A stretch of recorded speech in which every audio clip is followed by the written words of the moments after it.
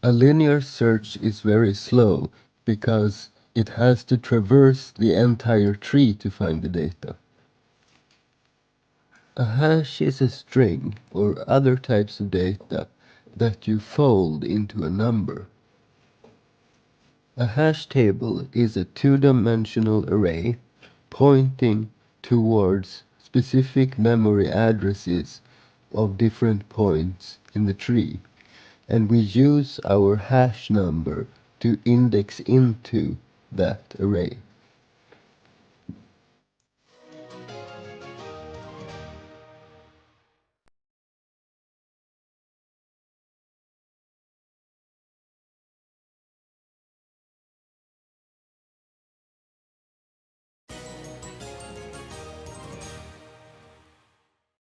Okay, what's up, guys?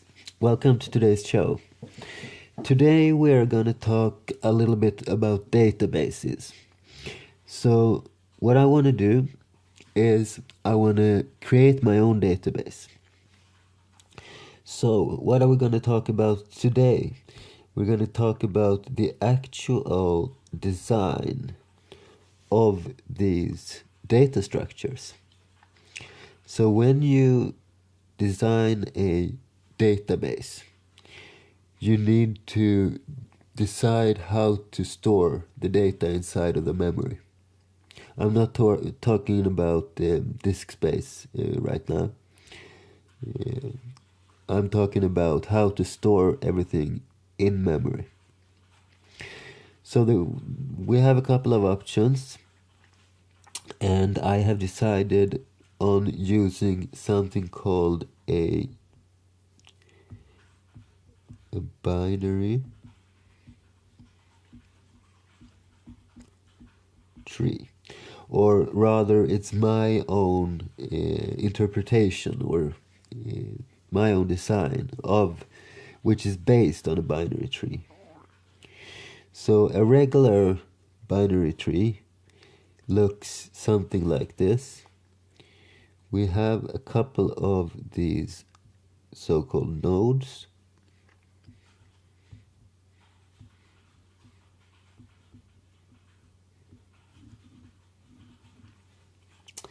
And then we have, let's say we have another node right here. And then we have a couple of leaves. So it's just like nodes and leaves on a tree. And each of these nodes and leaves have different kinds of connectors. So as you see, the nodes, they have two connectors downstream, which means that every one of these nodes can connect to two different data structures downwards. So this node connects to this and downwards to two of these leaves, while this node connects to another node. So it's one additional level. And then we can have, that's not right.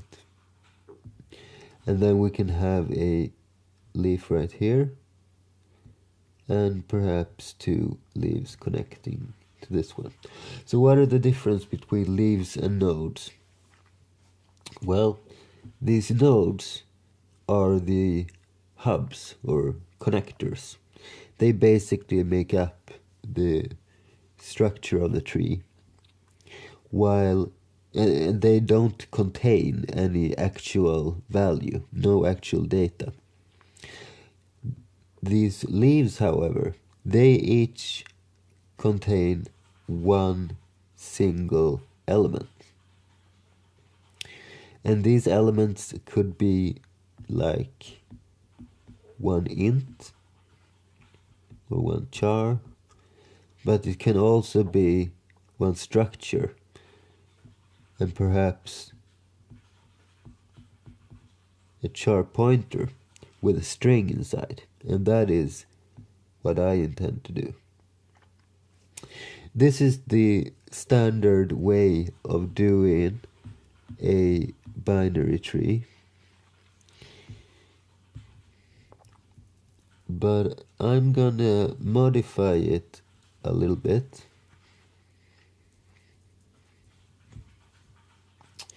So if we go back to the beginning, and let me select this blue color I had before.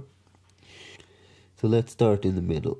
Here we will have one node, which is the root node. That's the first node, and it will have the path slash. Then let's say we have 2 additional nodes on each level like this. So the root has a slash as a path, and then this layer or level might have the path slash users. And then down here, this might be slash user slash login or something like that.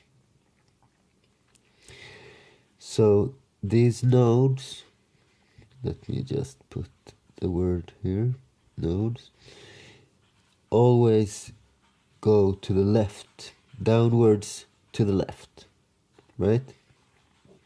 Then we have a line going to the right from each of these nodes. And here are all the leaves connected. So in the original design, there was only 1 or perhaps 2 leaves per node. But in this case, we may have a whole lot of these leaves. And the leaves, remember, they contain the values. So this is a little bit more suitable for a database, because with this design I may use these paths, these nodes, as a file system almost. So these becomes like folders. So this is the user folder, and this is the slash user slash login or something. So the nodes are the folders containing all of these leaves.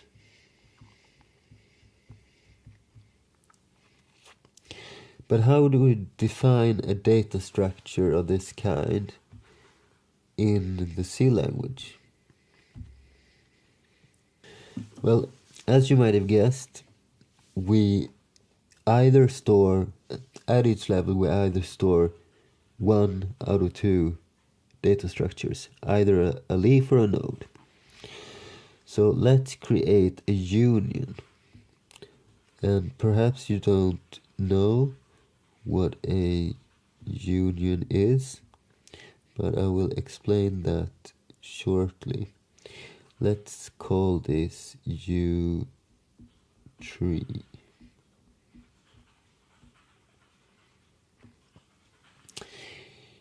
And what does this union contain? Well, as I mentioned, 1 out of 2 things. Either it's a node, and that's a struct s node, let's call it n, or it's a struct s leaf l.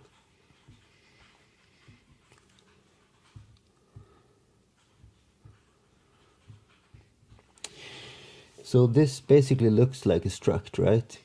we have this name and we have different variables inside. However, what's different is if this were a struct, then this would take up a bit of the unit of this structure's memory, and this would take up some other part of this structure's memory. So basically we could both define the N and the L at the same time. But in a union, we do only have one of these at the same time. So we either define the N or the L. So this union either consists of a node or a leaf, which makes it perfectly suitable for creating a binary tree with, right? Okay, so let me try to zoom in down here without turning the page. There we go. Okay, so what is a node? A node is as I mentioned before, a struct S node. So it's a structure. What does it contain? Well, as you might remember, I can draw a little basic picture. And we have a link up and we have two links right here. No, not right, like that. Like this is better. So basically, here is the uplink to the node below, above it. This is a downlink to the node below it. And this is the arm to the right, where we connect all the leaves. So how do we define that? Well, if we begin with this upper one, let's just do struct, and we know it's a node because it connects to another node. So S node, and if we make this quite similar to a linked list, so we use a pointer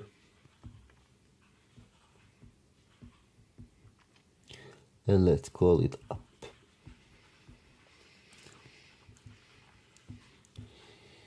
And then we have struct S node star, and we have the left.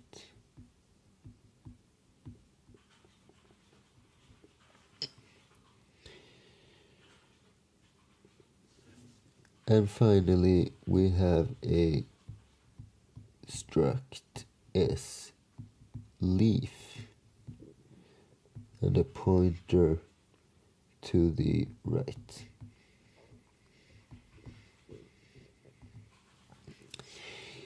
And in addition to this, I do also want to have a tag. So let's do tag, and that's just so we can define what kind of structure this is. So we can differentiate on the data level between a leaf and a node. I'm not 100% sure that it will be necessary to use this, but let's add it now and remove it in case we choose not to use it. But we do also need a couple of other things.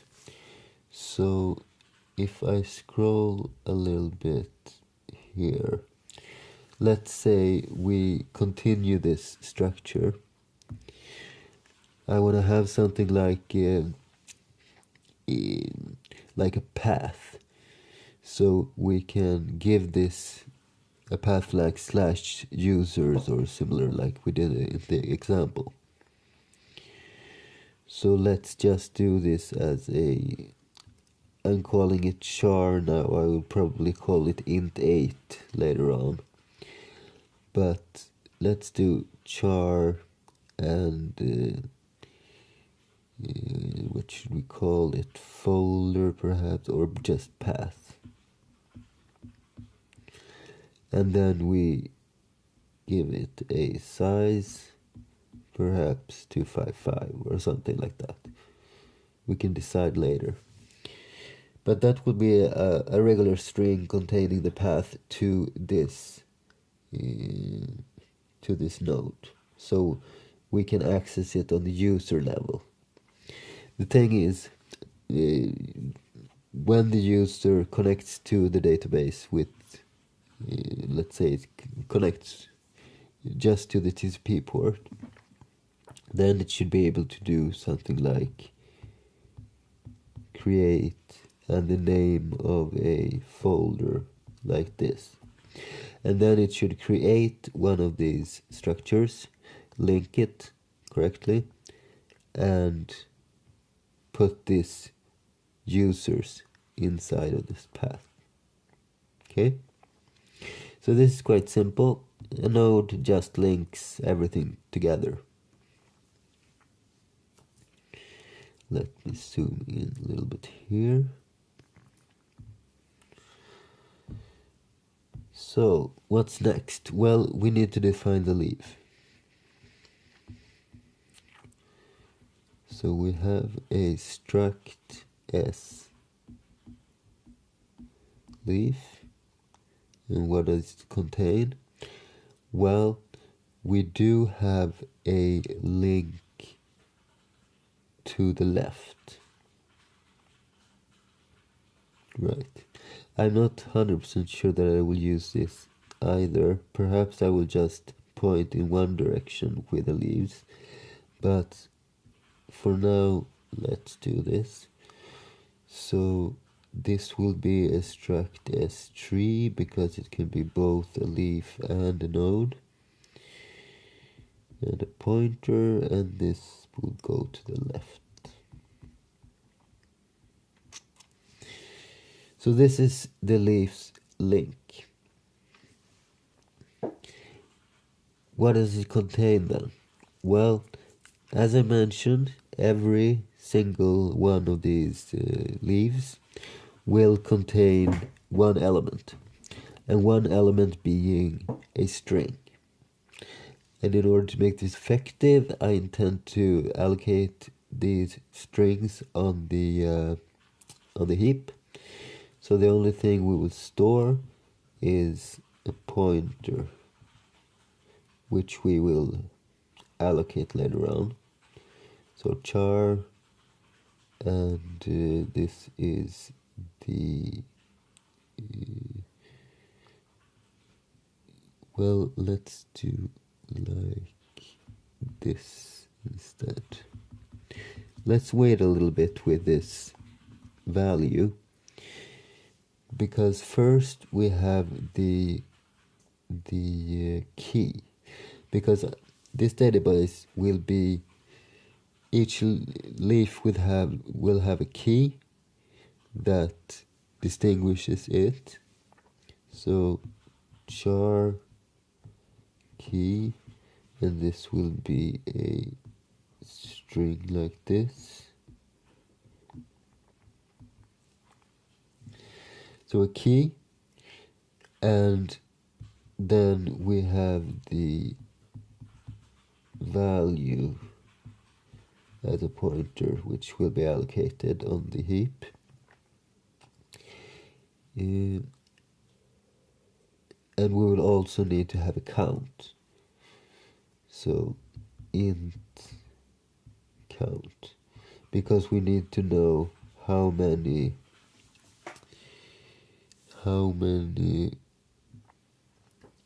characters this value will be. The key will be a standard null terminated string allocated like this, but the value should be able to be both bigger and smaller than 255 dynamically. So we'll allocate it on a heap. And then we have the count, and just like before, we will also have a tag.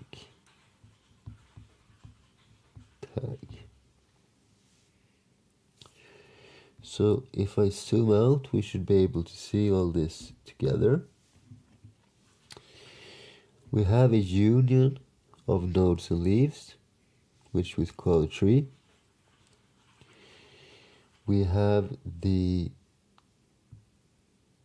part, which is a node containing of the uplink, the left link being the connector to the next level, the subfolder basically. And then we have the right one, which is the first of the leaves in this row.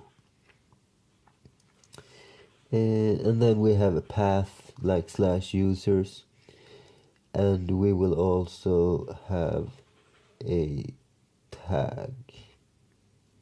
So the tag will be something like an int value, where 1 may be a node, or 2 will be a leaf, and so on. Simple stuff. And finally we have this leaf, which contains the left connector, perhaps. It contains a key, and it contains a pointer to a value and a count of the bytes, as well as a tag. And using these two structures, or three, perhaps we can call them, we will be able to create this tree-like structure. Let me go back to this pen, where we have the nodes, one for each level, and we have all of these leaves connecting with an arm like this.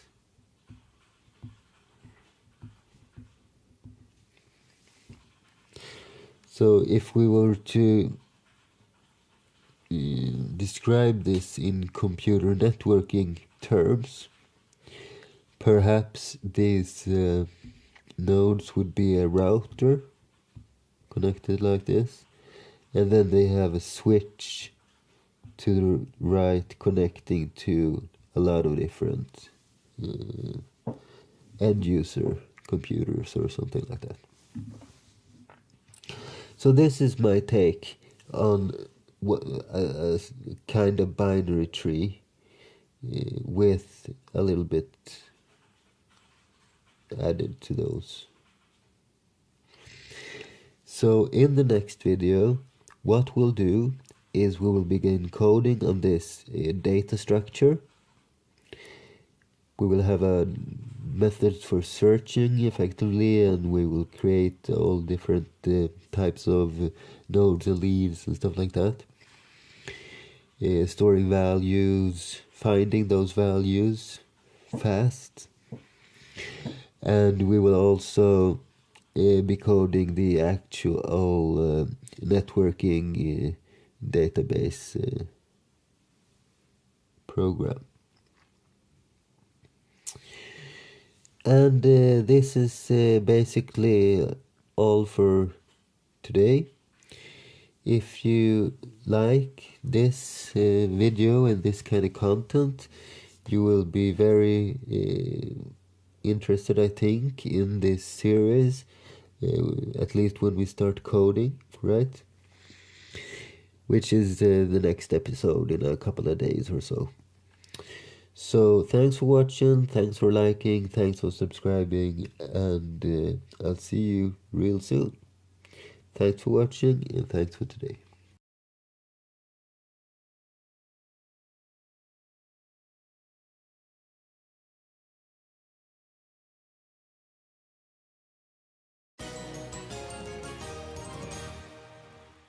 Okay guys, welcome to today's show. Before we start, I just want to mention that on this Friday, the 21st, I will have a live stream where we will create our very own in-memory cache database, like Redis, but faster. That is the intention anyway. And in anticipation of that live stream where we create a database, I will today create a data structure, a form of a binary tree, my own way of implementing it, which will be able to store data effectively. So that's what we're going to do today. And if you want to have more details about how the binary tree is constructed or designed, I recommend watching my last episode where I draw the tree graphically.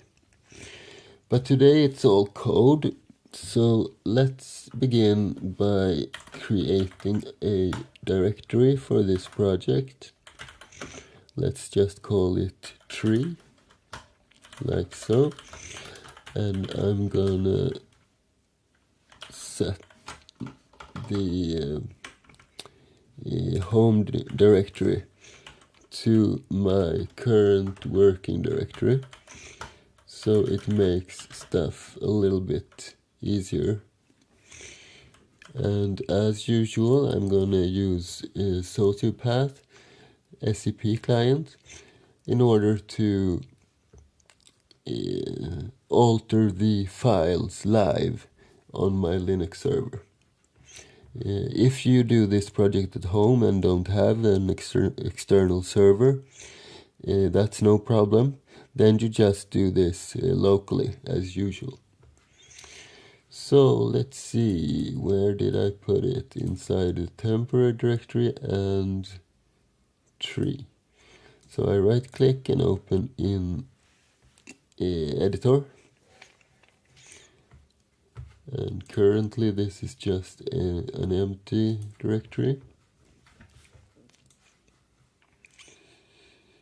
Let me just position this a little bit. Let's see, something like this.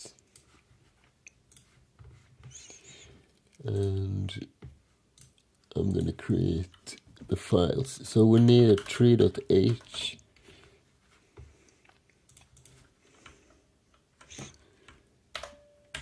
in order to keep all our definitions and stuff.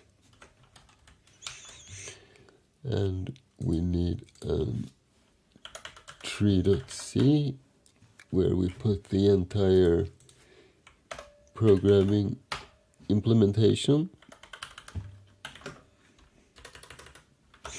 And I will also create a make file to make stuff a little bit easier to compile and recompile.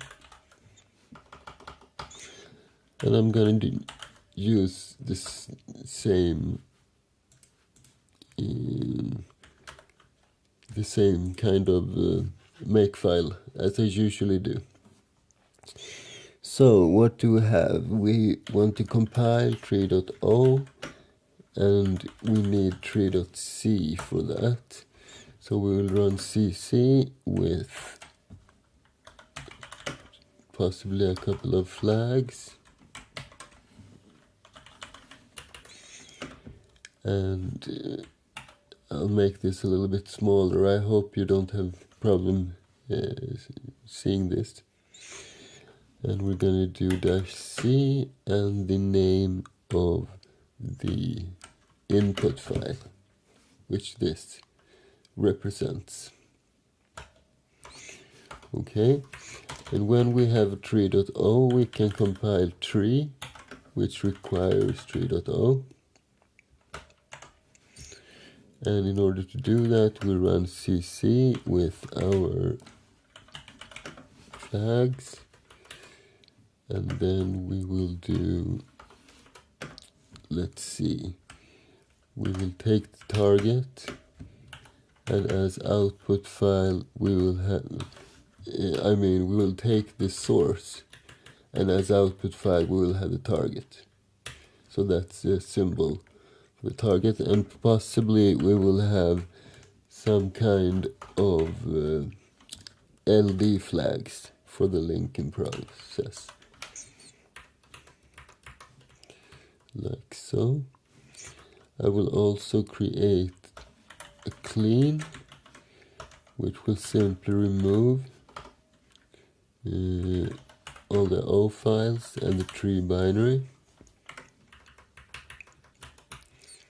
And finally we will do all tree. Okay, so that's most of the make file done. And I will just create those variables. So we have flags and we have LD flags. I will leave LD flags empty for now, but I want to compile this using WAll, and let's do O2 for optimization. And let's also define the standard to be C23 or C2X, because this release of GCC was released right before the C23 standard was released. So that's why they called it C2X, because they were not 100% sure if the feature list would have matched the C23 standard. So that's why. Alright, let's save our make file. Let's save our tree.c, and let's save our h file. And hopefully they have been uploaded. They have not. No, I was disconnected from the server. Let's reconnect. That's a good thing with Sociopath, by the way. Even if you have a lot of files open, if you get disconnected and just reconnect, then you should be able to just save again. And let's see, we save this, we save this, and we save this. And there they are. So let's do make. Okay, I need to do double of this, I think. std, oh no, it should be std equals.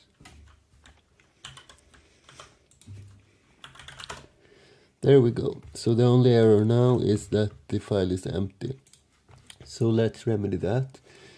I will simply create an empty main, and let's do hello world, like so.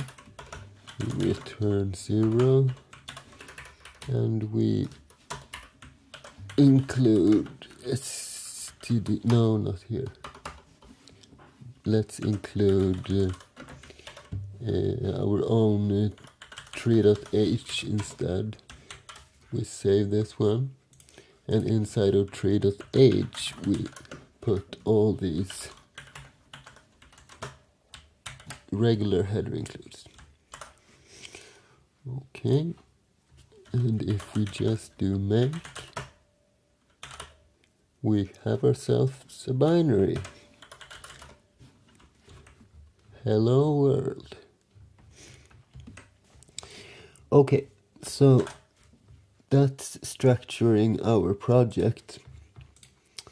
I will add a couple of more includes. I have 4, which I almost always use in every project. I'm not 100% sure I'm gonna need all of these, but let's prune them off at the end instead, so we don't have to go back here just to include stuff. And let's also include some error thingies. So I want assert, and I also want R number. And in order for them to work properly, I do also need to define GNU source, like so. Okay, so that's a little bit structuring. Now to our real project. So I want to create this kind of binary tree that I showed in the last episode. So basically we will have a, let's see, a couple of nodes. So first we have the slash, for example. In the next level we have another folder such as users, perhaps. And then we might have users slash login or something like that. And this grows like nodes in a tree. So we can have basically how many of these as we want. The only limiting factor will be the variable that we store this string inside. When I experimented a little bit on my own, I created a system that only saves this part, so not the slashes. And in this level we only save users, and in this level we save users and login.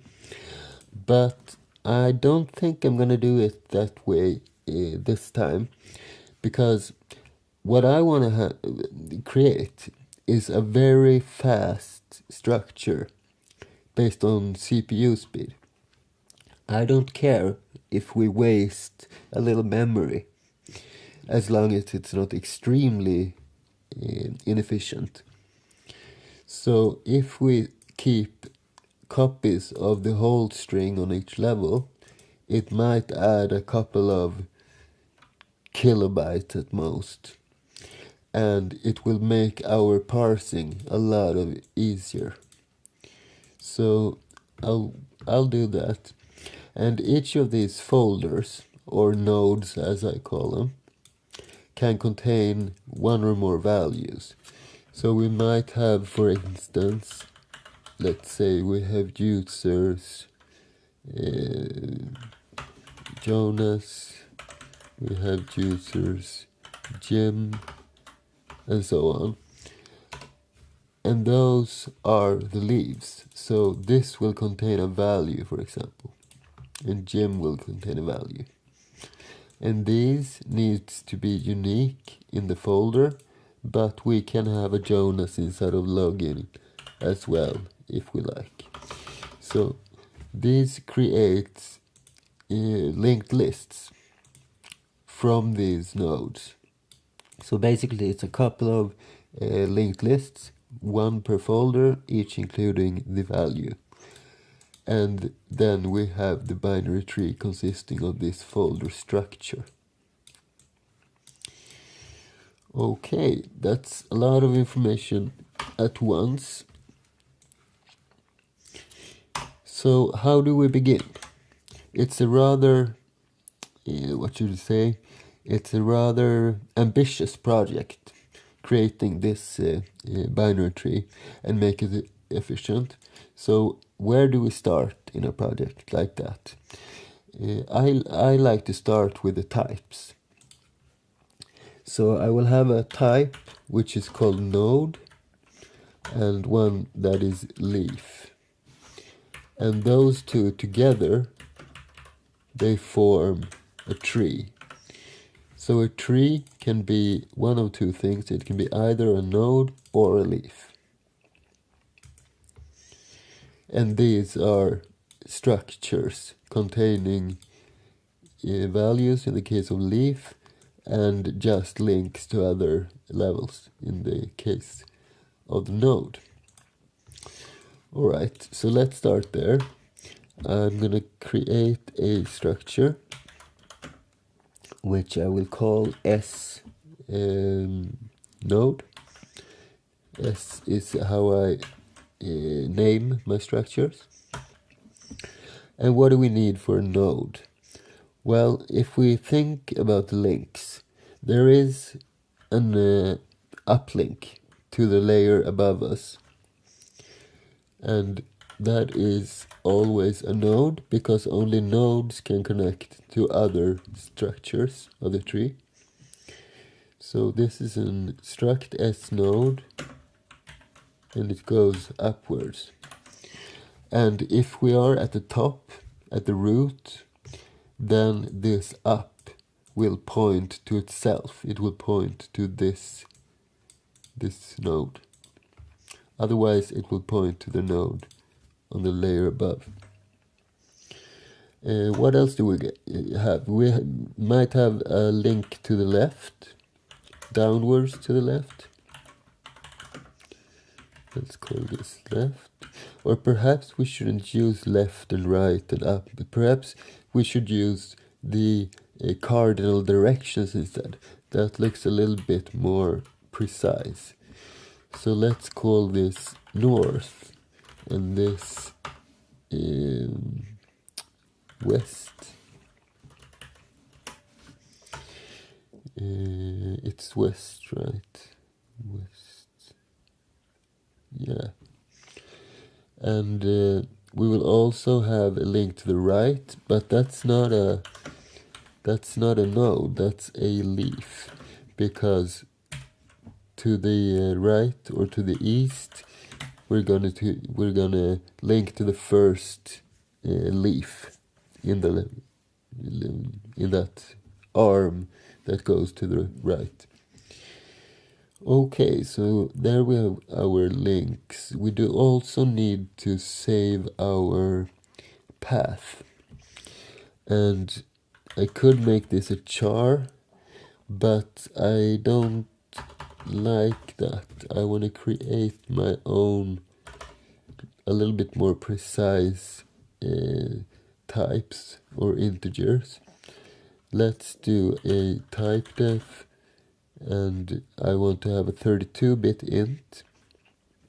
So that is, in my case, an unsigned int, and I'll call that int32. I will also have a 16-bit int, and that is an unsigned short int, and I will call it int16. And finally I want the 8-bit int, and that is simply an unsigned char. So int8, and the int8 is the one that I'm going to use here, right here. So int8, and let's call it path, and let's do it like this, as an array of 256 bytes. So this will contain the whole path, not just the current level. And what else? We're not going to have any level, we're not going to have any values. So that's nothing to think about.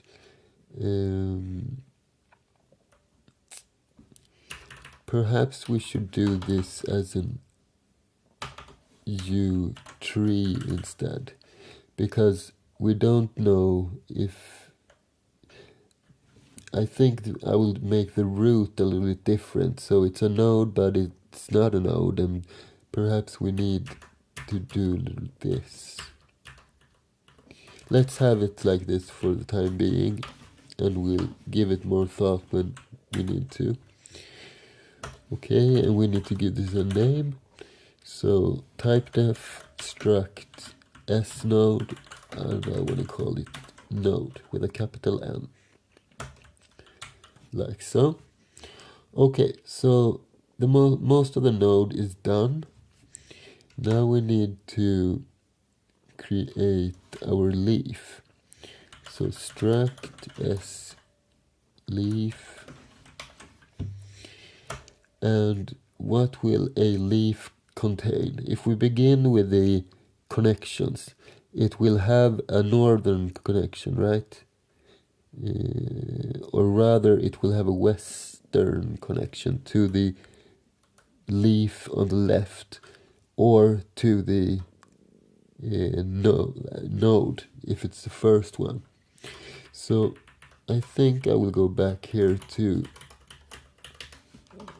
let's do an S node here, but here we will do a tree instead. So struct, no, not struct, it's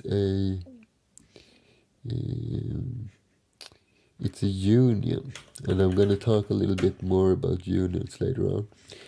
So union U tree, and this will go to the west. And perhaps we will have a link to the right as well if there are more values. So it will be a struct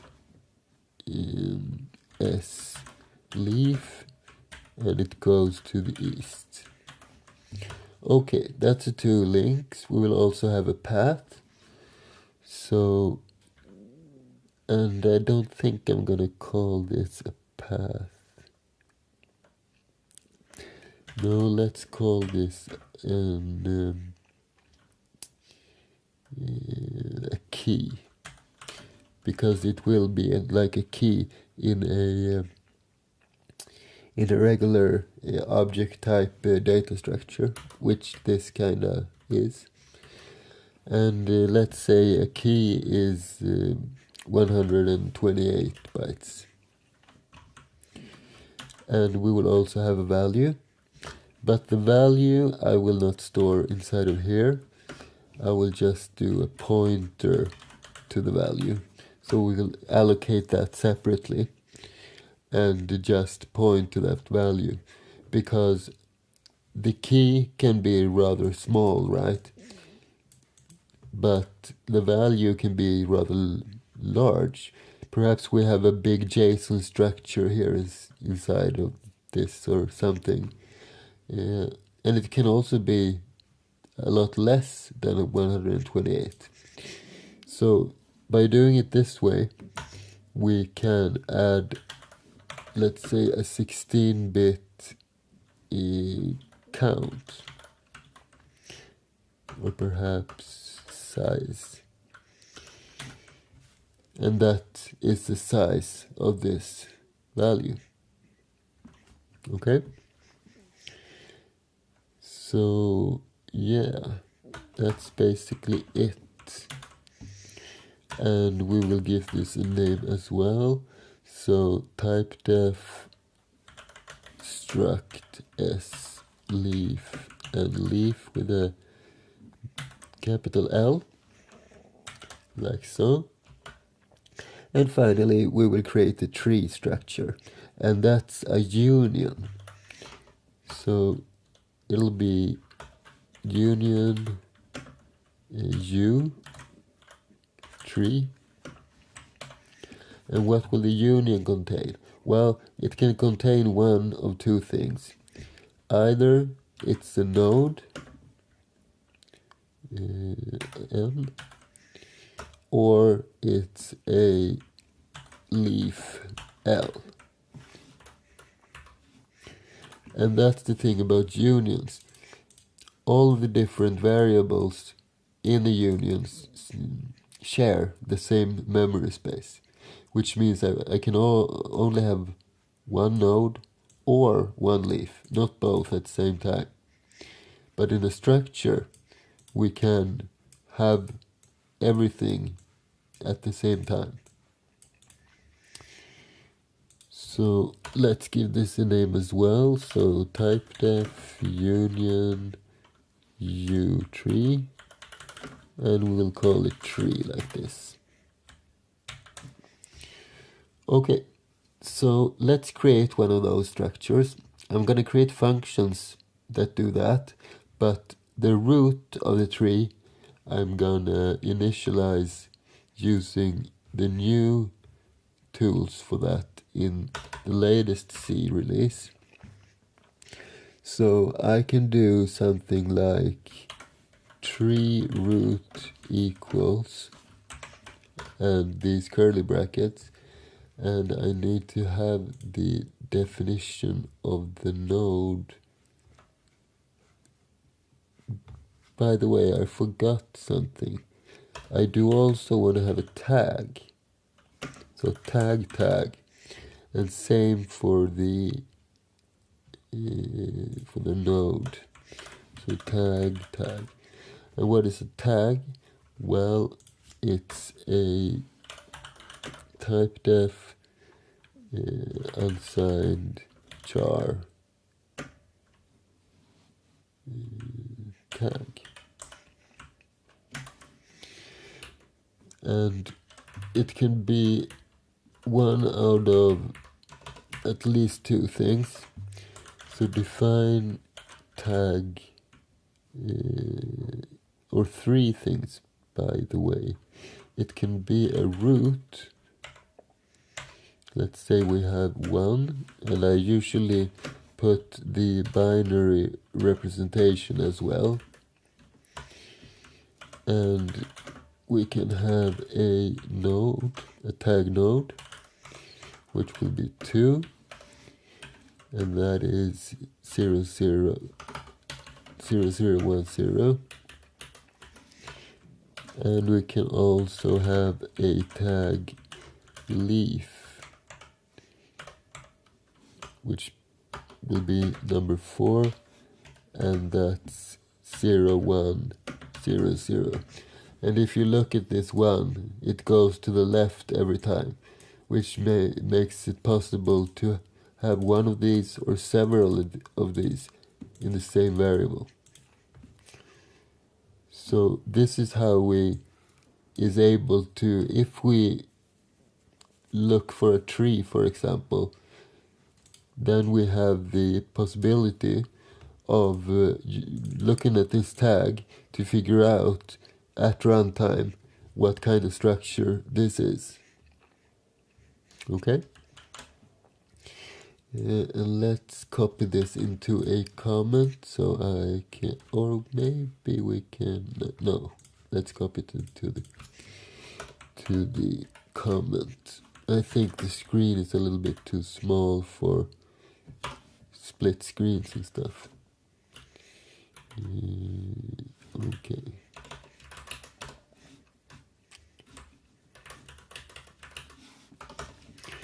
So let's define a root, and we have a couple of different things here. We will have a tag, so we do dot tag equals.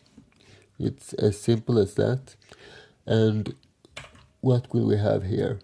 Well, we want to have the tag root, but we do also want to have the tag node, because the root is a node after all. So let's do an OR sign right here and do tag leaf. No, tag node. So this can be either a root, or it can be a root and a node at the same time. Okay, that's tag. Then we have north, and north will simply, let's cast this to a tree and point towards itself. So we know if it points to itself, then we know it's the root. Then we have west, and west we will just initialize to 0. Same with the east, Do we have these? No? Yeah, we do. So east equals 0 and path equals slash, like so. And then we have the tree defined without having to do it inside of a function or anything. Kinda neat.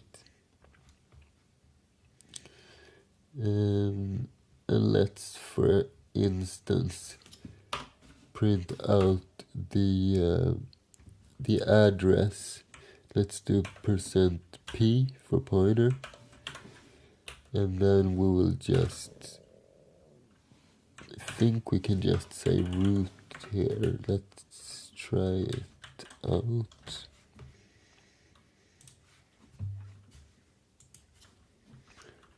And let's change one thing in the make file, by the way.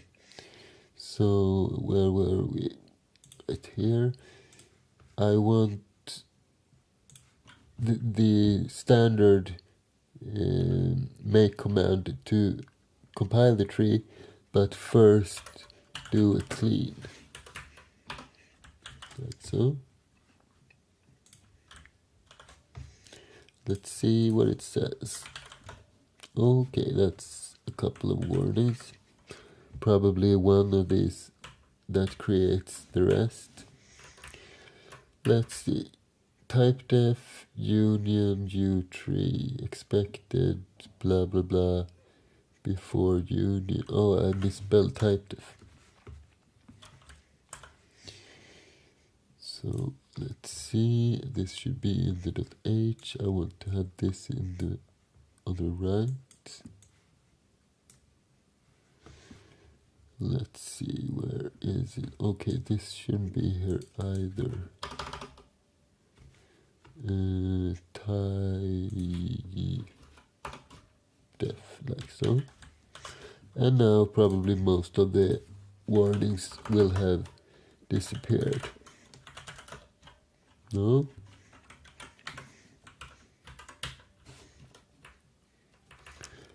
Let's see.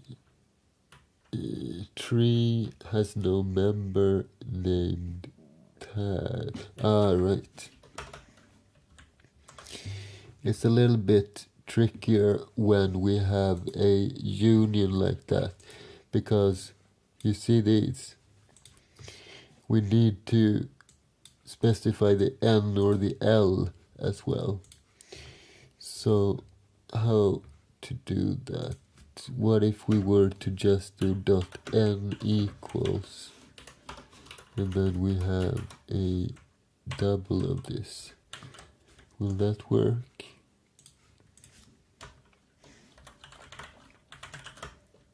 Okay, that's better. Initiation of struct as node from incompatible pointer type tree. Right, we should typecast it to tree. It is tree. We should typecast it to a node. So let's see. This far it has been very easy things to fix. Like so. And let's try it again. Okay, one thing left. Warning, format expects argument of type for star, but it's a tree. Okay, we need to typecast again. A lot of typecast in this project. And this will be it will be a void like this, I think.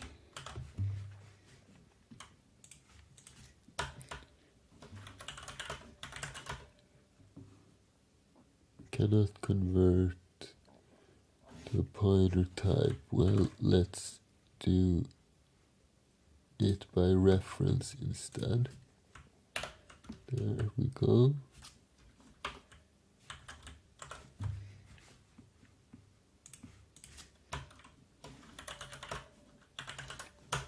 And there it is. It compiled.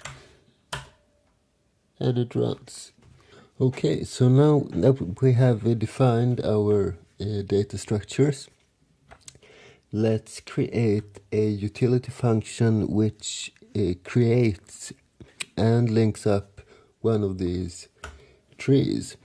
So let's call it, I don't know, create node. And what kind of arguments do we need? Well, we need to know the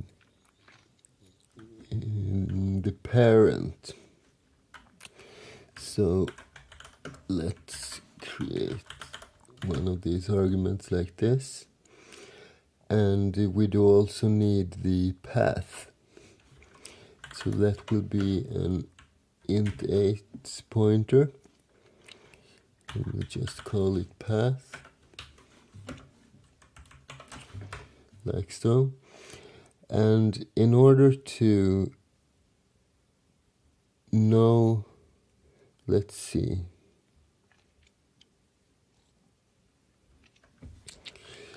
Well, we can do something like this. Assert that the parent is there, so it's not null. Let's create a pointer for the node. And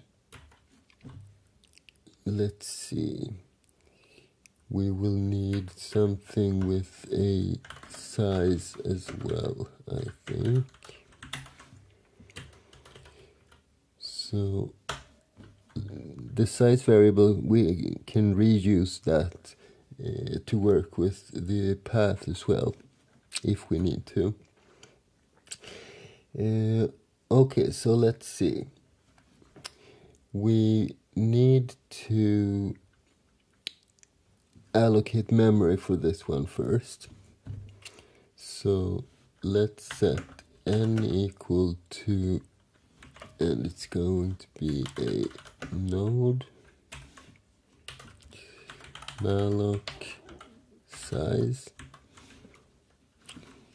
So let's set the size to size of struct s node.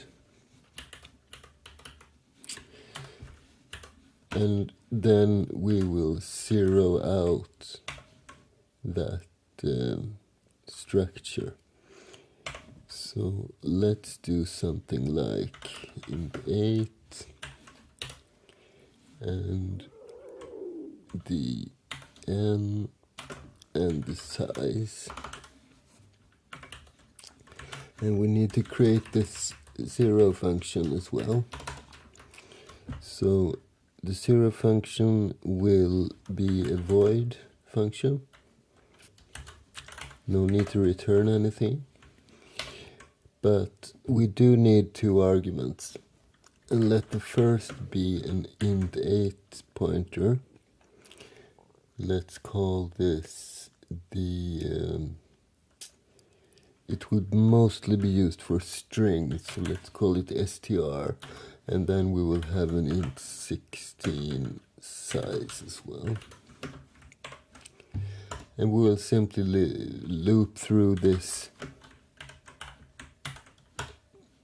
string and zero everything out. So basically like the mem set, but I want to avoid using any library functions if I can. And this is a rather simple function to write, so let's also create a int16 n. Let's initialize n to 0 and p will point towards str. And we're going to loop as soon as p dereferenced is not null. And then we'll just increase p and we'll increase n.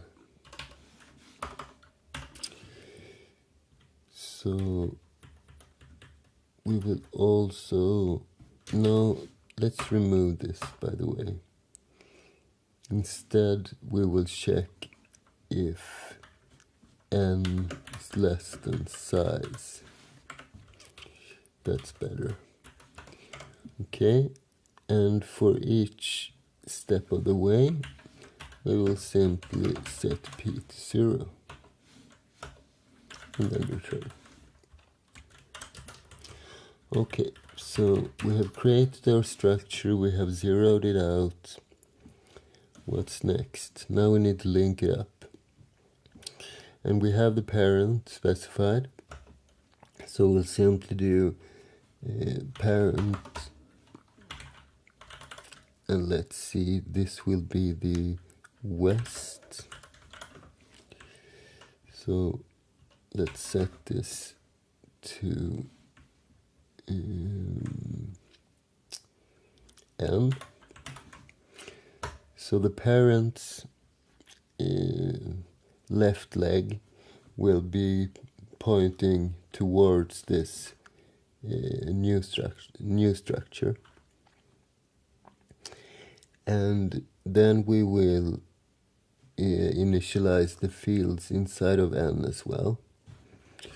So let's see what we've got. Here is the node. I think I'm gonna copy this into a comment, make stuff a little bit easier. So let's see, we'll set the tag to tag node, and we will set north to the parent. What else do we have? We have the east, which will be 0, and then we have the path. So let's do a simple string copy, and we will need to create cast this to char, and this will be n path. And what will we copy there?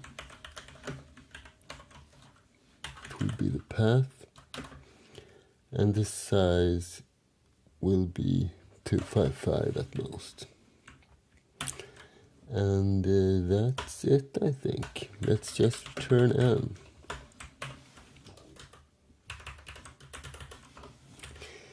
So we have the tag, the uplink, the downlink, the link to the leaves, and the path.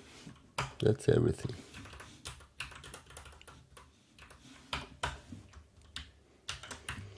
Like so.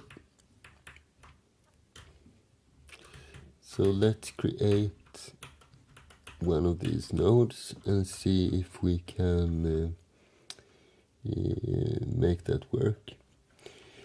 So let's create one of these pointers, and n will be equal to create node, and the first will be the parent, so let's say root, and the second, perhaps we need to reference it like this, and the second will be the path. So let's say we call this users. We assert that n is true. Let's create an n2. And n2 will be equal to create node, and this time we will set n as the parent, and the complete path will be users login. We'll stick with the same example. And let's assert n2 as well.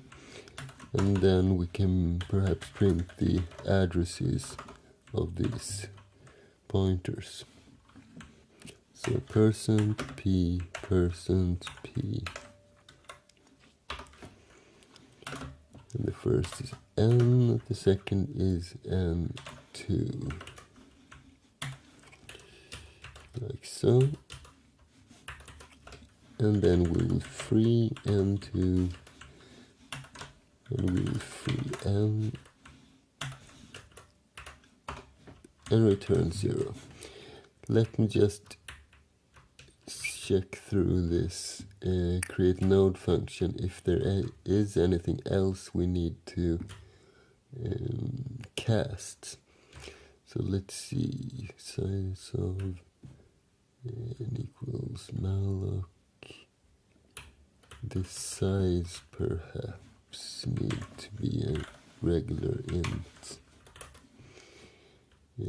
0 ought to be okay. And yeah, looks fine. I probably forgot about something, but let's go. Oh.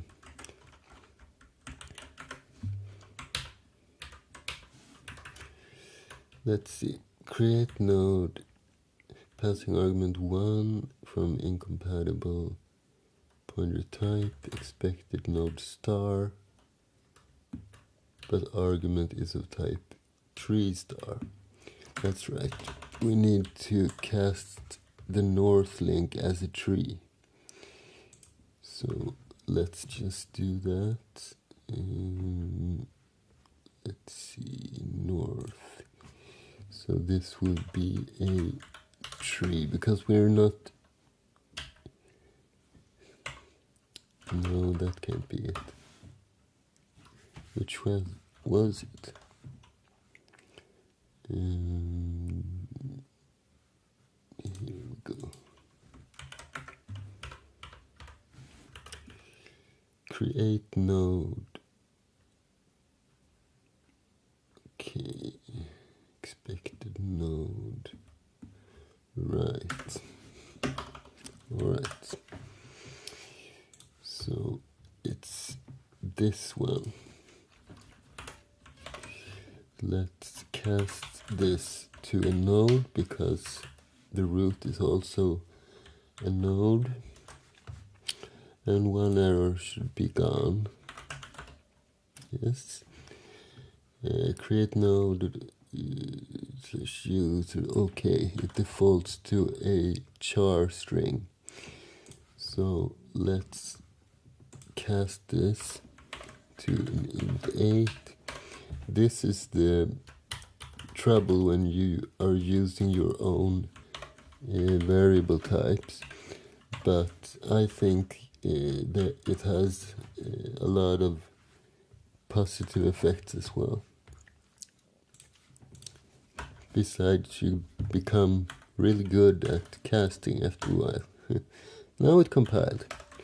Let's see.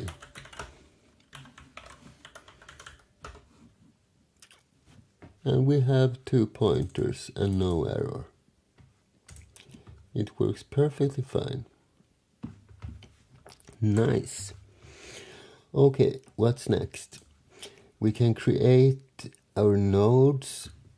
Perhaps we should create leaves then. Why not? So let's just create a leaf star.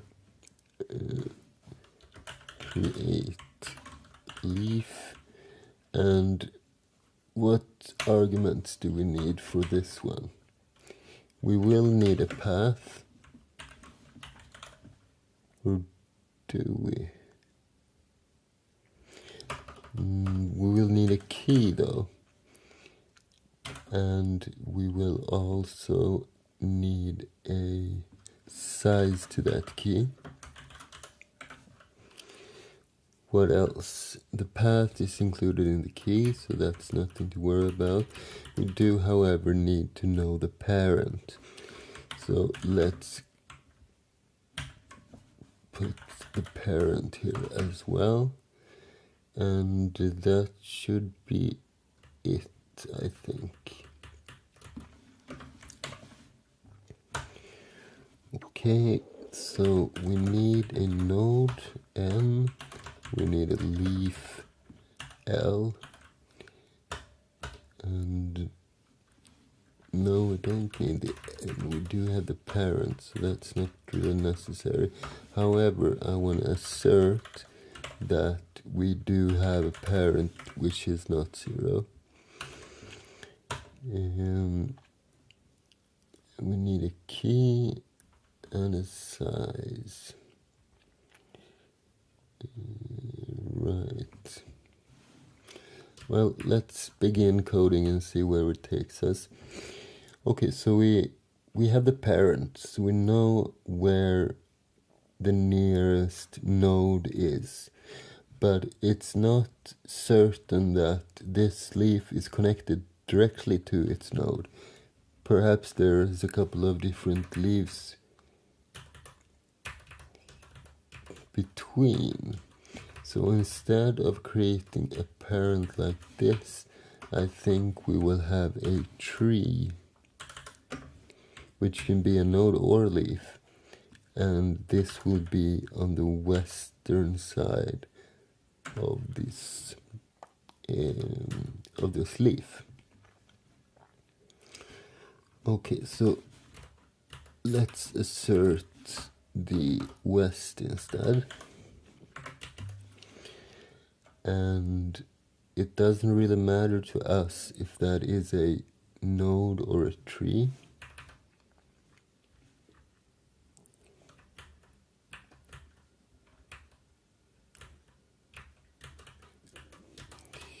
So let's create, I will create a variable for this. I'm not sure I'm going to need it, but what do we need to do? We need to be able to find the last leaf. That's a good solution, because it will look something like this. We will have a node, and then we'll have leaf 1, then we'll have leaf 2, leaf 3, and so on. So we need to find the last leaf in the chain, and if we don't find any leaf, we will connect it directly to the node. That's a good solution, I think. Okay, so let's create that utility function. So this will return a leaf, and let's call it, let's see, find last. And do we need to give anything? Well, we need to give a parent, or the nearest node. Let's call it parent. So node parent. Right.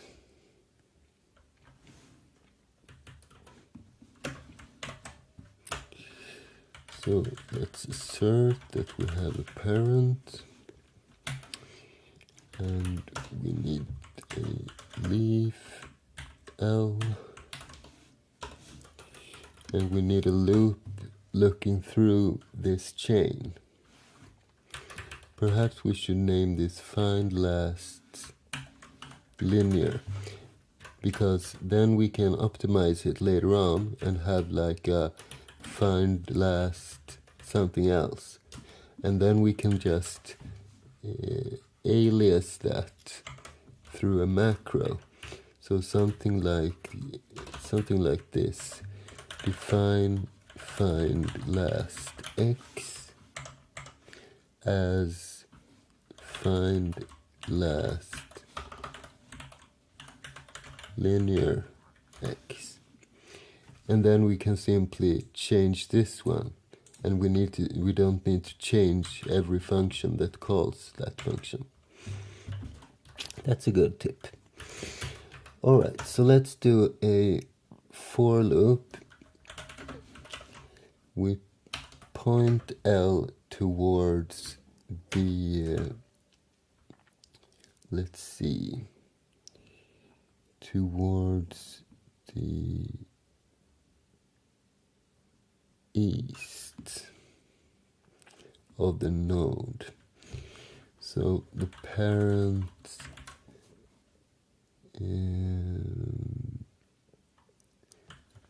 east.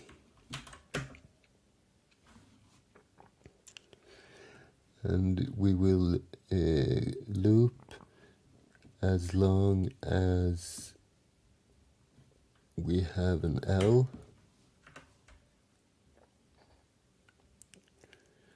So let's see, when L is 0, we stop. So it's better to loop as long as L have an east.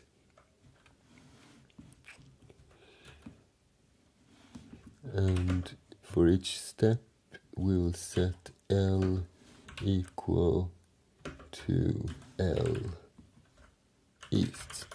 So one step to the right each iteration. But this will break if we don't have any leaves. So let's check that first. So if parent east is 0, then we will simply return 0. So let's have a function for that, or a macro rather. So we don't need those, and we can just say return error, no error. And then we define a macro for that. I like macros. Define return error of x. And what do we want to do then? We are going to find the backslash somewhere. Here it is. Okay, so let's do two things. Let's change the error number to x,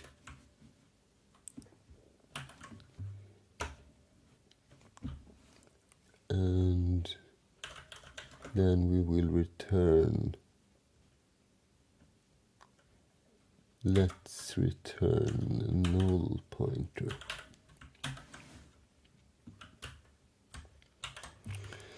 And what is a null pointer? Thinking, do we need to define that? That should be included in C23, but I'm not really sure that they did that properly, because that should be well, an object or a variable which always should be available. There is an include file called std something. Std, let's see. So grep ri null pointer user include, and x86 something. There. Basic file. Type def, decal type, null pointer t, C++.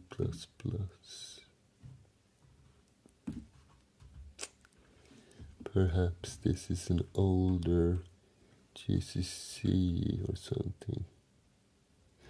Never mind, let's do it another way. Oh, I shouldn't have closed that window. Where were I? Here, export home equals $pvd, $pvd, like that.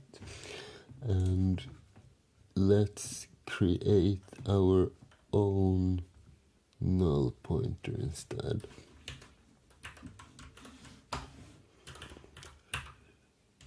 So let's see.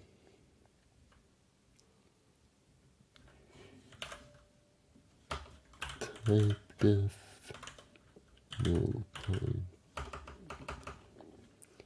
Type def void star null pointer and null pointer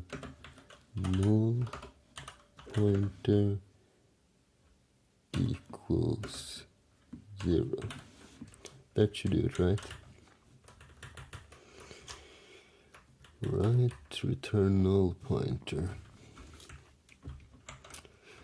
Now we can simply do ret no error. Let's also set this to 0 at the beginning in case some library call alters it. Let's do the same here. Our number equals no error.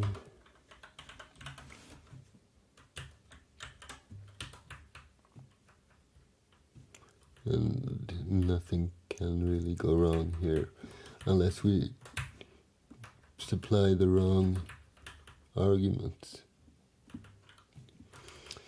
Okay, where were we? Find last linear. We want to find the last in the chain. So for each step we don't really need to do anything. As soon as there's nothing to the east, we will break out of this loop, and then L will simply be equal to the last one. We can, however, assert, no we can, yes we can really do that. Let's assert that L is not 0, and then we will simply return L. Okay, so now we have a utility function that will find the last node.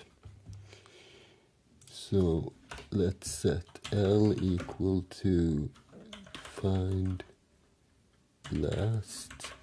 And what do we need for it?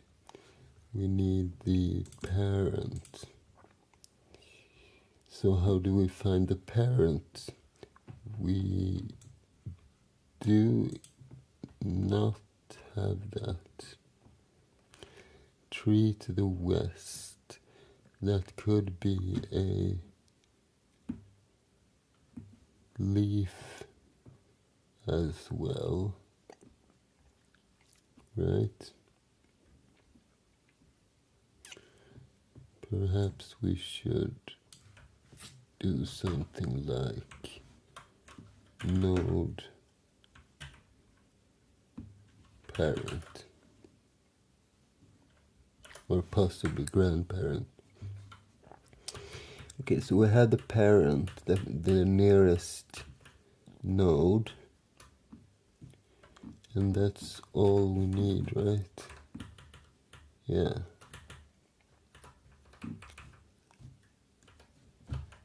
Okay, so find last, and we give the parent, and we need to assert that we have a parent, and then we don't need to assert that we have west, because let's see, no. Okay, So L is equal to find last parent. So after this line, we have defined the nearest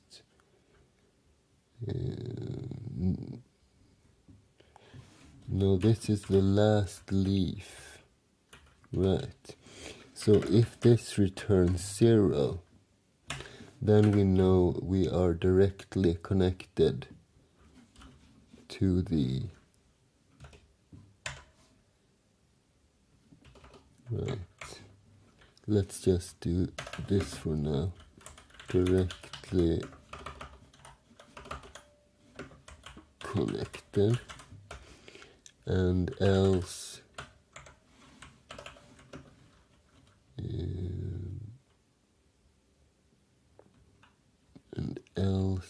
L is a leaf. Alright. So before we do these checks, let's create this leaf. So we need another of these variables. Let's call this new, or new perhaps with an L. And let's create one for the size as well. But we have a size variable already. Let's call this count instead. That's more accurate. And this will be a size. And size will be equal to the size of a leaf, struct s leaf, and new will be equal to a leaf casted malloc of size.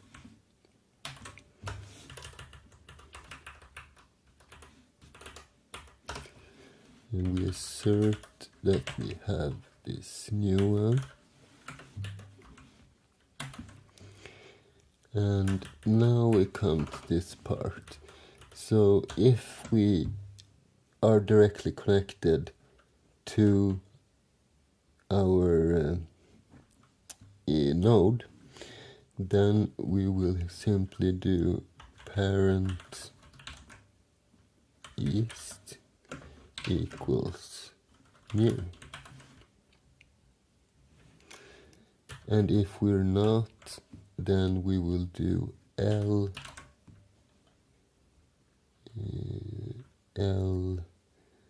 let's see, no, this is to the right, so the east, yeah, that's right, by the way. So L east equals new, like so. And now we will simply initialize the fields of the leaf.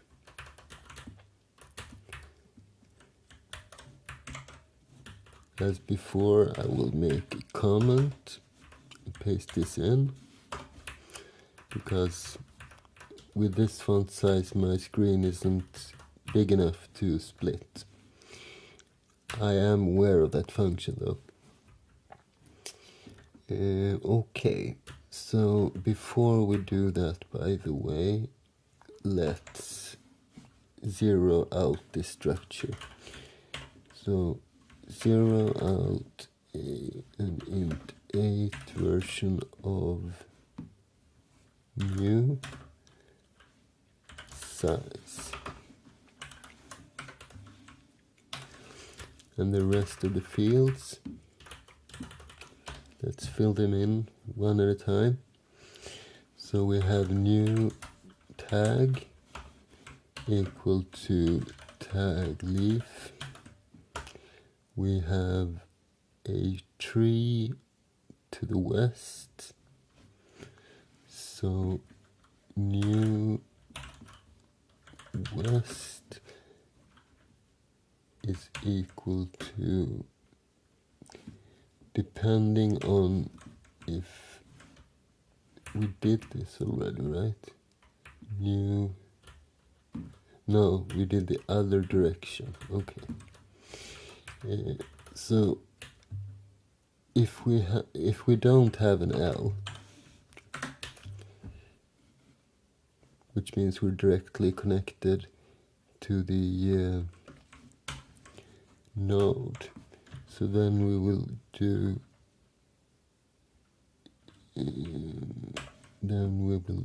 something like this. It will be a node of the parent.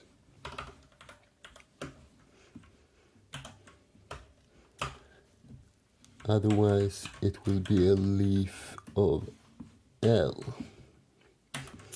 like so. And this is a ternary, kind of an if statement. Okay, what's next? New, and we have done tag, west, east. Then we have the key. Let's simply string copy the key. So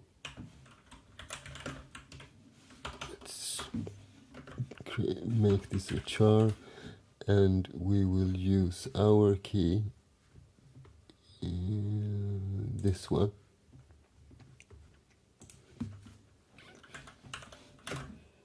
And we will copy,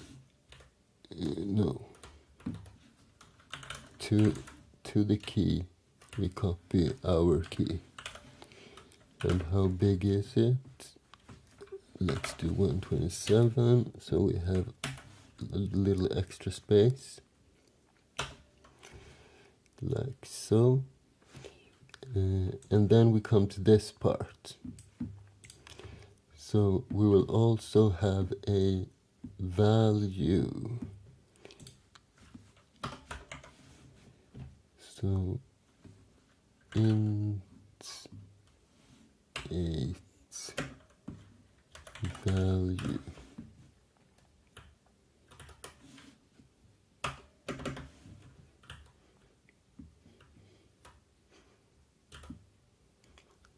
Like that. And let's reuse our size variable. So let's set size to the string length. No, that's not, by the way. We have a size as an argument, this count variable. We can use that instead. So what do we need to do? We need to create, let's select this, new value equals int 8 casted malloc of count bytes with 0 new value count times, and then we will, let's see, we will simply string copy cast to char, and it should go to new value. Perhaps we should assert that new value was able to allocate those bytes. So new.value, and the source is also char casted, and it's named value, and how big that will be count. Okay, so what do we have? We have the tag, we have the west, we have the east, key, value, size is left. So new size equals count. Return L. And it is linked up and ready.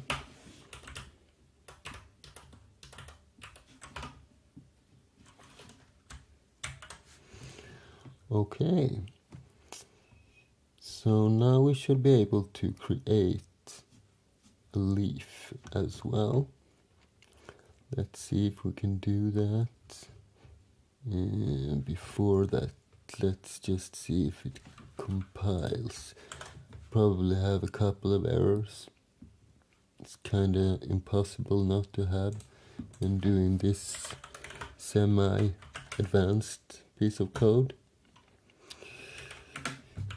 But it should be fast enough to resolve. Expected identifier, null pointer, return, before return, so 21.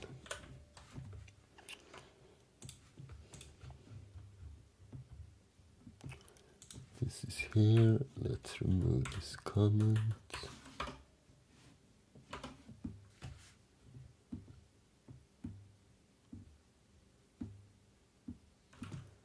And that changed the lines, of course.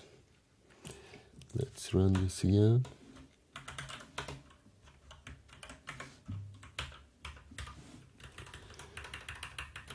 It's still on line 21 in 3. Okay, in the H file. Do I have a yeah, I do. Okay, line 21. Right, when we define a macro, we should end all the lines but the last one with this, and we should not have a semicolon. Alright. I hope the rest of the errors is as easy. Create node, error, no error undeclared. That's right, I did never declare those errors. And as of now, we do only have one. So define no error as 0, like so. And size 16, that's not right. 59. 59 in the other file, 59. Right, this should be a int 16, of course.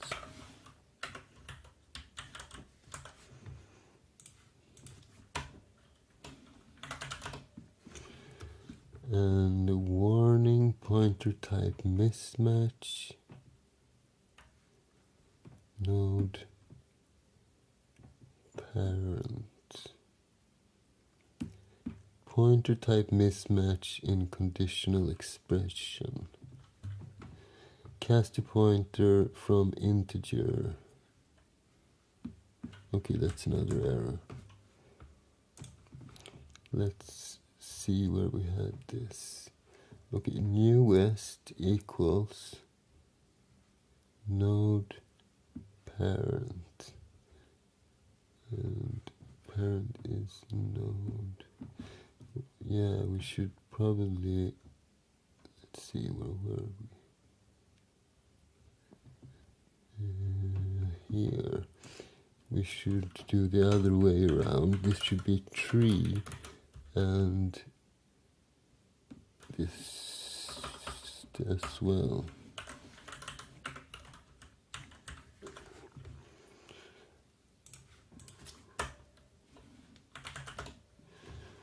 Okay, warning, cast a pointer from integer of different size.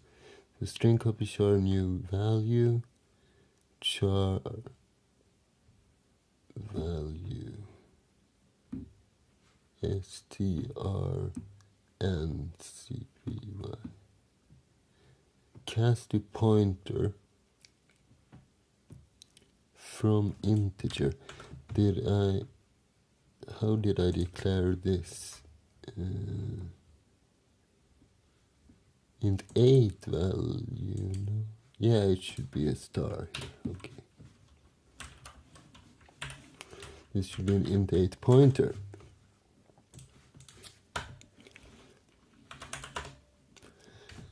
And new size equals count L value required as left operand of the assignment. Oh, I forgot one letter. Let's see, where were we?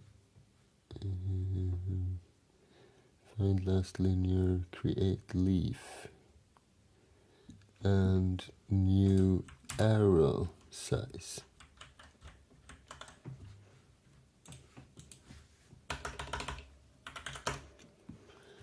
Node star n warning unused variable. Okay, 58. 58. There. Let's remove that one. And now it should compile. There we go. Great.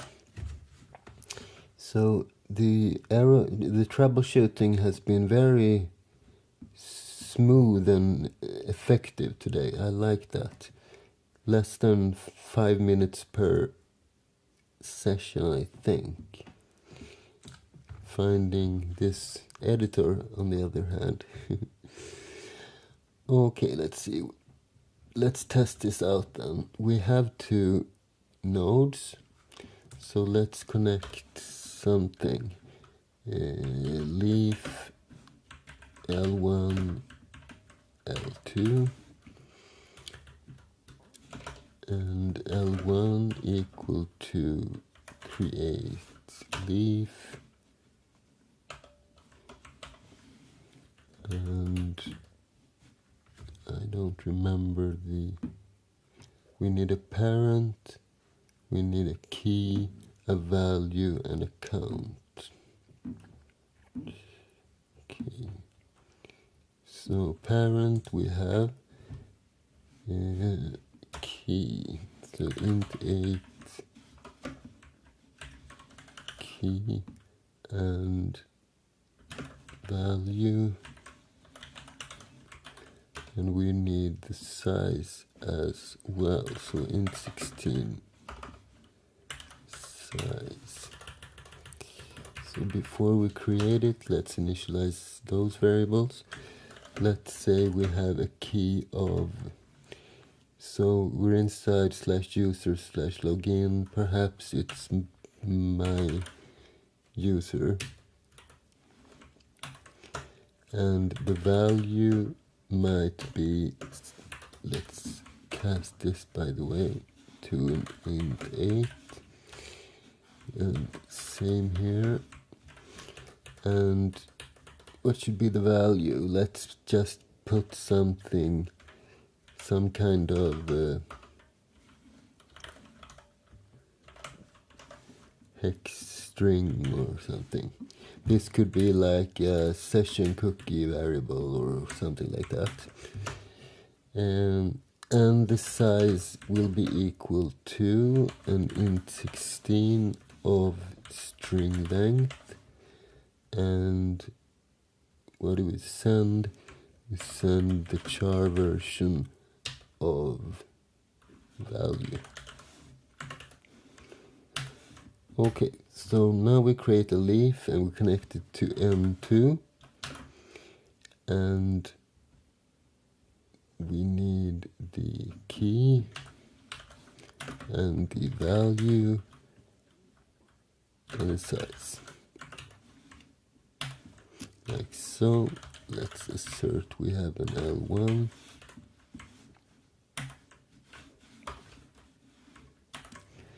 And if we do, let's print something from that L1. For example, let's just print its value. So L1 value.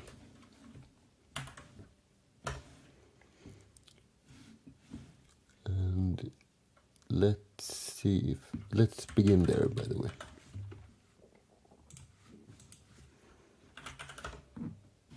What did it say?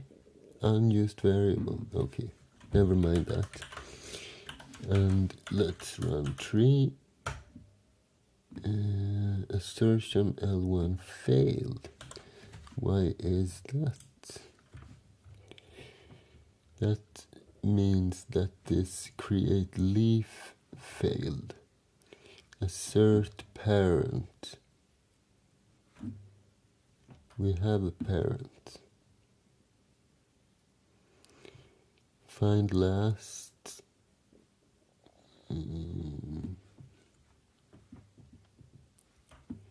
New equals assert new.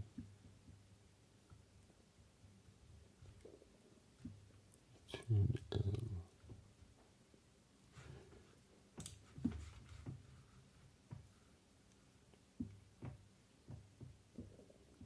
"103", that's probably down in the main. Assert L1. We should have an L1. If we didn't have an L1, this function's assertions would fail, right? What are we returning? Return the L. And what is the L? Ah, right. We should not return the L. We should return the new. Of course. This is why these assertions are so necessary. Okay, this time it went through, and as you can see, we printed out the value inside of the leaf. But are we able to create another leaf hooked up to the first leaf? That's another story. So how do we do that? Let's reuse some variables. I will create another key. Let's call this John. And we will have a value, which simply will be another string, like so. And the size will be an int16 version of the string length of the char version of value, like so. And L2 will be equal to create leaf, and this time let's see, we will still reference the nearest node right here, and it will find the last leaf. So key value size, we assert L2, and if it's non-negative we will print. Let's do the key this time. So the key of L2.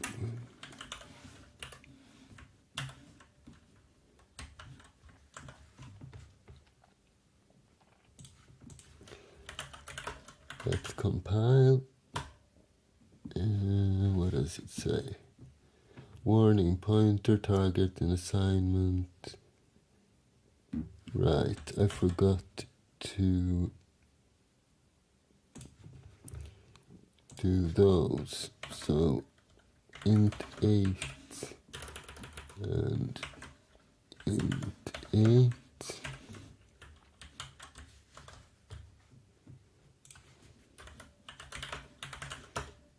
There we go. And let's see. We get John, we get this, and no error. So everything we have coded today has worked very fine. This is as long as we can go on in this episode. It's probably a lot more than an hour anyway. If you like this episode, there will be more in this series, and I hope you can like and subscribe to the channel. And on Friday I will have a live stream where I code the networking part of the main database program in C. So if you like this one, you will like the live stream even more. I see you Friday. Thanks for watching and thanks for today.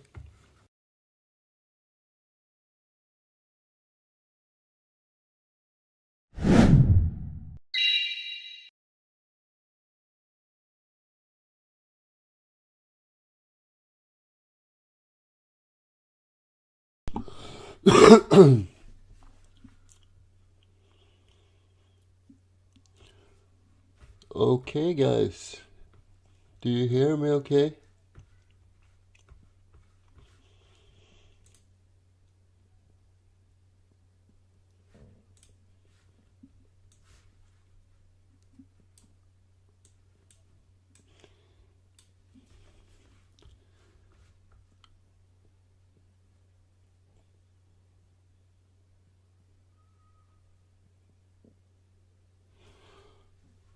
Okay, so we are live. And let me just make a little bit of announcement. So let's see if you see my web page. 1 second. Here we go. This.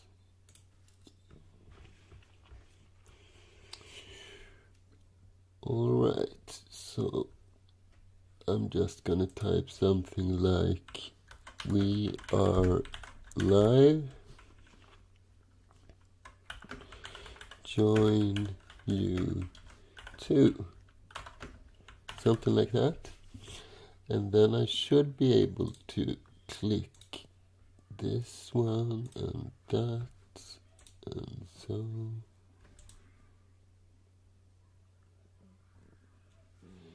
There we go. So last time I had a stream, we had a little bit of a bandwidth problem, most probable due to my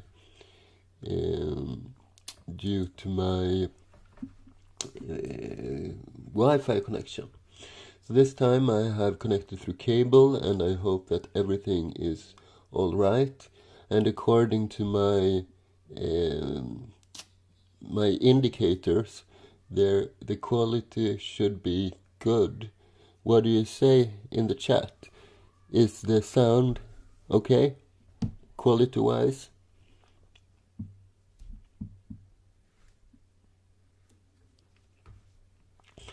You can write in the chat if you...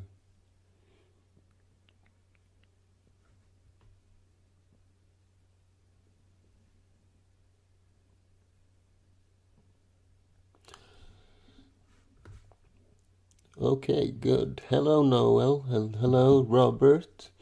Hi, Arnob and Angel, and Through Float. Hello, hello.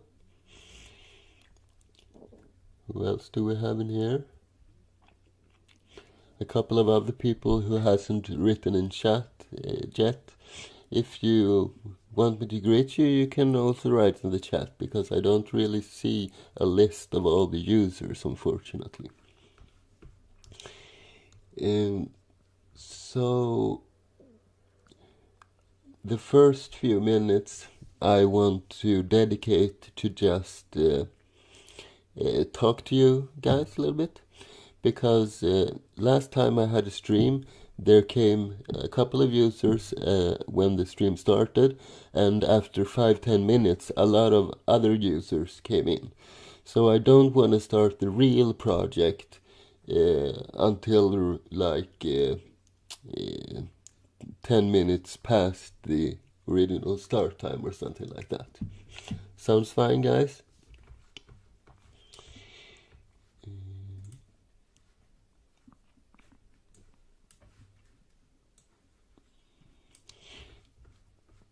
Hello, Nob.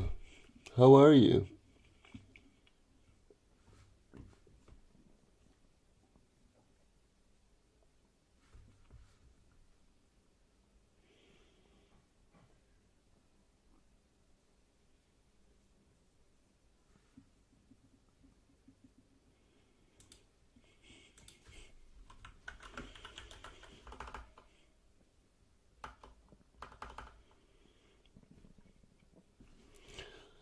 Okay, great.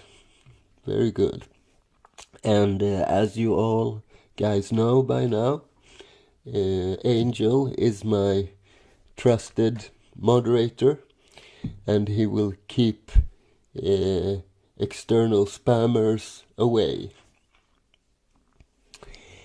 And a little later, because I'm thinking that we are gonna have like a schedule, something like this.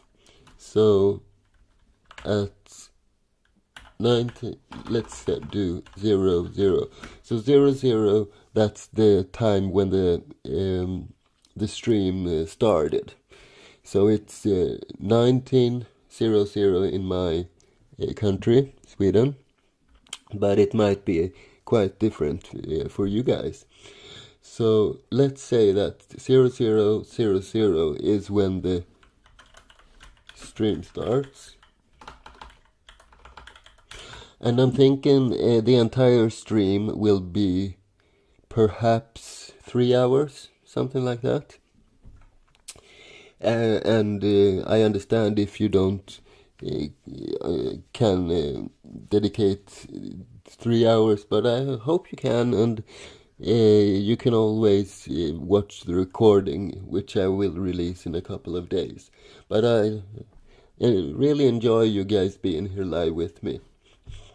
So the first hour and a half, we will focus on the main project, coding the database.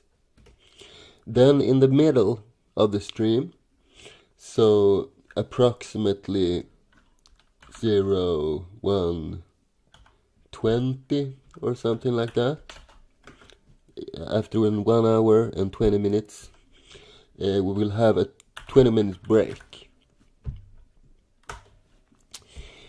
And then after the break, we will dedicate 10 minutes or so or at some other stuff, or maybe I should say other announcements. And then from this to something like 0300, we finished the project.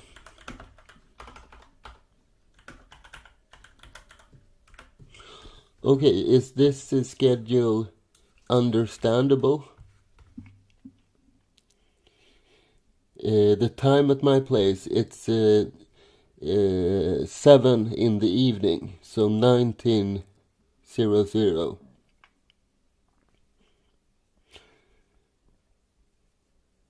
Okay, so it's middle of the night in the Venezuela. I'm happy that you are here, even though it's the night, Angel.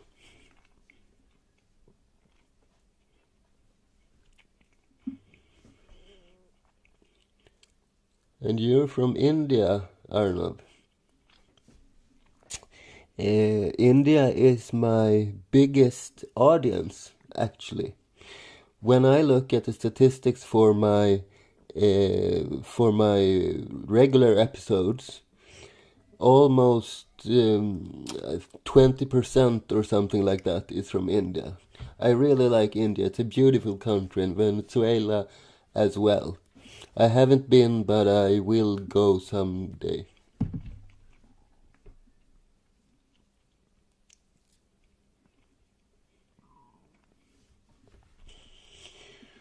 Alrighty.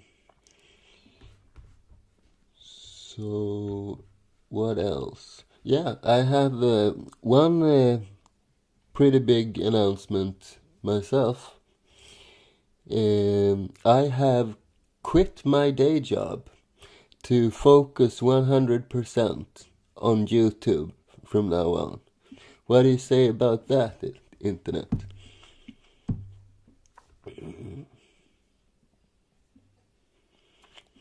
I'm glad to hear it, Arna.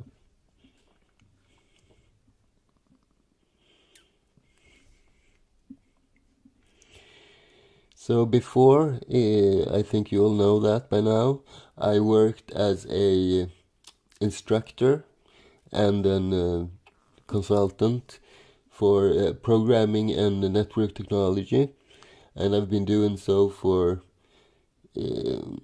like 8 years, and before that I worked in network technology.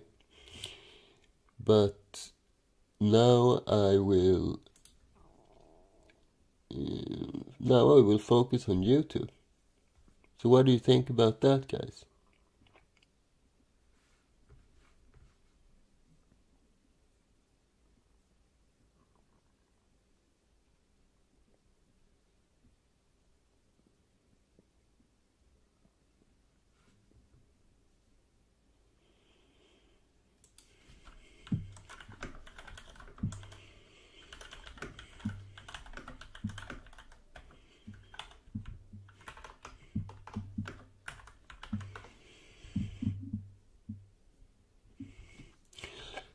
Arnab, I will do something like that actually.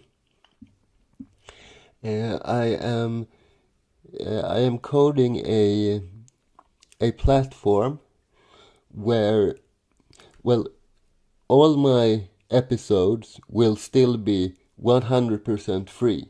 That will always be the case, okay? But I will create a website where you can pay for the episodes if you want to.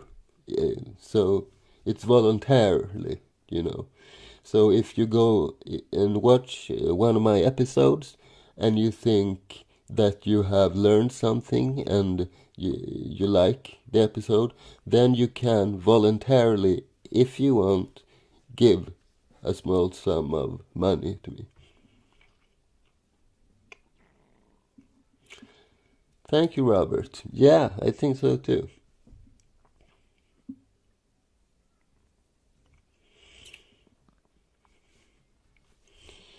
So how many users do we have? I'm not really sure if I can see that from here.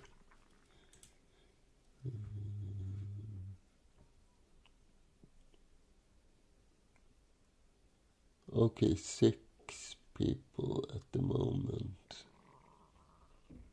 Perhaps.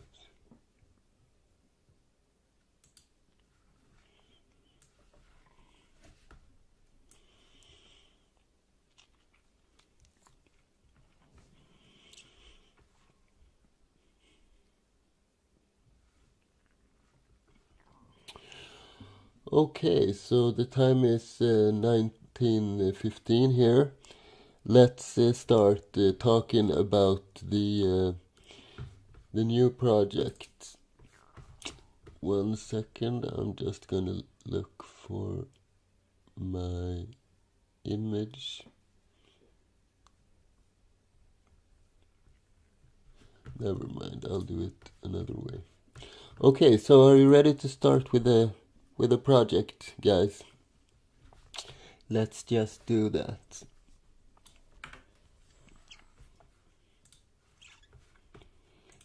Let's see, and now my chat disappeared somewhere. Sorry, one moment.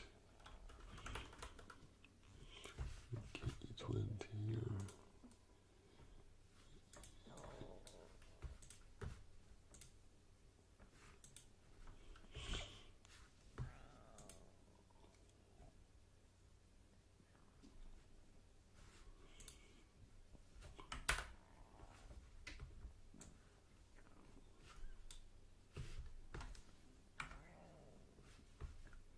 There we go. Okay, so the project will be something like this.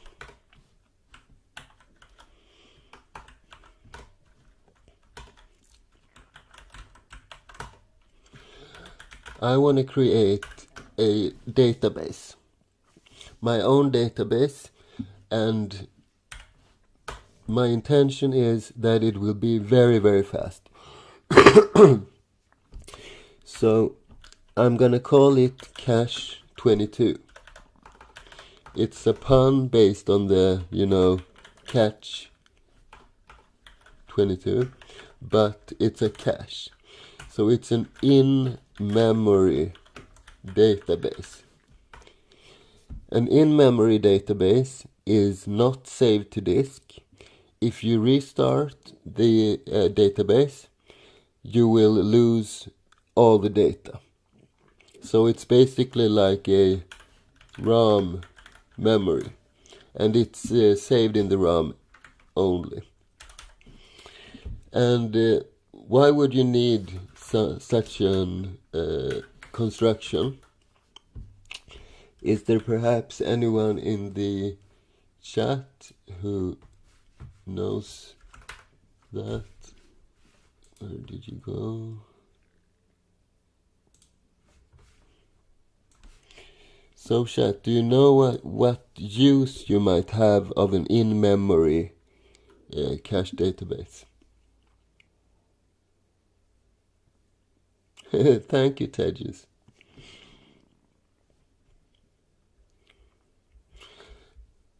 Anyone who's made any web development, perhaps?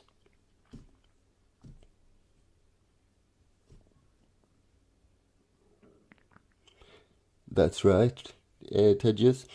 And what kind of context or what kind of projects would you need such a thing for? Because most often you want your data to be saved when it saves in the database, but not always, right?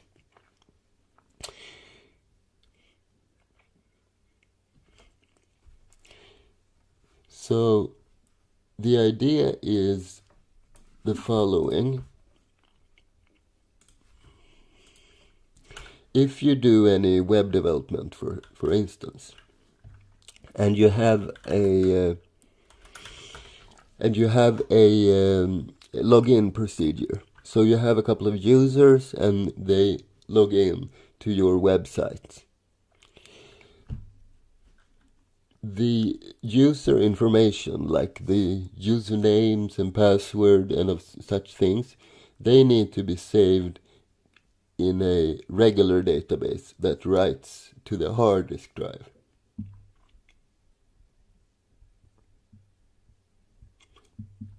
That's right, Arnab. So Arnav says if there's no DB updates, we fetch directly instead of calling to DB again and again, useful for multiple read operations. Exactly right. So we use the cache database as a step in between the regular database, so we can easily grab our data if it needs to read the same data again. Very good.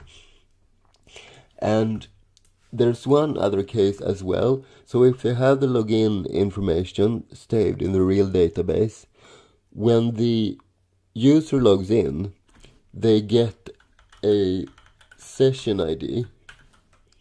That's something like this, just a random string, but that identifies the login, so to speak, that connects your web browser.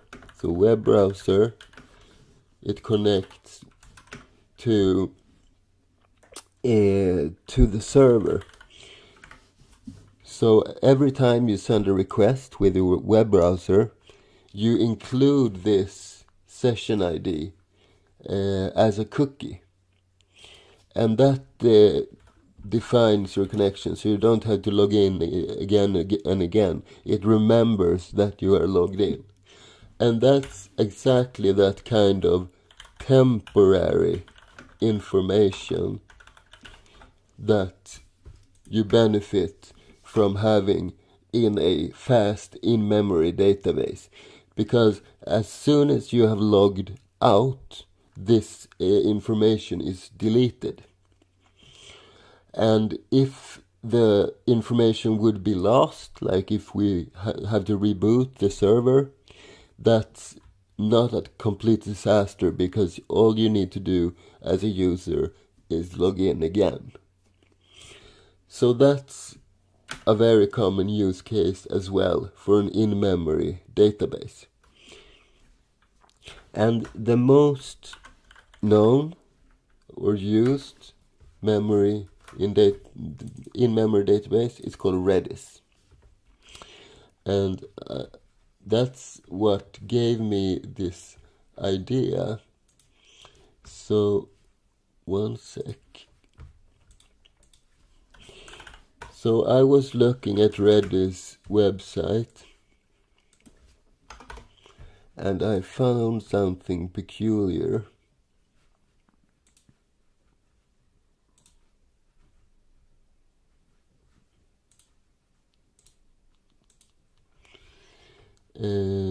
This.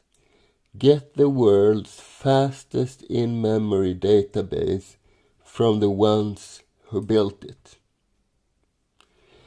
So when I saw this this sentence, I thought, well, what if we could do better? So the entire goal of this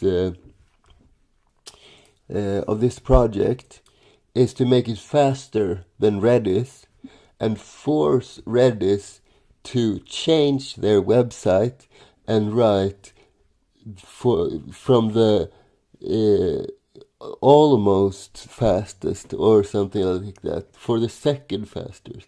Wouldn't that be fun, watching they rename that slogan just because we coded something together which is faster than Redis?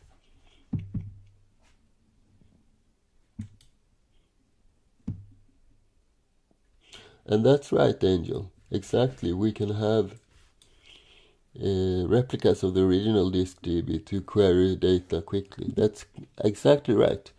That's a different use case for this database. So it's really useful, right? This kind of database, and it will be fun to code, I think. Okay, so let's start coding then, right? And you can follow along with me if you want to. And let's see.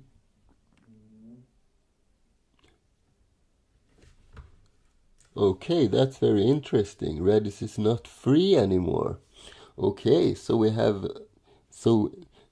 we are making our database completely free, which means that's another selling point, so to speak, for our database, right? Anyhow, let's get to the coding. And are you seeing my whole screen right now? There's nothing at the edges that is outside of this black window, right? Because we'll be doing most of our code right here. But before I begin, I need to log in to my Sociopath SCP client, so I will be able to code on the live on the server. And it almost doesn't fit, but yeah, it kind of does. And if you haven't used this tool before, then let's see, this. If you haven't used this tool, you can go to Google and Google Sociopath SCP client, And why does it have the name sociopath? Well, that's because it's an SCP client, and I think it's a fun pun to go from SCP. And then you should come to a page similar to this one. And it's completely free for educational use and for, well, everything non-commercial. All right?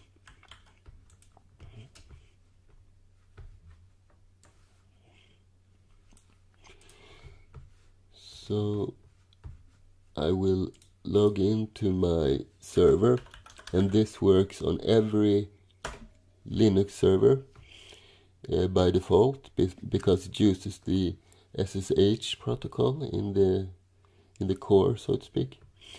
And I will create a new temporary directory, which I will call cache22. And then I simply right click to this and open in editor, and then we can live edit it directly from VS Code. So it created a new window. I need to kind of resize this a little bit, I think. Something like this.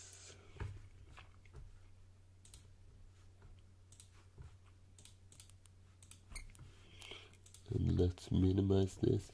One trick is to click on one of those and then click outside, because if nothing is selected, then the TCP keep alive kicks in, which makes this connection will almost never disconnect, which is kind of nice. Alrighty then. I think I need a little bit more space, like so. And what kind of files do we need? Well, as usual, we will need a make file. So right click on the folder, new file, and let's call it make file, like this. And all these annoying pop-ups, which I don't know how to remove. And let's call this cache22.c. And an annoying pop-up again. And cache22.h. And yet another annoying pop-up. Isn't it wonderful? I wonder who might have coded this. Can it be Microsoft, perhaps? King of that kind of stuff? Never mind, I like this editor. It's a very good editor. And let's just put some temporary stuff in here. cache22.h this is. And I want the C file first.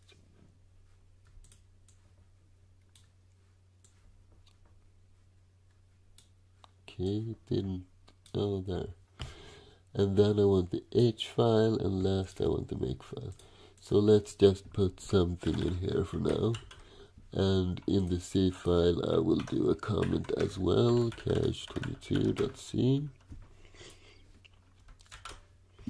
And now I have saved all three of them. So if I go into this, I need to log into the server first. Let's start my screen. And this will be 367 perhaps. No.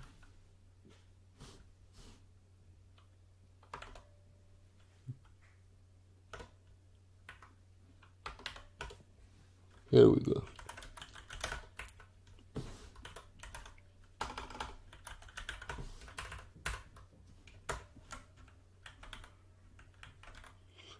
Okay, this is used for other stuff.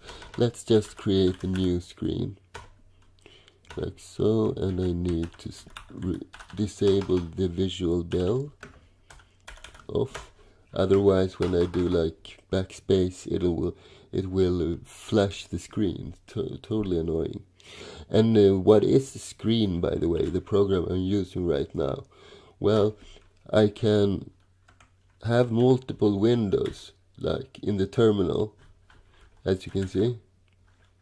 These are two different windows that I'm altering between, and you alter with a special command key command.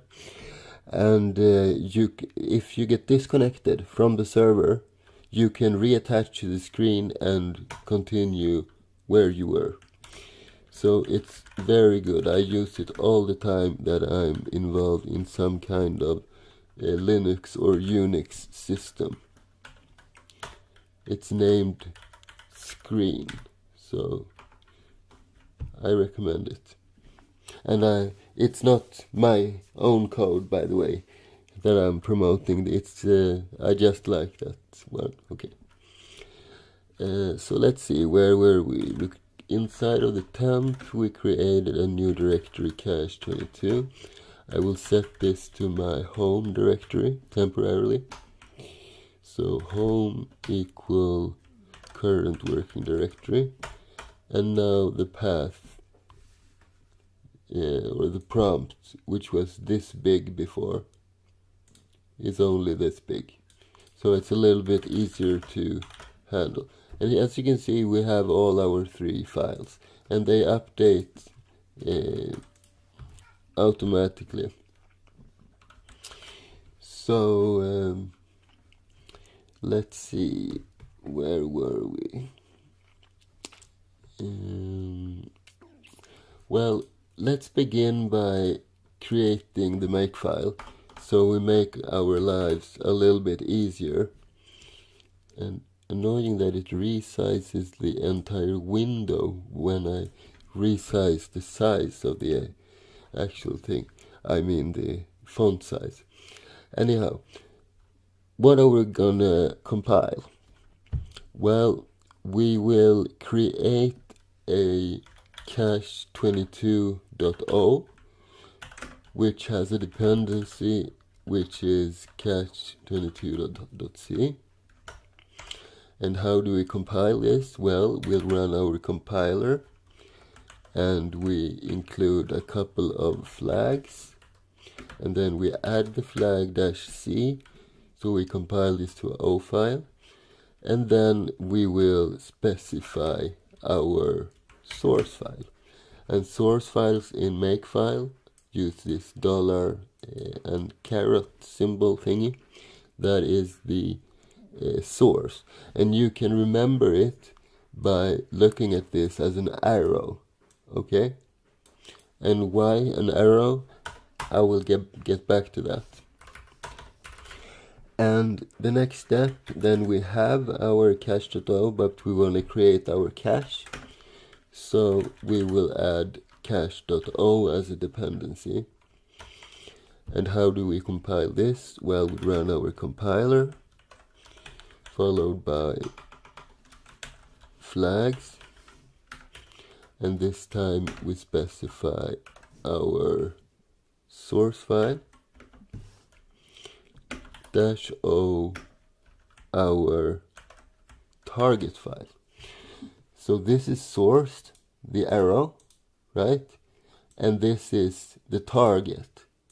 This looks like, if I zoom in a little bit, this @ sign kind of looks like a what's the name? Well, the target that you shoot against. If you shoot arrows, or if you shoot with a gun at a board, you shoot at something which looks like this, right? So that is how you remember. This is the arrow, and this is the target.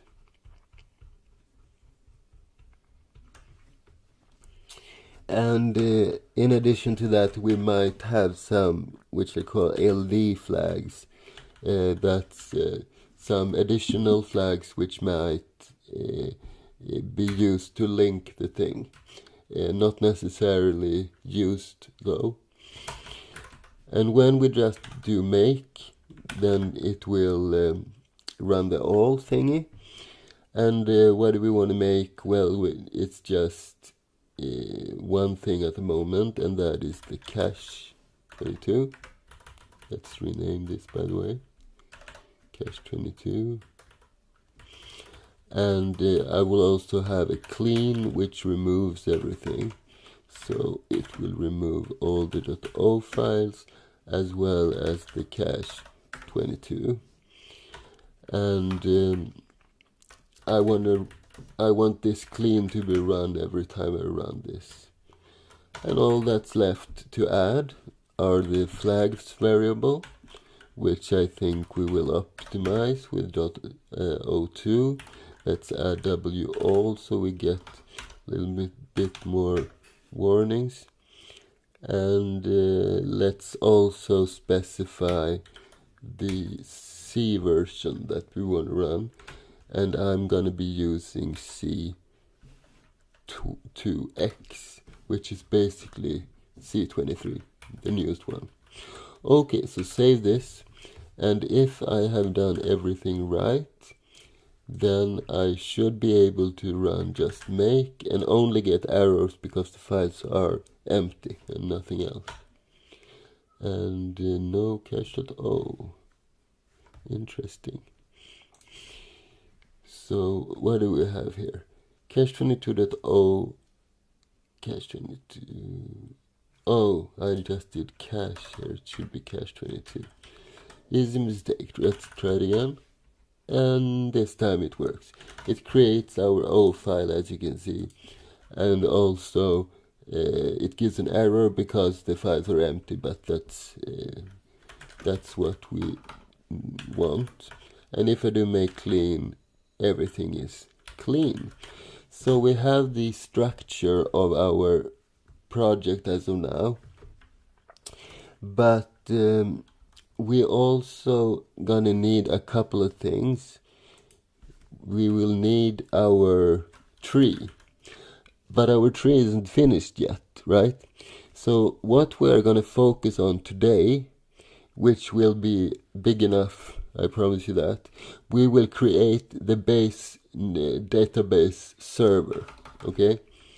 So today we create the core database server, and we create all network communications and stuff like that.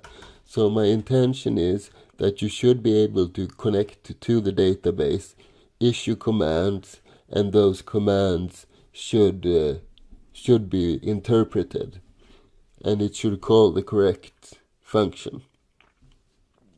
Okay, but before we begin, do you have any questions?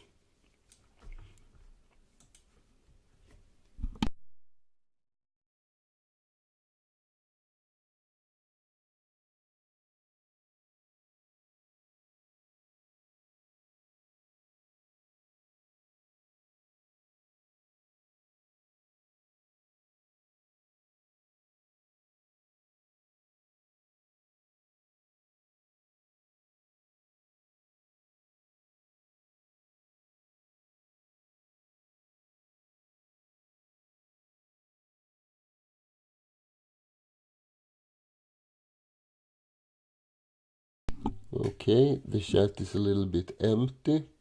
I hope you can still hear me and that everything is okay.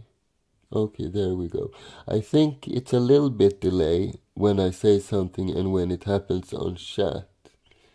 Will it support the Redis protocol? No, it will not support the Redis protocol because we will be coding our own. However, what I intend to do when the database is finished is create a JavaScript library which uses the database. And the API will be exactly like Redis. So you can use the JavaScript Cache22 API the same you would the Redis API in your web development.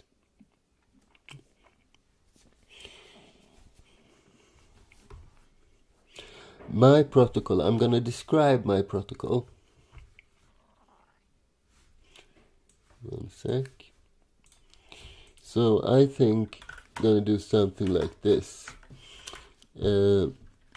So there are basically two ways of defining a network protocol.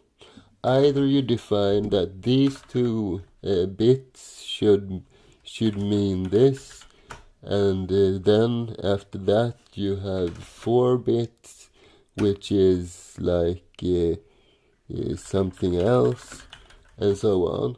And this is the popular way of doing it today. So you basically define a structure with all of these fields, and then you send that to the database, and same with the reply.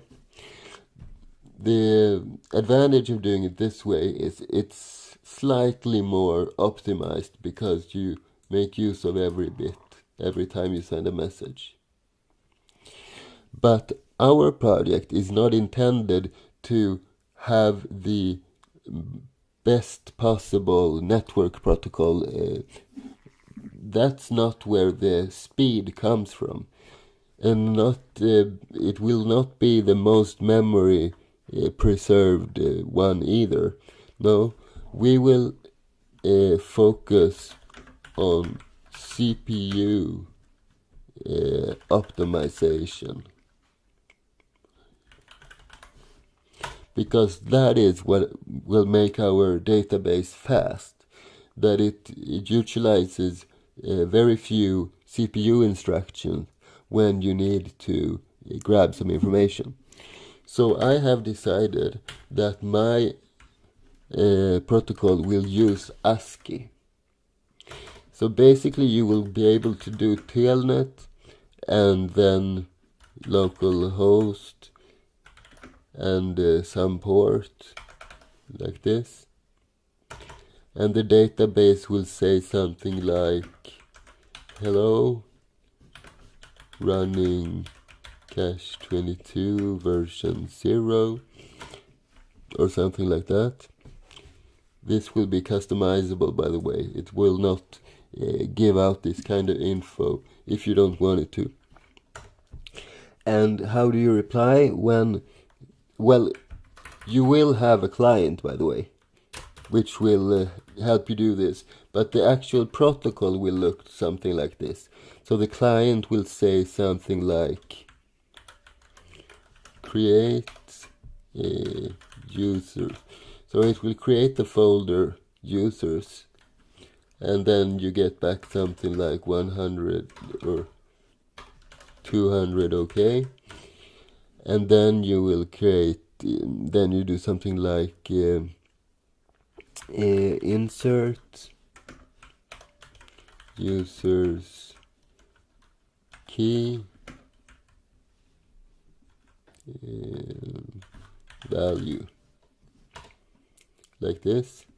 Or you do something like select users key.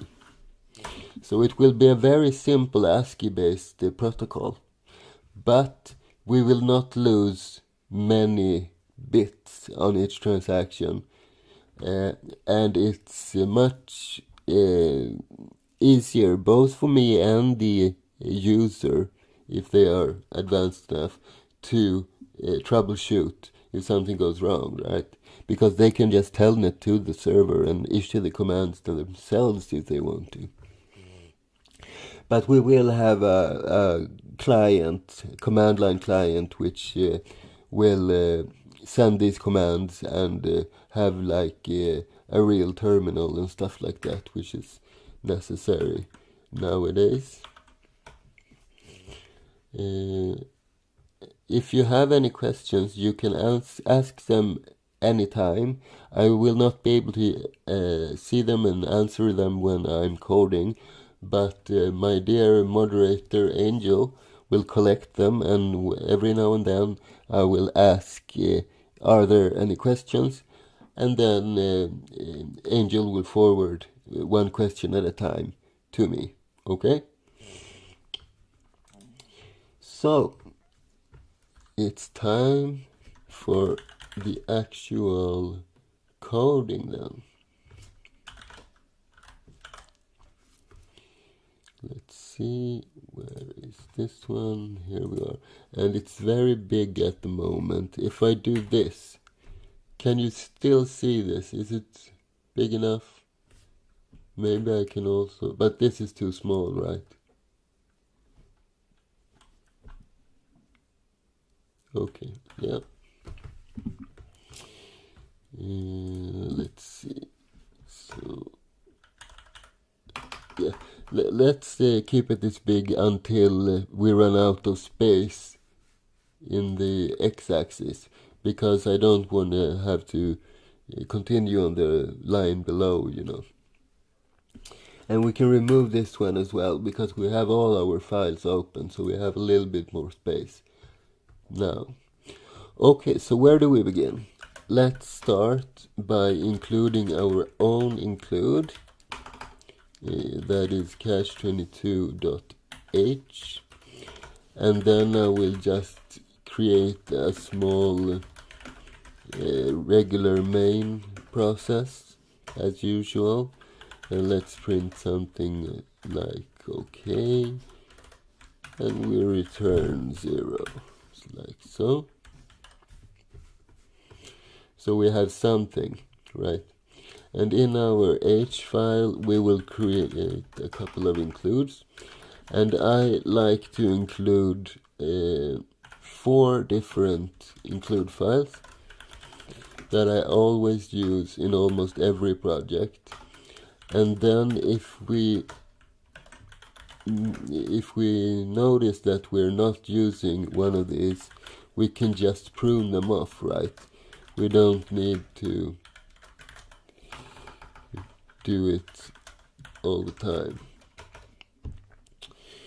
Okay, so let's save and just verify that it works. We do make and we run our program, and it's okay. So we have a basic program, right? So let's continue by continuing the code, and let's think for a bit. What do we need and where do we start? This is a rather big and ambitious project, right? So where do we start a project of this size? Well, we have already started with the basic internals of this program when we created our binary tree, right? But that binary tree isn't done, so we're going to focus on the other part of the program, which is the actual server software and the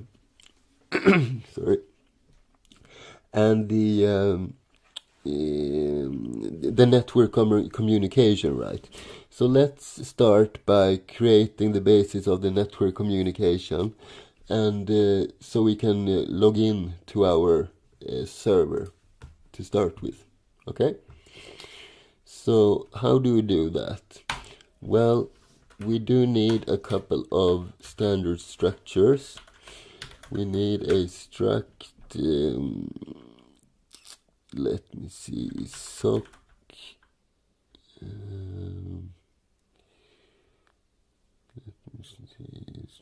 sock address in, and we need, let's start with one of those. We need one for the client and one for the server, by the way, but I think I'm gonna handle the client in a separate function, and we should probably not do this inside of main, by the way. So let's instead do something like while and we need a global variable. So let's say we have a variable which is a bool, and let's call it continuation, and this is the server continuation. So s continuation, and the s continuation from the start, s continuation will be equal to true, and as long as the continuation is true, we will loop our main loop. So when we quit the program, we set s continuation to false, and it will quit the program. So while s continuation, we will run our main loop, like so. So we get a little bit structure. And as I create the functions, I want to add them inside of the h as well. So let's do and we need the bool as well, std bool.h. Where were we? Yeah, with the function declarations. So we have an int main, which takes an int and a star, and before that we will have a void main loop void. As of now, we might add something to this. Another thing I like to do is define my integers, because I usually use 3 different integers. So I will define a type def. I want a 32-bit integer, for example, and that will be an inside int 32. I will also need a 16-bit integer, which will be an unsigned short int 16. And finally, I will need an 8-bit integer. And an 8-bit integer in this case is a char. So int 8 is char. Something like this. And that's basically so I have a little bit more control over the size of the variables, right? So let's see. Okay, the number of viewers is increasing. That's a good sign. 10 looking at the moment. It was 6 last I checked. Hope you like what you see as far. Okay, so where were we? Our main loop, right? And this will be a void main loop. And I leave this like this. Do you know, by the way, what the difference is between this and this? You would think void, that's nothing, right? So it's basically the same. Well, the difference is if I have a void, it's wrong to call the main loop and do something like 1, 2, 3. That's not okay. But in case of empty, we can give them as many arguments as we like. You didn't know that, right? Anyhow, that's a parenthesis. Let's go back to where we were. So struct sock address in sock. We also need an int s to hold our file descriptor.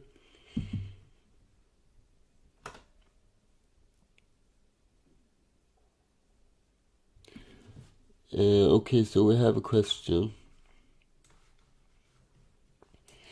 And the question is, if the CMake file on Microsoft Windows can use the GCC compiler. I would assume so. I have heard, I don't know much about CMake, and I don't know much about Windows in general or Microsoft stuff. But I have compiled programs, I think, in Linux which were coded in C, not my own, but other people's programs, and they used CMake. So I'm not 100% certain, but I think at 95% certain that it will work. You might have to tweak some settings though.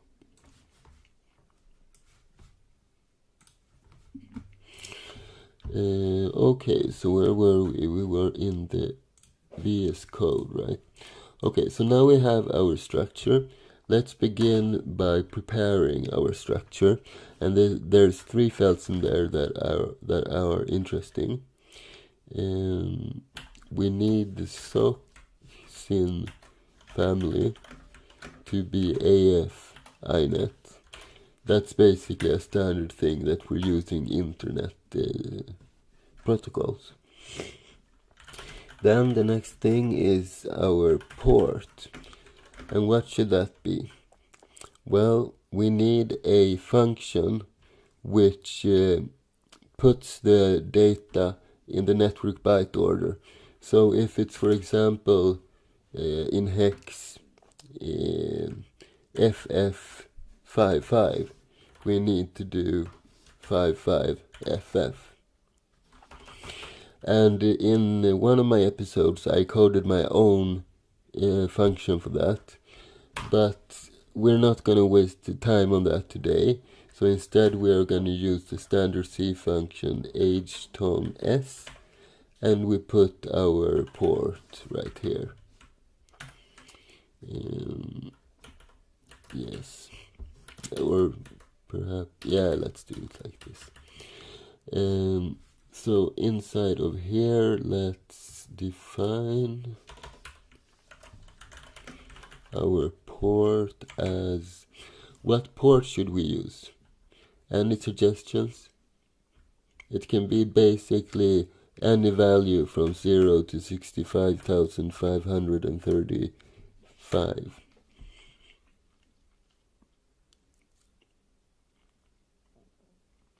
Any suggestions?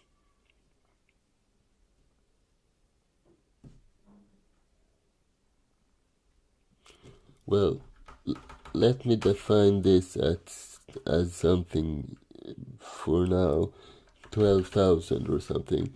And if you have any wishes, just say so and we will change it. Because the port number when we are designing network protocol server programs is like an identifying factor to your protocol. It's unique usually for your protocol. So let's select something beautiful, right? And what else? Well, we will have to define where to listen on that port. So let's do 120 and 49. Okay, I think it needs to be a number which is easily to remember by the admins. If not, then nobody will care, right?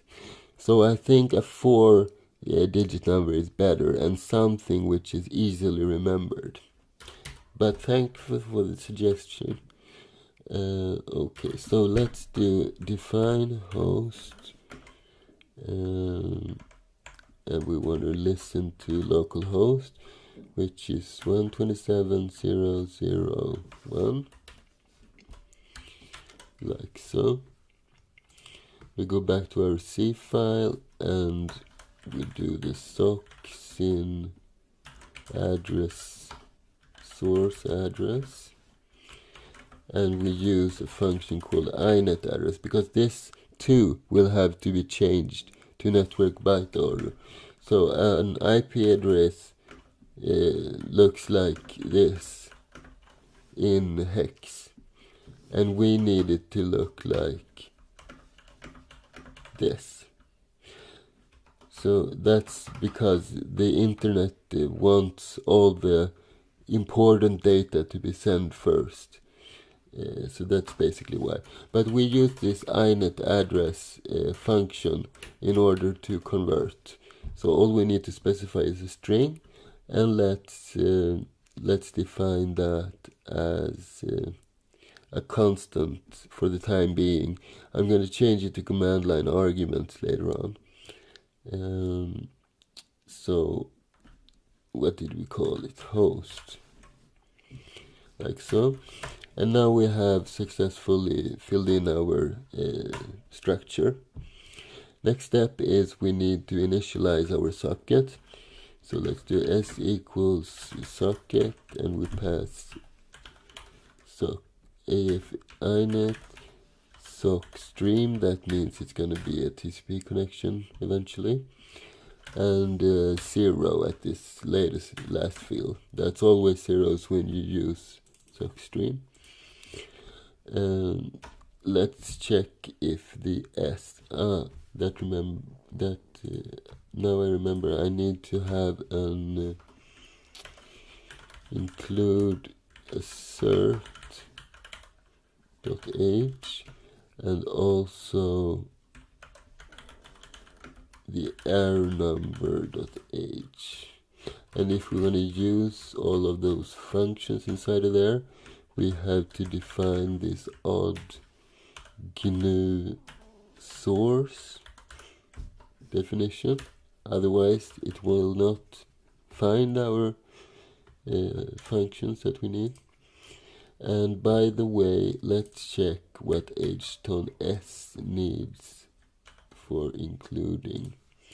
So we do man3 h-tone-s, and as I have told before, when you are trying to look something up, when you coding functions, start with a 3 and do h-tone-s. If it fails, like if you do select, for example, then it fails, then you select 2. That's the best way of always finding the correct information. So this time it wasn't select we were after h-tone-s. And let's see, we need this include, right? So let's go into our h file and add these. Let's do these together, and then we have all of this network stuff for one own section. And we also need inet address. So these 3. Here we are. So that and this, and this was a duplicate, so let's remove that, like so. And which reminds me, I want to have some protection against duplicate stuff in my H file as well. So if not defined, cached 22, then we define cache 22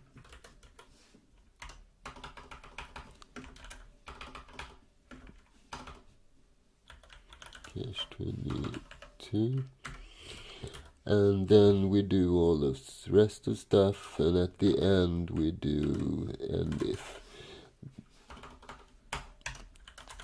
So why do we do this? Well, the first time around cache 22 will not be defined, so we define it, and then we do all this stuff, end if.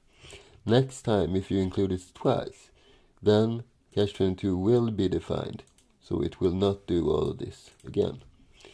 It's a quite smart and standard way of doing this. Okay, so we create our socket. If that fails, we will quit the program, right? So it shouldn't fail. If this fails, something is very wrong. So assert that S is positive. Let's just double check the return value so I'm not lying to you. Man, okay, let's try my thing here. So we need to check out the function socket, right? So let's begin by doing man3 socket. And we don't get a hit. But if we do man2, we do get it. Because if you do it the other way around, you will sometimes get garbage. And if you don't leave out that number, you will a lot of times get garbage. So remember this order of events. Return value, that's usually down at the end almost. So let's see. Unsuccessful file descriptor is created. On error, -1 is returned. Okay. So assert that S is greater than, let's do 0, because it should never return 0 either, then something is really odd. Let's do it like this. Alright, so everything works as of now. The next step is to bind this socket together with this structure, right? And we use a command called bind for that, and it takes the socket file descriptor as its first argument. The second argument is our sock, but we need to cast this to a struct sock address star, and we send the reference. And as the third argument, it's just the size of sock. Okay. And what is, I think bind is a little bit reverse when it comes to return values. So man, let's do to bind instantly because I know it is. And let's see the return value. Yeah, on success 0 is returned. That's a little bit odd, right? But that's just the way it is. So let's do an if clause. So if bind sock address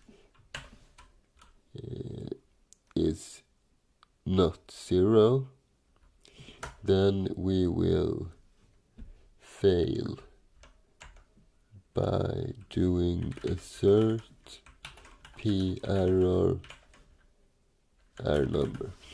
So this basically checks the error number, which comes from this. Perhaps we should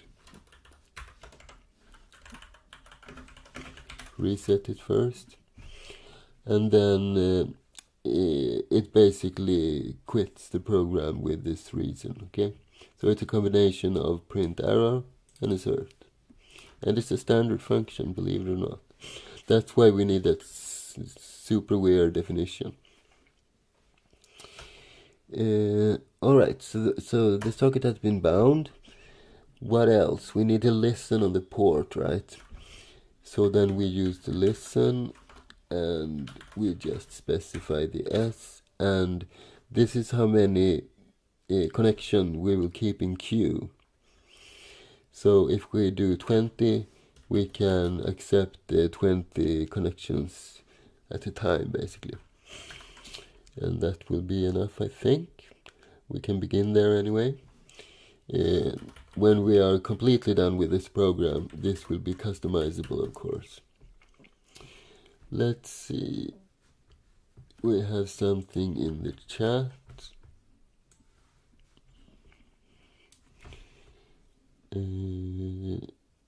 Your subscriber count equal 4. That's quite funny, actually. A little bit tricky to update it every day, though. I suggest port should be indicated when running the server.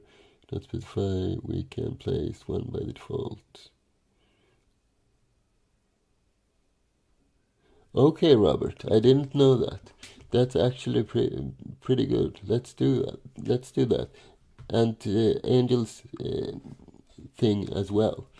Okay, so that we can do quite instantly, I think, if we will just go to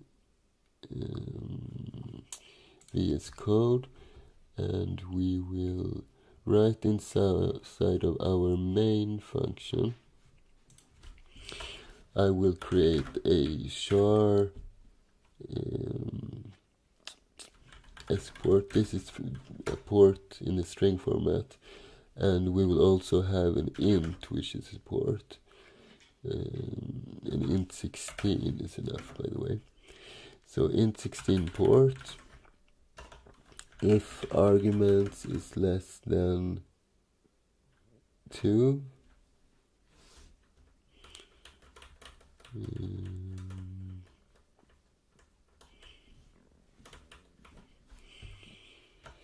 then we haven't specified any port, so then we set the port to the default port, which we, by the way, will change to that prime number thingy,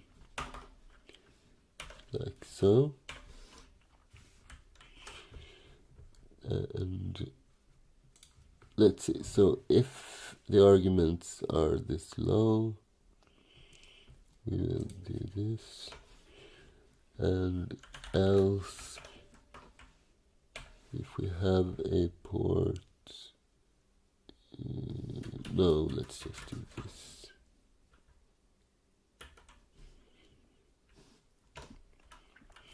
Else port equals argv1, then we will set the S port to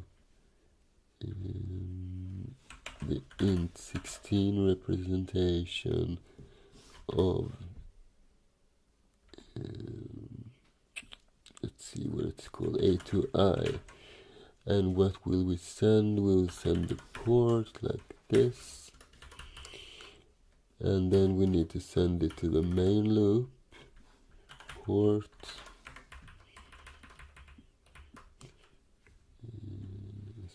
Oh no, the S port. Let's set the S port. I'm doing it the wrong way. The S port should be set to that, and this should be the S port, and here we will send the port. That's right. Okay, so the main loop will accept an int 16 port, and we need to update our function definitions.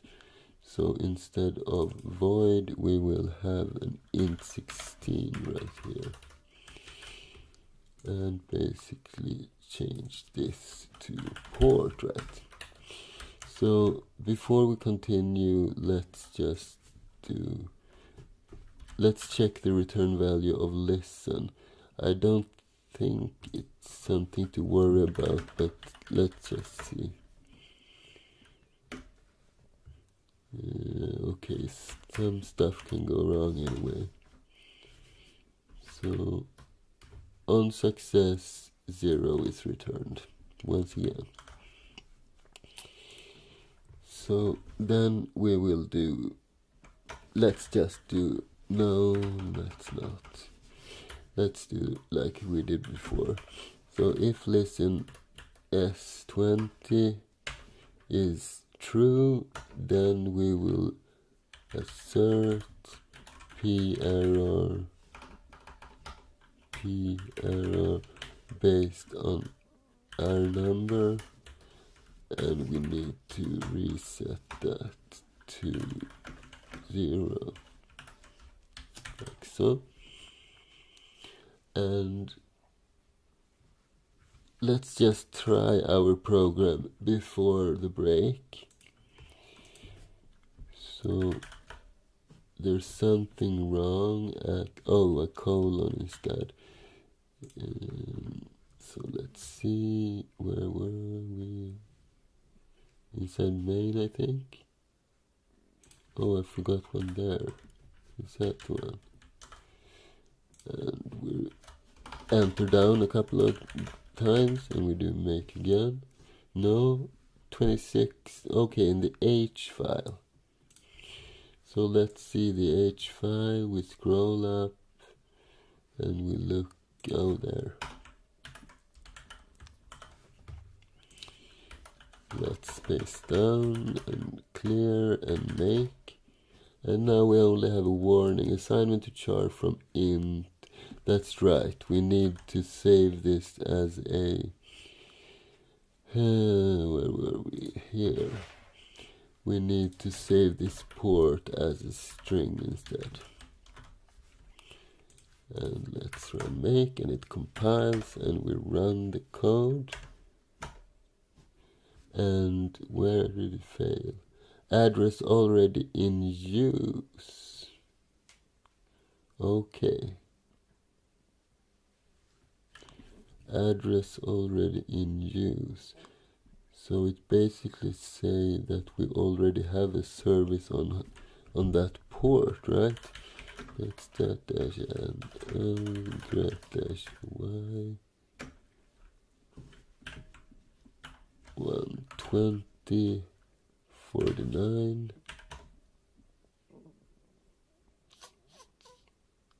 Did we specify the address erroneous somehow? Let's double check our code. So 127.0.0.1 and sock sin address s address equals inet address host, and host is 127.0.0.1. So the socket call, let's do an strace of this. So where were we? Cache 22 strace dash f. Okay, what is going on here? So here is the error message. So what happens before that? We run bind, which generates the 4, okay? And AFINet, sockstream, IP proto, IP, finds SA family, AFINet, import, H2 S 120.49, SYN address, INET address, address already in use. That's a weird thing. Let's check the man page for that. The given address is already in use.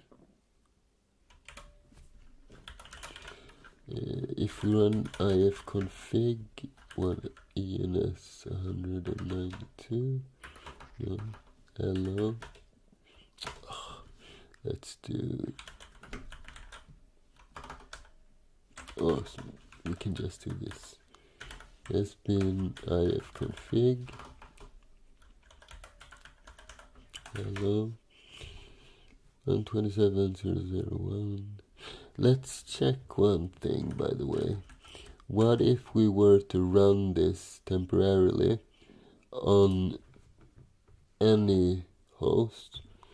So instead of inet address host, we just, can we set this to 0 perhaps? Or do we need to typecast that?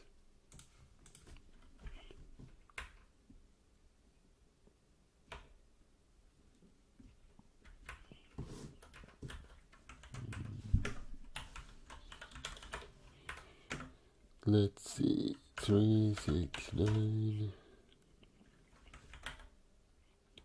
No, That's not right. 367.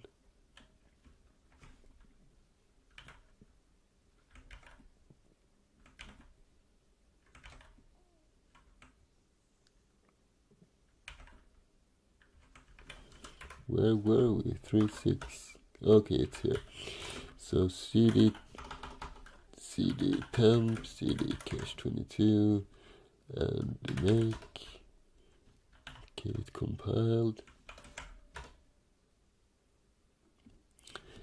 What if we change that port then? Does it change things?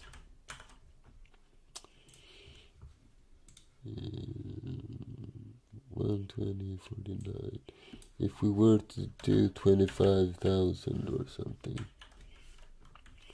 what happens then?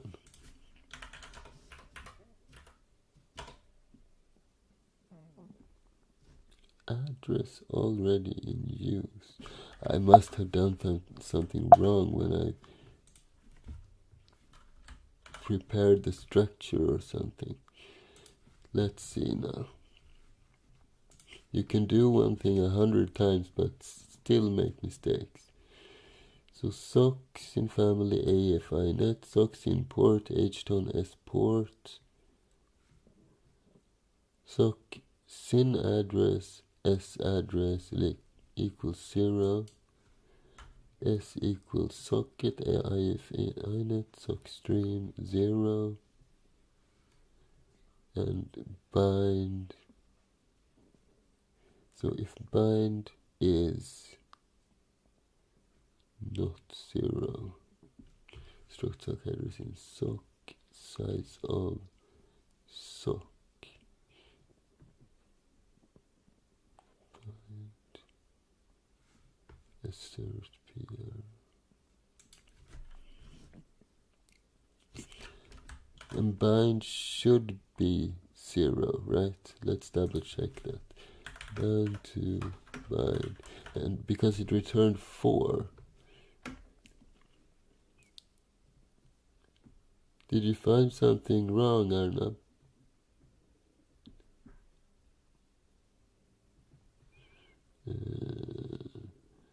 On success, 0 is returned. Yeah, I did have that before, instead of the 0. But 0 is any address, right? We can also, to be more specific, we can do something like this. inet. I think it says something like in address any. There should be some kind of variable like that as well, but that shouldn't be the problem, I think. No, whatever we do, it gives us this strange thing. Let's check, by the way, if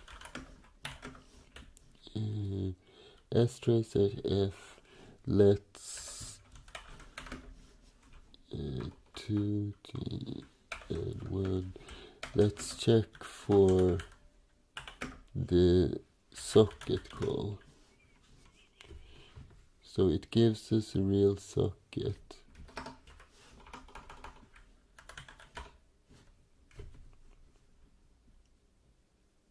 But the bind fails. Address is already in use. Let's see, do we have any example code we can use? Web server.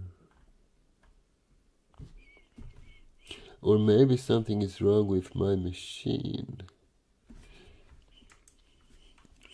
What if we run this as root?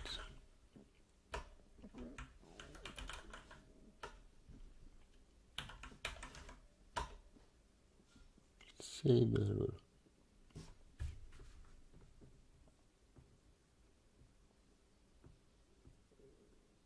$25,000. Maybe it's, but that shouldn't be it.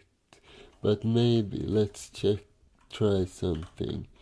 what if, because we are sending a int16 value currently, what if we were to cast this to a regular int? Maybe that's the error. But it was a very bad. Oh, sorry. We were in temp and we were in cache 22. Make this. No, that's very weird. Address already in use. I've never seen such a thing. Did we forget any step? Socket, bind, listen. You know what? We are past the schedule, so let's take our break now and we continue troubleshooting in 20 minutes. I will while we are having a break, I will see if I can find a solution as well. Sounds fine with you, chat? 14 and 15 line. I just need to check this real quick. 14 and 15. Well, that shouldn't be a problem, really. The problem is that bind doesn't give. Never mind. Let's do the break. So I can do something like, if I, let's do this. 20-minute break. Be back soon. And okay, so we see you guys in 20 minutes.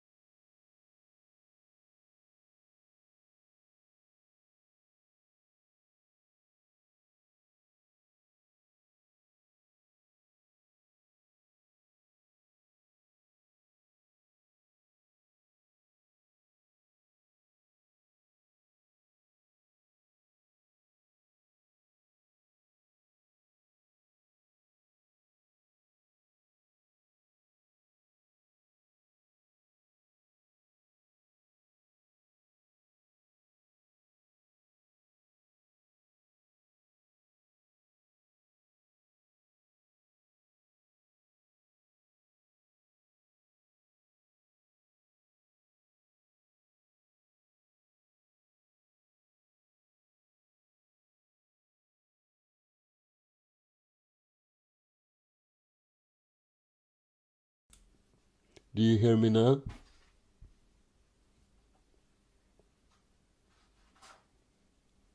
Do you hear me now, guys?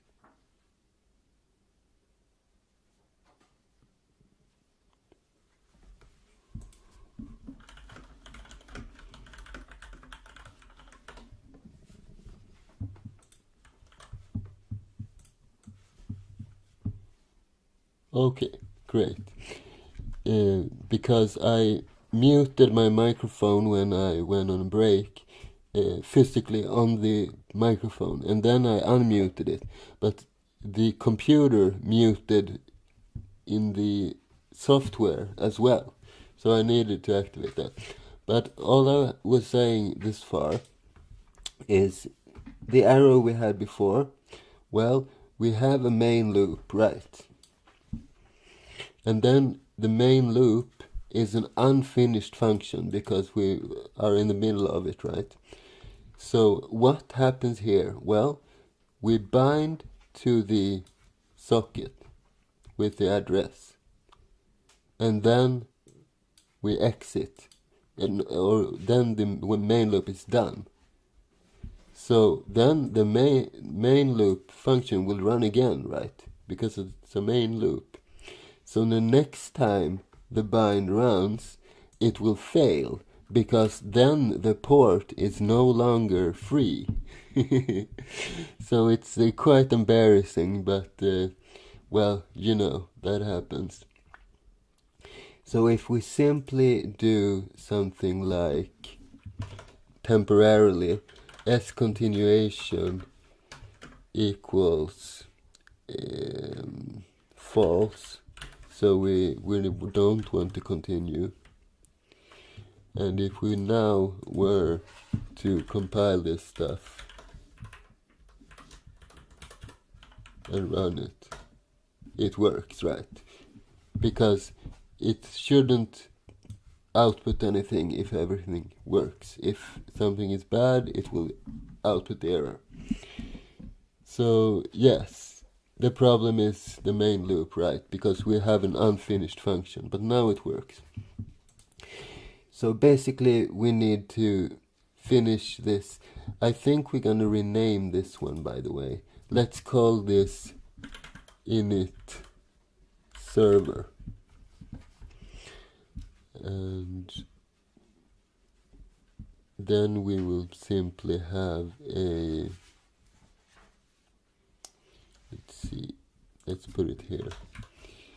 So we will have a main loop as well, int 16 port, and inside of the main loop we will run our init server. So this should only be run once, right?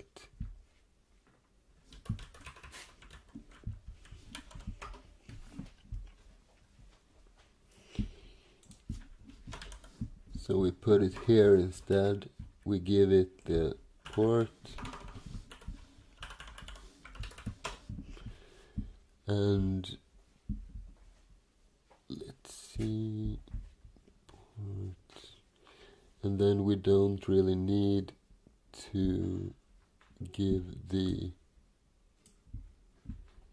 int port, int main. If we don't need to give an argument right here, and not right here as well, but we need to define our init server where we give the port, something like this. And now we can go back to using localhost and the port we had before, 120.49. And let's see.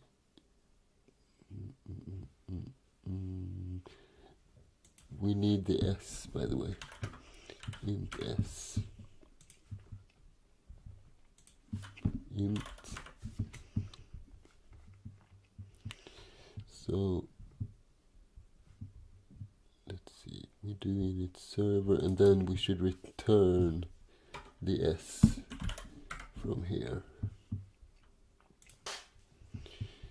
So let's do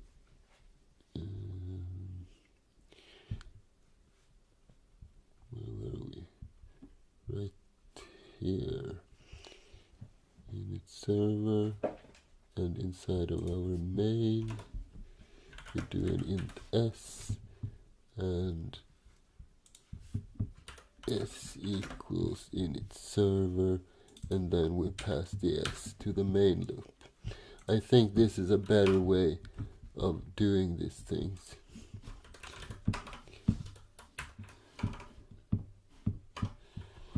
And let's put in a message which says that everything is fine. So something like print, or let's do log, by the way. We'll create a macro with that name. So we will log that server listening on this and this. And this will be our host and our port. And then we will return the S.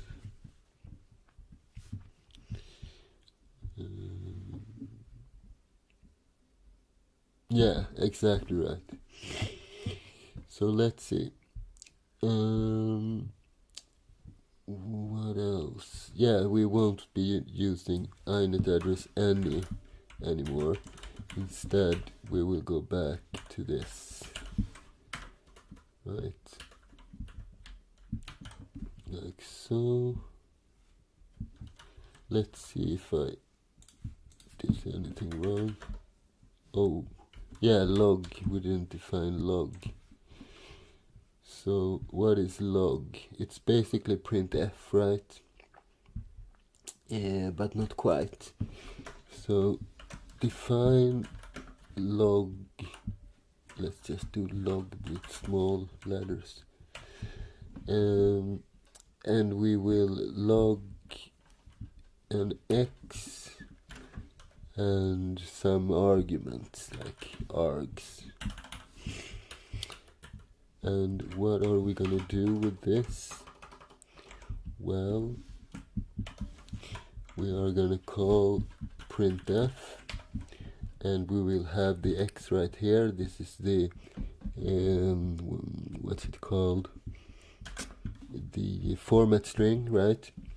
And then we will possibly have a comma, but only if we have args. So then we have something called va opt. This is new in the latest C, I think, which means it will only, I think it should be like this.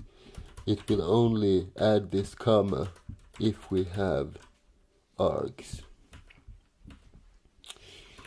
Let's see if I did that right. And I think we need to define stdef.h and not define, include, and we also need to include std args like so.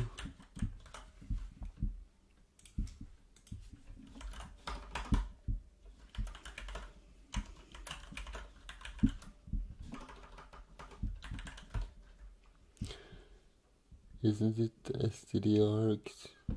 std-arg, I think it's singularis.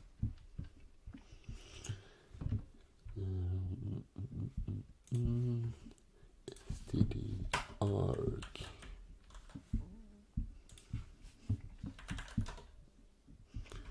And what did we miss? Conflicting types. I didn't update the types. So void main loop, and it takes an int init server, which takes an int 16. And what did we do?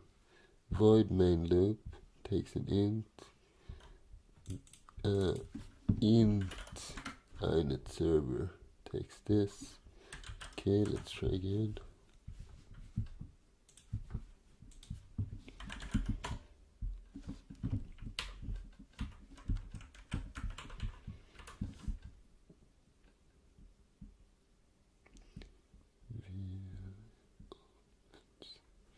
It didn't like that construction.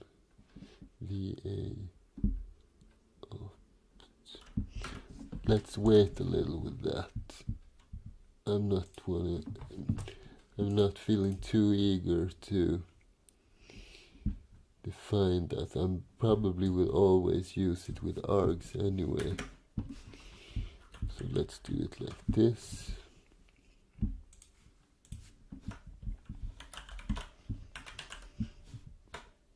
And now it compiles. Does it run? It didn't print anything. Perhaps we didn't fix that last loopy thing. So let's see, where were we? I need to make it a little smaller, just temporarily. So port is the A2I port, then we set S to init server with that port. And what does init server do? It runs through all of these things and it should log this stuff and return the S. And then I think everything is right, but it didn't print this thing correctly. X args. What if we were to do just those right here, and then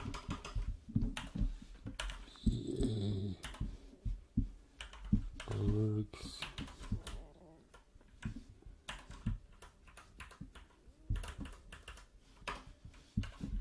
like so.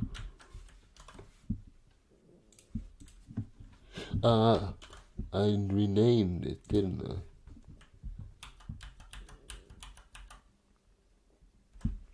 Log with small letters. Did I change that here?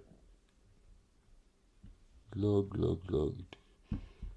didn't put it here. Yeah, I kinda did.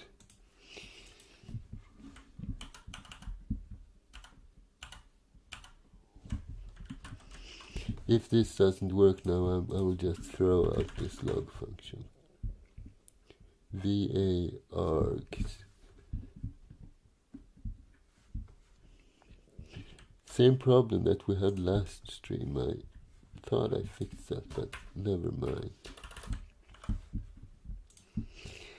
And that way we changed it to one of these, right? VA args. Let me just try this one more time.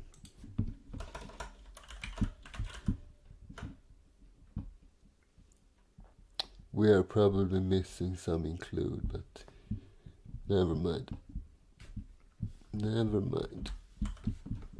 We can use printf like normal people, right? So let's remove this for now. And we go back and we just do printf. The general idea between having a regular printf and a log macro is we can define something that doesn't show these log messages if you're not running in debug mode. So that's basically why. But let's skip this for now. Make, now it works, and why does it do this? BRK.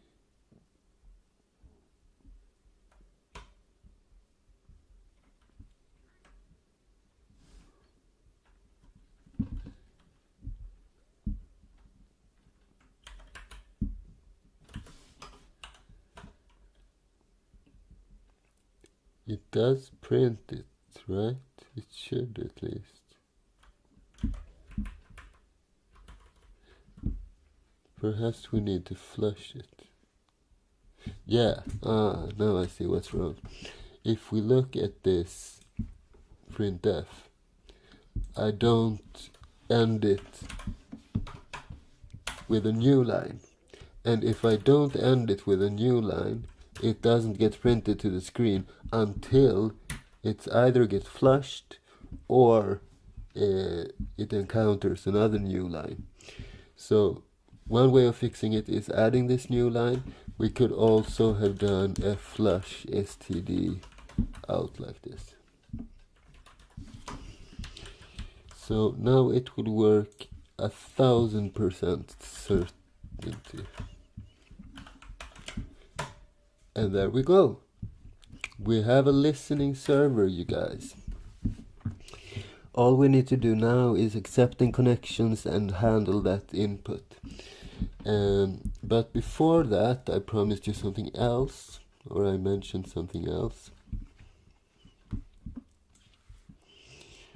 So, are you still with me, chat? Let's see what happened here.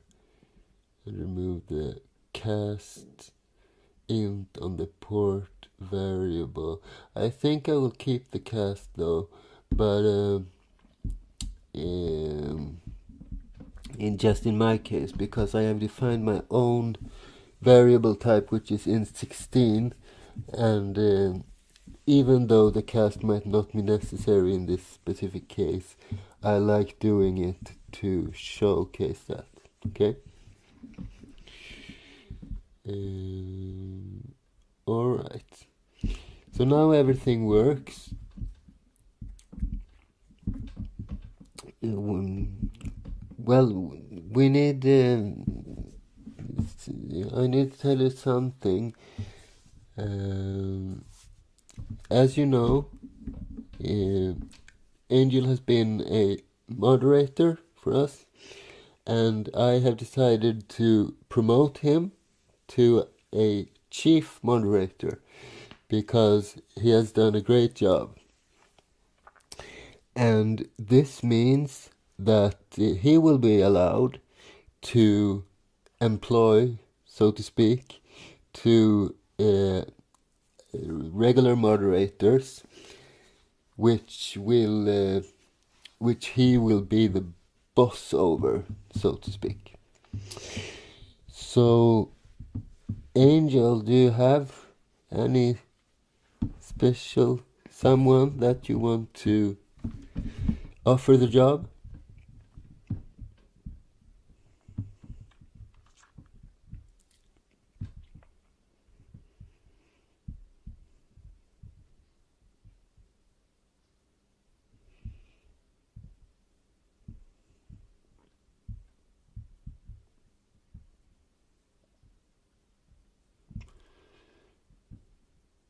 Do you guys still hear me?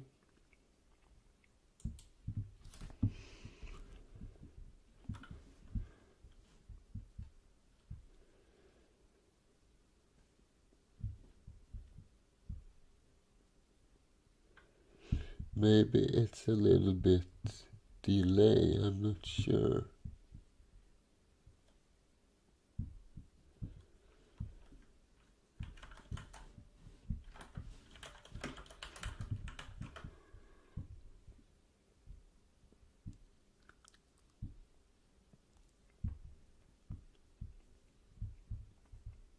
Do you other guys hear me?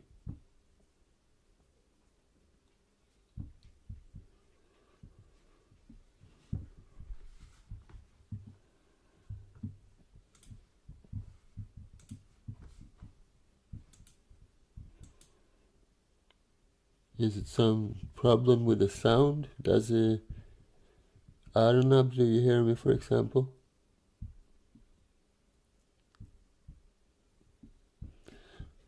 Alright. When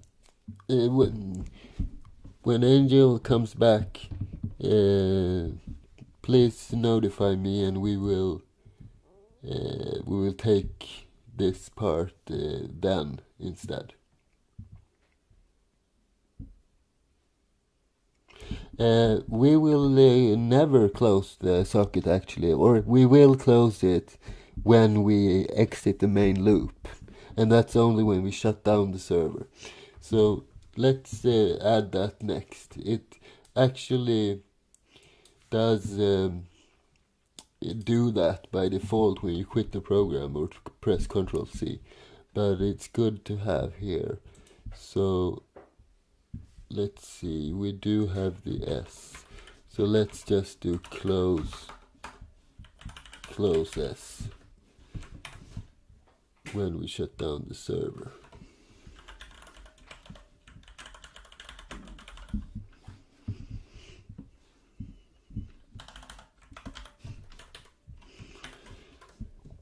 Like so.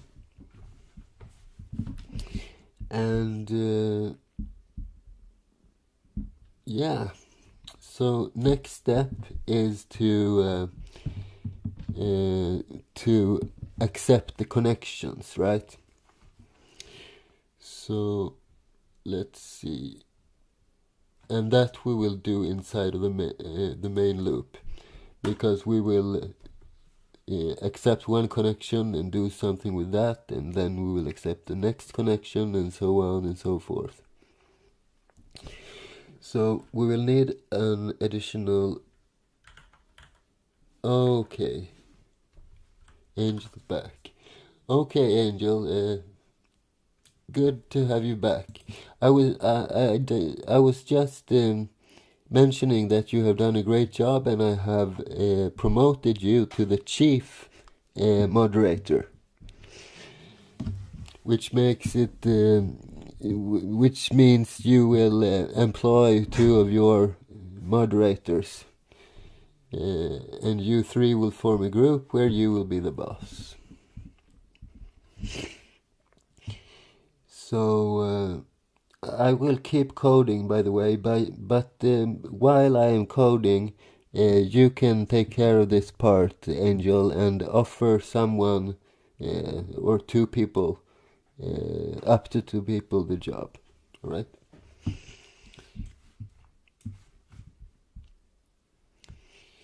So let's go back to the main loop.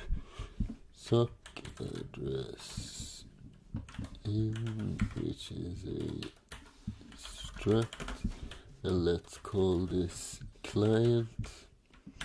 We'll also need an S for that client, so let's call it scli. No, let's just do S2. And we will use the accept command to accept connections. And the first will be the main S, which is the file descriptor for the server. And then we will specify a sock address structure that will be empty from the start, but it will be filled out with the IP address and port and stuff by the actual accept call. So in order to handle that a little bit better, I will create my own data type which will store that information. So it will be a very simple structure.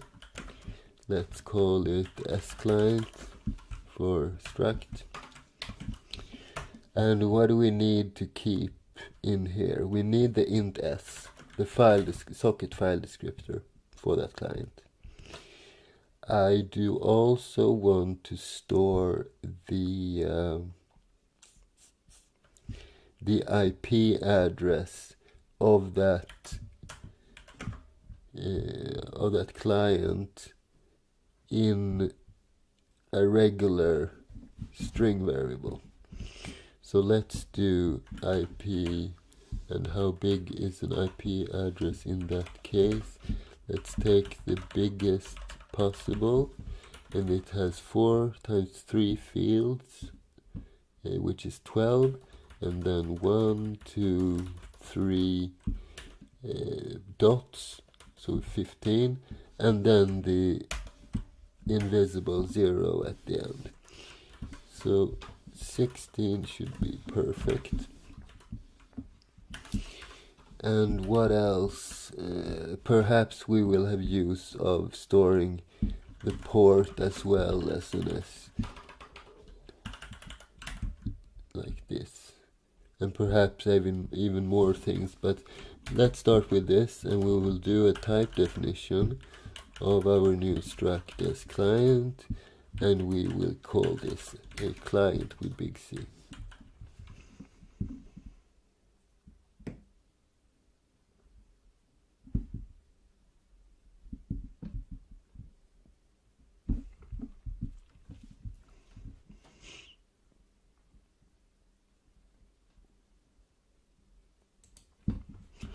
I did the close, right?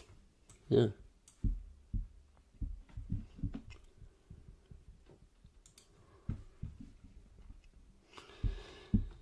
Okay, so let's see.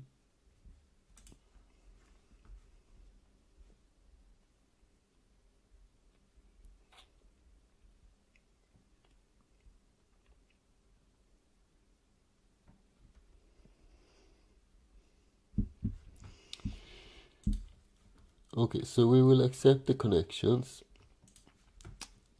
and let me just check the return value of the accept system call. Right, we have a third variable as well, at least. Let's see. Okay, we need a pointer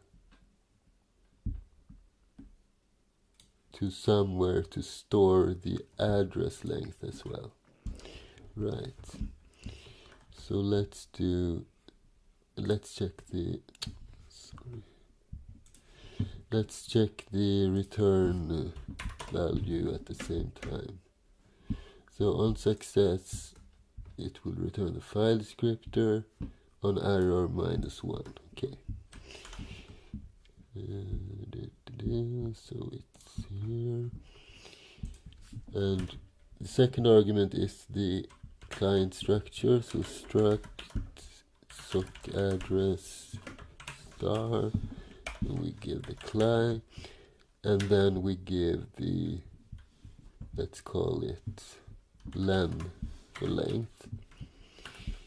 And what is len? It is a int length, and we need to send a reference to that. And if everything goes wrong, it will fill out these two structures. So we have the length of the address, and we have the address, so to speak. So let's create a char IP and an int 16 port to temporarily access that, and we will check if this returns less than 0, and if so, what will we do? We don't want to exit the whole program, right? Because this can just be a temporarily the server is temporarily full or something, if there's a big flow of connections. So let's just close down the new, it shouldn't be, should it be? Yes, yeah, it should. We need to store the return value. Let's not do an if statement right away, and instead we set the S2 to this, and if S2 is less than 0, then we close. Yes, then we don't need to close it because it's not really open, but we need to do something. We will just return. So we go to the next iteration of this loop, right?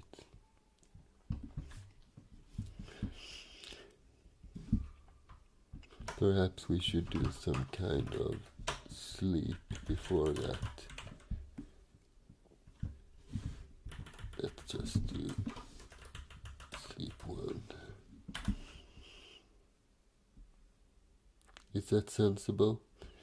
We're accepting connections.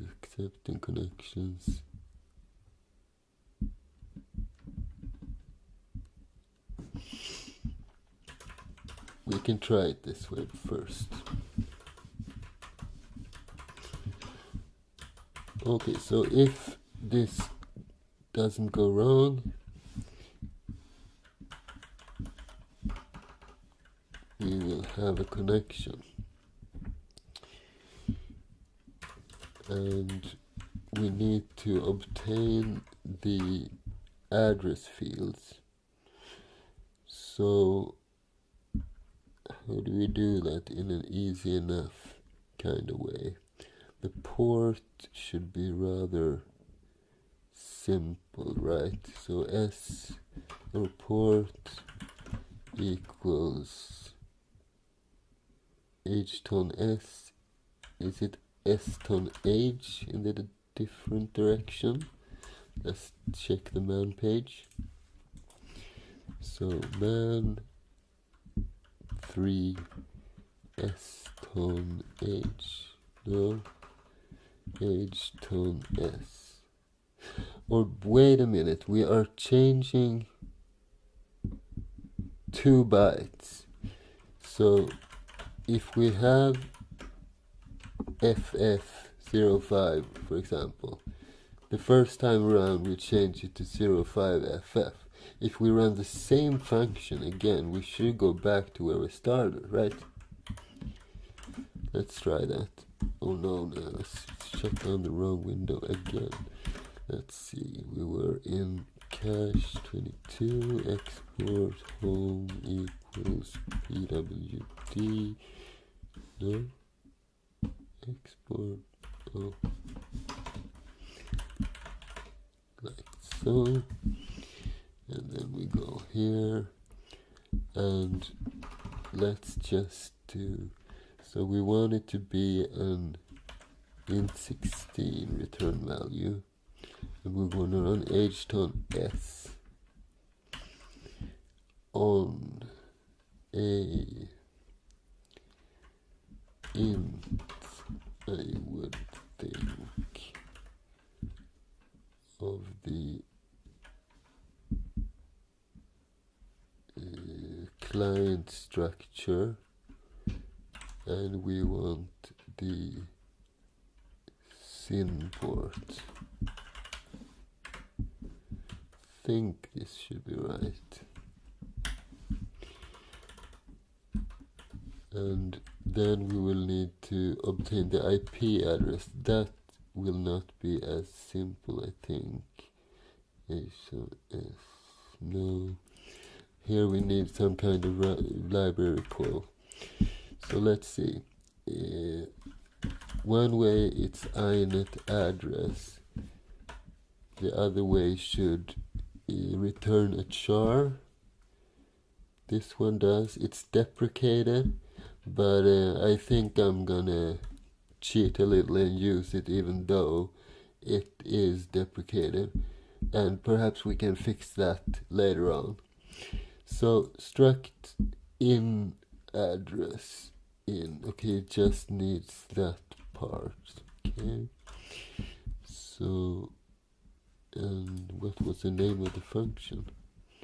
inet n20a. Okay, so the IP will be inet ntoa of the client's S address, right? And then we will just print out connection from SD,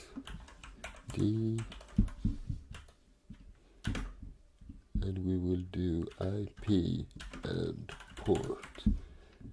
Let's do this to begin with. Return.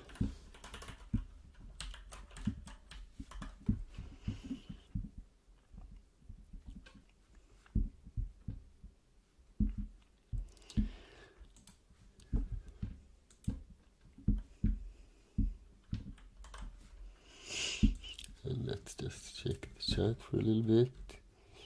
John Papa says, my favorite programmer. Thank you so much, John Papa. Welcome to the stream.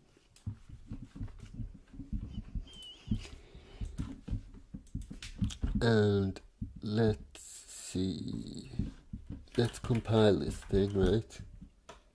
Oh, where did we do a mistake? Pointer targets in passing.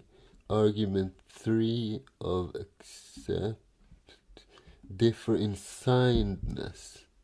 Alright, it will not accept an unsigned. Alright. And what did we have? Len, int len. So if we do unsigned int len, perhaps we can even do int 32 len and cast it to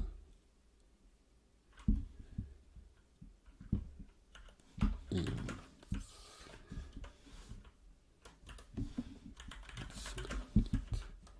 something like this, making use of our own data structures, right? Okay, that's better. What does it say? Invalid type argument of star. Perhaps it should be dot, because it's not a pointer type. So try dot. You use a pointer, you use an arrow if it's a pointer, if CLI is a pointer, and you use a dot if it's a regular structure, right? So let's do space and clear and make, and now there's only one thing left. Struct address in has no, okay, we need to cast that, I suppose. inet ntoa CLI s address. It has no member. S, see that? S, okay.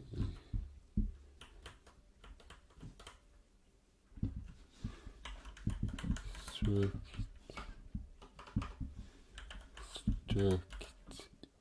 in address, perhaps, and it should probably be a pointer as well.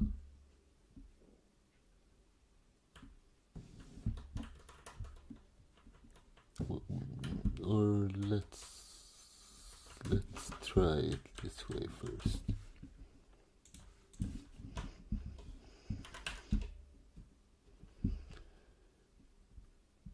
Yeah, that is actually a good enough error message. It has no member S address. Did you mean SYN address? Yes, I did. That's why it doesn't work.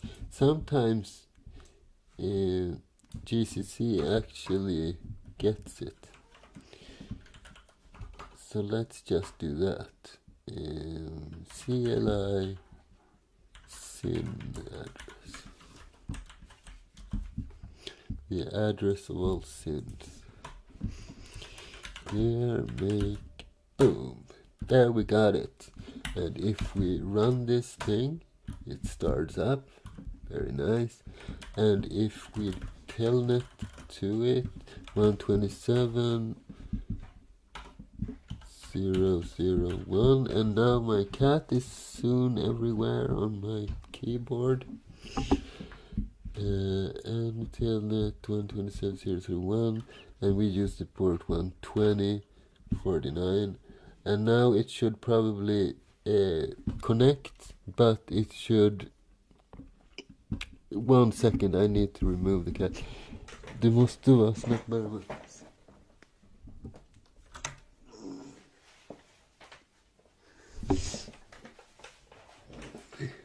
Sorry for the interruption. My cat can be quite eager sometimes.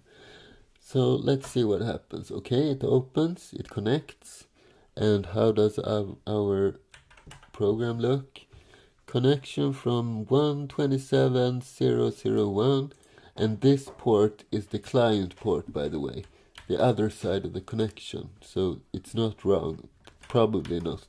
Let's do a netstat an, and we grep for string colon 120. What was it? Let's paste this instead. Okay, so this is our connection. This is the server side, 120.49, and this is the client side. And then we have the other direction as well. So this port is right. Everything is working perfectly this far.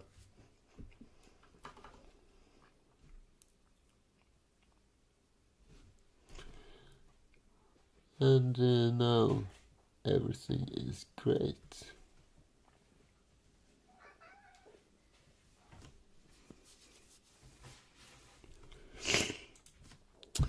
Alright, so we can accept connections, you guys. Let's close this down. So the next step is to, let's see, how do you do this on a Mac? It's always funky to find. There we go.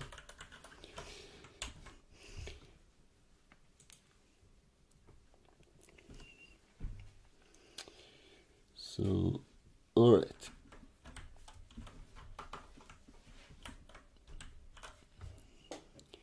Now we have successfully accepted the connection and recovered their IP and port information. Let's create an instance of our own data type and fill it out. So what we need is a client, and we will simply do it here. So client equals a client star of malloc with a size of struct s client, like so. And if we are not able to allocate for that, that's probably a very big error, so I think I will do assert client. Actually, we can discuss that later if we need to choose a better solution. Alright, so now we have constructed that thing. Inside of that we will have an s will be equal to our s, and this time we should have the arrow here because client is a pointer. And did I create the variable? Oh no. Then we have a port field. So client port equals port. And my cat is here again. You can't be here, cat. Sorry. I'm really sorry, but that's not possible.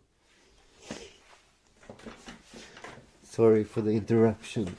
It's very annoying, and if I close the door, he will stand out of the door and bang against it and meow. So that's not really a solution. I have put my brother to try to be a guard of the cat, but it's quite difficult. Anyhow, let's go back to this. I have copied our port to our structure, and then I will copy the string with string copy. So we will have a client IP. We'll copy the IP, and we will set the maximum to, how big is it? 16. So let's do 15 now.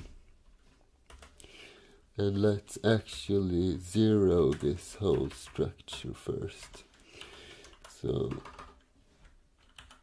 0, and it's a client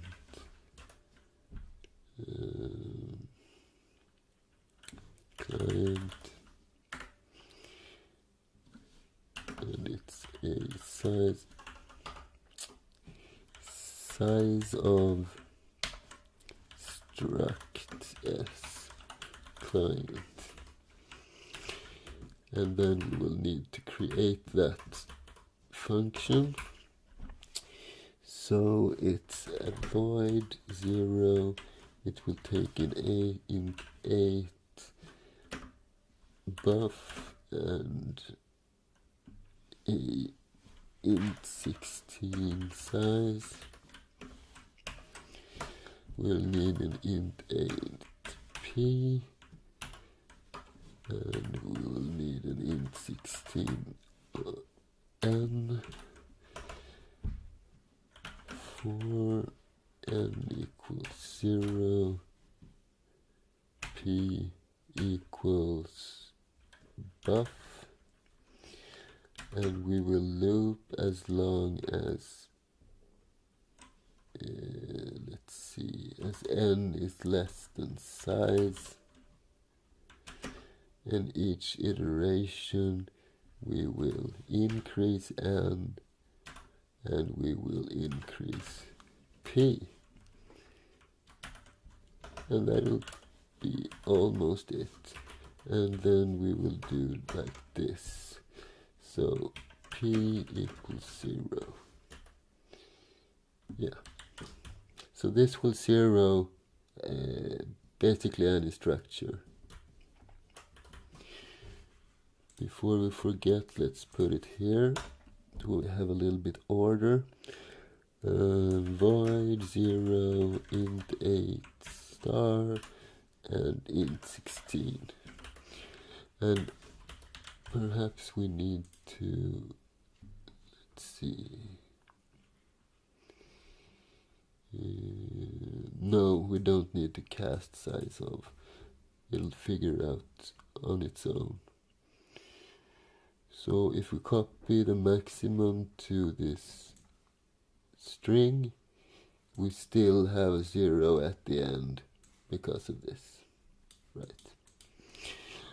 Alright, so what will we do now? This is the main loop. So we will do something. We will fork, right?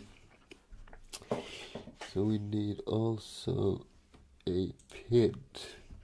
It's a PID T. PID T PID. And what is forking? Well, you take the current process and you fork it. So you split it in half, and your program continues in 2 independent parts.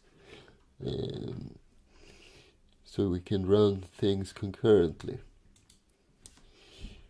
So we'll simply do n PID equals fork, and this is quite simple actually.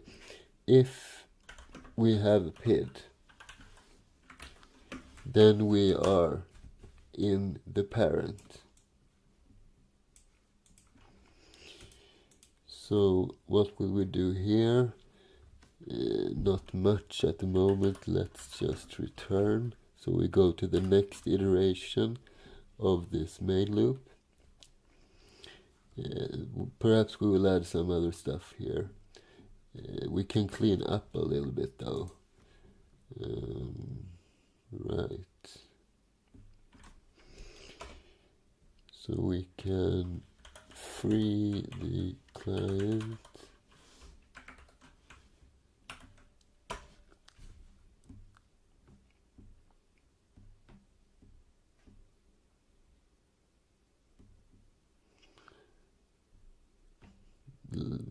Let's leave it at that. And well, if PID returns 0, what does that mean? That means we are inside of the child. So then we will run the child loop. And what will we send to the child loop? Well, the client, right? And how will we loop this thing? Well, same as we did down here with the server's main loop. We looped as long as the continuation variable is true. So let's create another continuation. This time we call it the child continuation.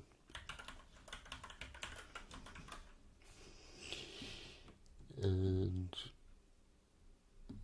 where are we? Right here. So basically we set the child continuation to true, which means that we should continue looping. And then we will just do while C continuation child loop. Simple as that. And when child loop is finished, we will close BS2. That's a socket. We will free the child structure, the client structure, and we will return 0. Okay, something like this.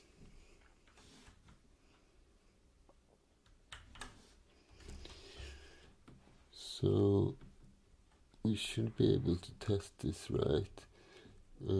Let's also just temporarily before this, or maybe not temporarily actually.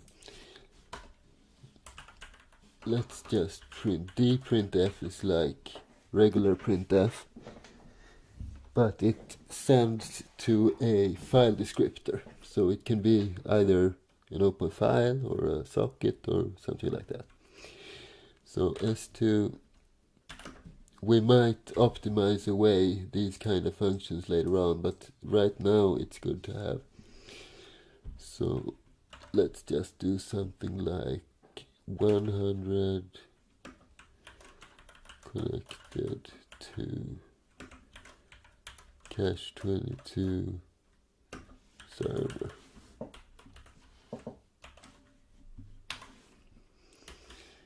And we will also, let's do dprintf s2, yeah, something like that. And the child loop this far will not be much, so let's just do void child loop client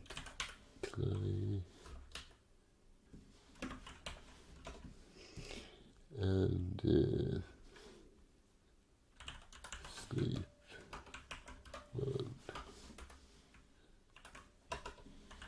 return, just temporarily. And let's add this as well.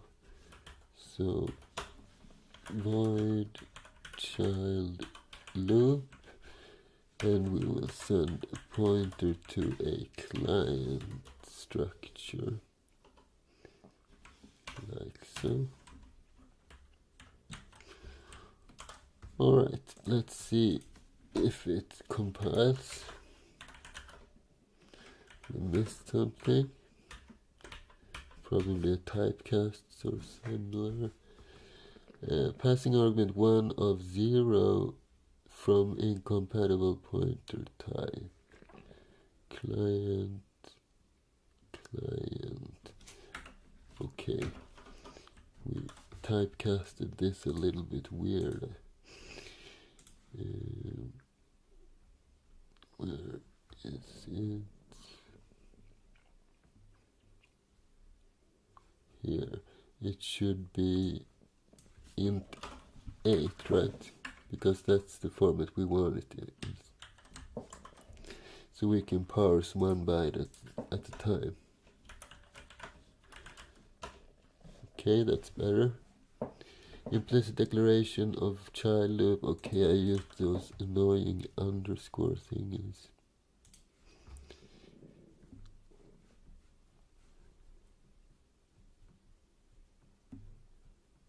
There we are.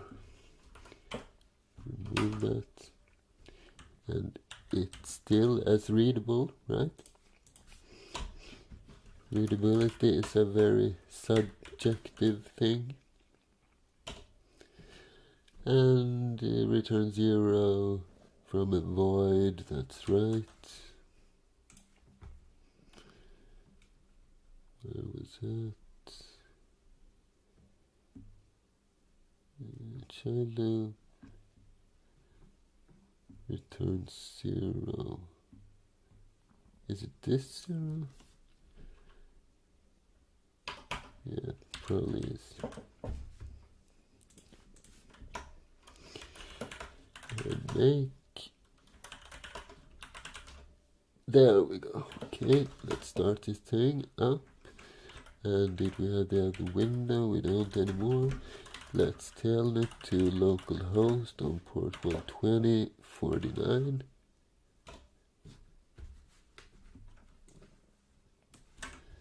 Connected to server. This is being sent by our server. So we are having a connection, ladies and gentlemen. Let me just check out if I missed anything in the chat meanwhile. Here we go. Oh, you've been busy. So let's see. When will it close? I answered that. Is stream over? No, it's most definitely is not. Internet connection was cut off. Nice. Close. Problem with my internet.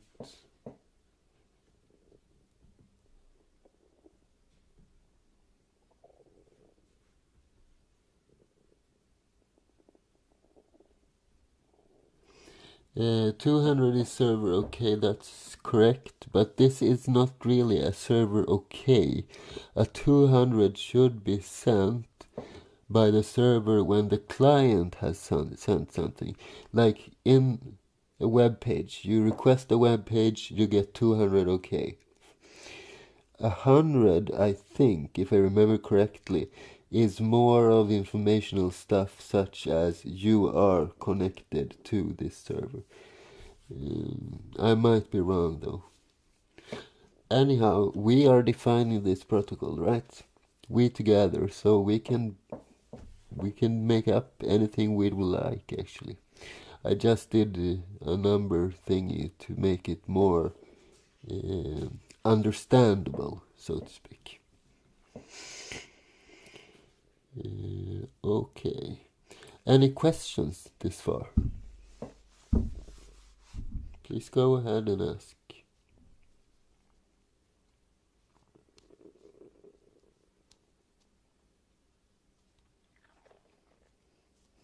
Are you back with us, Angel?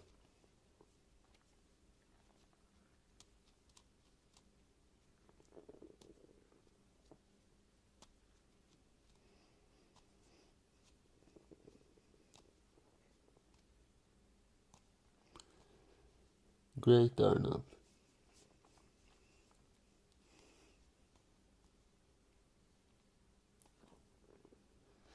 Great, Angel. If you can hear me now, I would like you to choose a moderator, because you are being promoted to the chief moderator, and you will have up to 2 sub-moderators that will help you with the job. So you can do that while I continue a little bit further. It's like 5 minutes left of the stream. Perhaps we should... Yeah, let's just do this, because I said 3 hours and I want to keep the times, okay? So, however, we will have a stream very soon, perhaps even next Friday, where we continue this project, because this is a big project. It will take multiple streams before we are done, and meanwhile, in the middle of these streams, I will still give out a regular video every like 4 days or so. So in those we are currently working on the binary tree, and then we will merge the binary tree implementation with our database server implementation, getting a real good, hopefully faster than Redis in-memory database. Sounds kind of cool, right?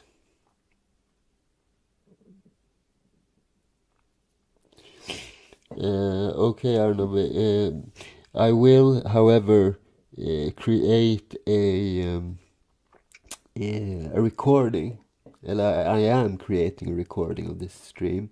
I will just need to do some post-production so it's up to the standards of my channel, but I will release it some time tomorrow, okay? And I will do an announcement on the on the community, right?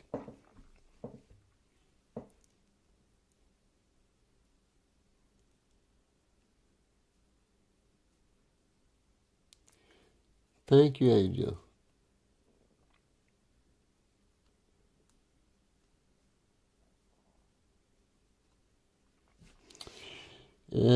But before we end, we have a couple of minutes left, 5 or so. If you have any other questions about programming in general, doesn't really matter which language, please feel free to ask them. I will try to answer as much as I can.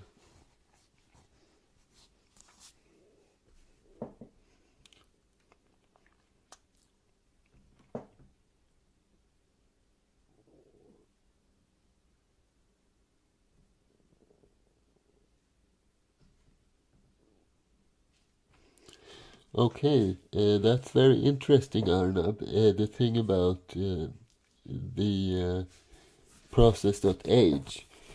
If you want to, you could send me the code when you are done, and I can tell the rest of the rest of the subscribers how to fix it on Windows, if you want to. If so, you can write to me in the comments or something. Okay, but thank you, Angel. If you guys don't have any additional questions, I will thank you for showing up. I hope I see you next Friday as well. And take care, everyone. You know I love you guys.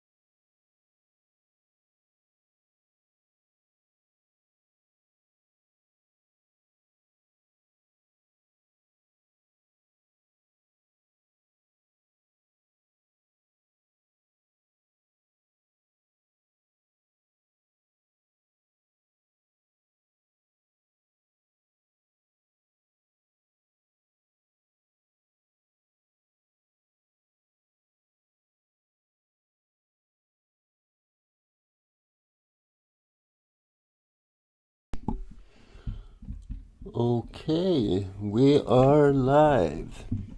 Welcome everybody to yet another stream of mine. This is my third. Let me just verify that everything is working as it should be. Can you hear the sound okay? If so, please write in the chat.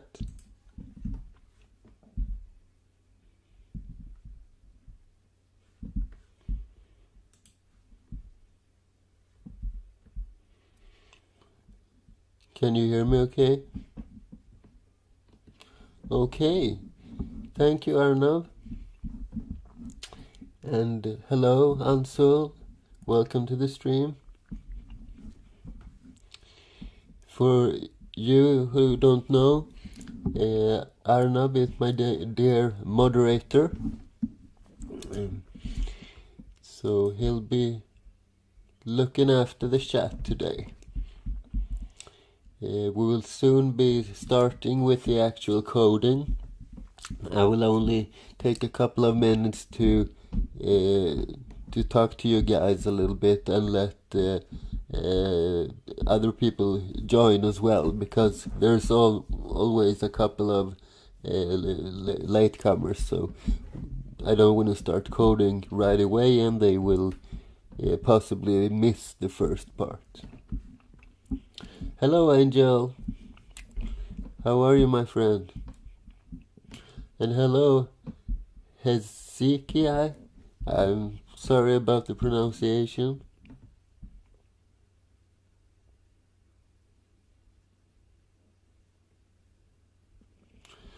Okay, hello, Mr. 21. Yes, and we are not just doing Redis, we are coding our own Redis. And hopefully it'll be faster than Redis. So I can take... and hello, Imoris. Welcome to the stream. I can take a little bit of... I can tell you a little bit of information about the project that we are going to do. So let me show you what I stumbled upon. I was checking out the Redis. For you who don't know, Redis is an in-memory cache database. Probably the most used in-cache database in the world. So I went on to this web page and I found something. Let's see, this one. Get the world's fastest in-memory database from the ones who built it. And I thought to myself, well, what if we can do better? What if we can build the fastest in-memory database in the world and force Redis to change their homepage and write something like, get the world's second fastest in-memory database? Wouldn't that be kinda nice, everyone? So that's a general idea. And my thought is we're gonna build this on a binary tree, and we're gonna optimize it using our own implementation of a hash table. So that's basically what we're going to do today. We have, I think a lot of you have seen that episode where we build a binary tree.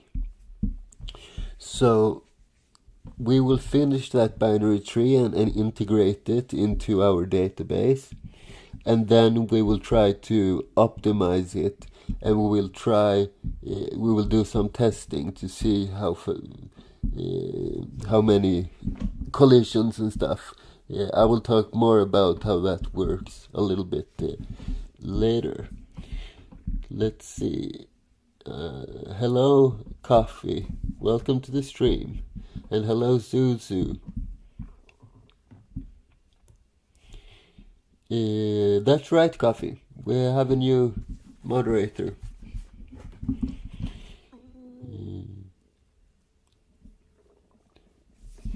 And so yeah, that's basically the general idea.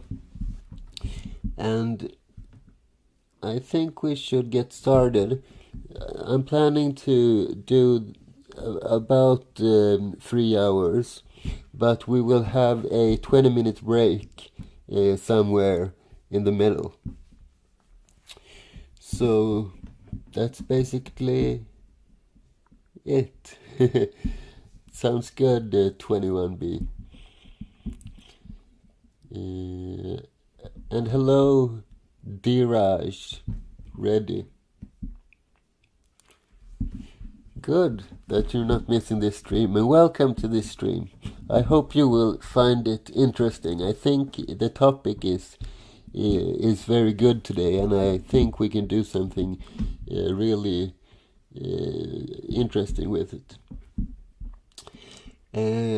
Anyhow, I will move over this chat for a little bit, and I need to log in to my system, my dear Code Planet server. So let's see, let's do a new screen. And for those of you who don't know what screen is, it's one of my favorite Linux programs actually. It makes it possible for me to I can do like create a window like this and toggle between really fast with a key combination, and if I get disconnected from the server, it will look exactly the same when I reconnect. So the screen is alive when I'm not logged in. And screen is a standard tool in almost every Linux distribution. Yes, so let's see. There are two projects. So we have this, let's see, we have the tree. This is the binary tree. Let me just show you a little bit about it. We are going to code in VS Code today, but I can show you faster in Vim. So let's see. So this is what we have done this far with the tree implementation. Basically, we have two different kinds of structures.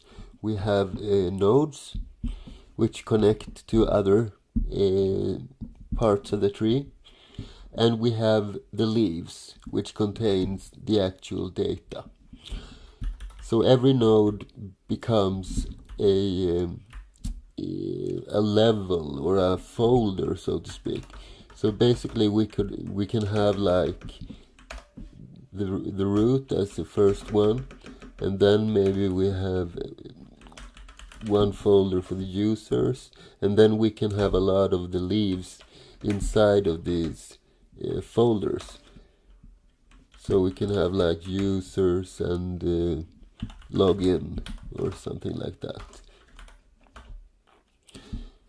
And the general thought is that when we search in the optimized version of the algorithm or whatever we should call it, then it should be able to find stuff in every folder without having to go through the entire structure every time. So that's the idea. And there's only a couple of functions in this. We have a zero function that just puts 0 in a variable or part of the memory. We have a create node, which creates a node, so a folder. We have a function for find last. And when I do these kinds of functions, I usually call it something like find last, and then I add a suffix. So this is the linear version. And later, and I use like an alias a macro which called just find last. So from the beginning I point that to this function, but then when I create a more optimized version, then I can just point the alias, and I won't have to alter a lot of different parts of the code when I want to use the other function. And then we can create a leaf with this one, and then we have the main. And we will not have any main in this part of the code when we are done, because this is going to be more like a library. But it's good to have this when we are experimenting and double checking that everything works and so. So this is the tree implementation. We're gonna keep building a little bit on that. And then we have the actual server. It's called Cache22. So this is where all the server stuff happens, the network connection and all that. So what we did last time is we set up all the different networking stuff. So we prepare it to listen for a TCP port, and when we do get a connection, it will let's see what we did. Yeah, it will fork and create a new sub-process, and that sub-process will run this looping function, which doesn't do much at the moment, but we will put so it will listen to the commands that we send to the server. So this is a lot of boilerplate stuff mostly at the moment, but my hope is that we will finish this part of the program today, and we will have at least a linear implementation of the search algorithm, and possibly more than that. And I will do another stream if I will do another stream anyhow, but it will probably be one more session with this project.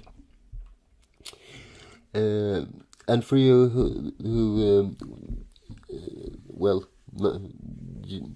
those who's not listening today and it's not here watching live, will get a second chance when I publish the recording on Sunday. And I will also create a reference file. So if we do go to any web pages where we get any information or stuff like that, I can write down the link, and afterwards I will put this in the description of the recording when I release it. So that's basically what we are going to do today. So what do you think about that chat? Do you think it will be an interesting project, perhaps?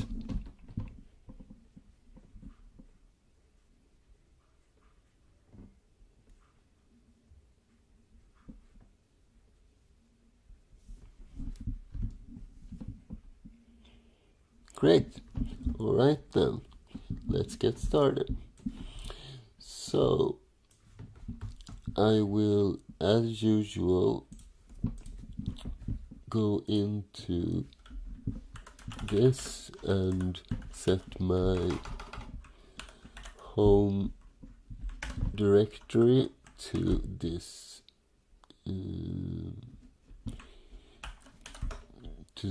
directory, so it's a little bit easier to handle. And it's not only because I want to have a small prompt. It's also if we have like a couple of subdirectories, like this, and maybe one more even, like this, and I go in there and I do stuff, then I can just do CD to get back, and it will not fill the entire screen every time because of the path being too long. So it's quite nifty. Alright, I will start by copying over the tree implementation to this directory.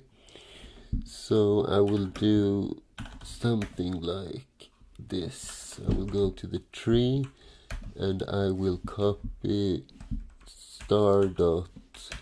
I want the C files and the H files, and I want them in here.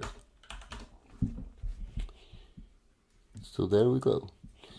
I will also need to update the make file, but let's do that part inside of VS Code instead. So I will go into my Sociopath client and find my cache 22 folder, and then I will just open it in editor. And perhaps I should include that link to this program as well, in case you are also like me coding on an external Linux virtual private server or similar. So let me just see, it's www.birch.com and Sociopath. So this is the page, and it works for Mac and it works for Windows. So I will save this link and put it inside of this reference. So Sociopath SCP client remote edit your code like so, and let's see where my VS Code went. I need to make it a little bit smaller so it should fit on the screen. Something like, I think we can do like this actually. Like so. I hope the text is big enough for you. On small screens it might be problematic sometimes. Alright, so let's open all of these files.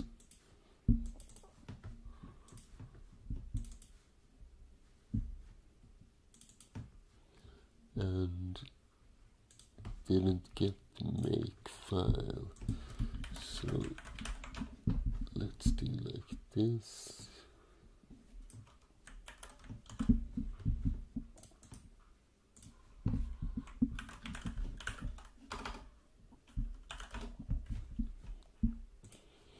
The reason it didn't get the make file, by the way, is because you configure the SCP client by telling it what kind of file extensions you want to use. So I have configured it for .h files and .c files, etc., but not for the make file, so that's why. But that's easy to fix.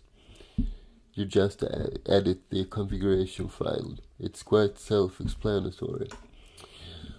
Alright, so we need to add the tree implementation as well. So what do we have? We have a tree, or we want a tree.o, and it's coming from tree.c. We want to run cc with our flags, and then we will have -c and the source file. So this is for the source file. When we have an O file, we can compile the actual tree binary, and we need the tree.o as a dependency, and then we will run cc with our flags, and we will have the source file -o and the target, and possibly some LD flags as well for the linking. And we'll do clean catch22. Let's do tree in between here, like so. And so now I should be able to do make tree.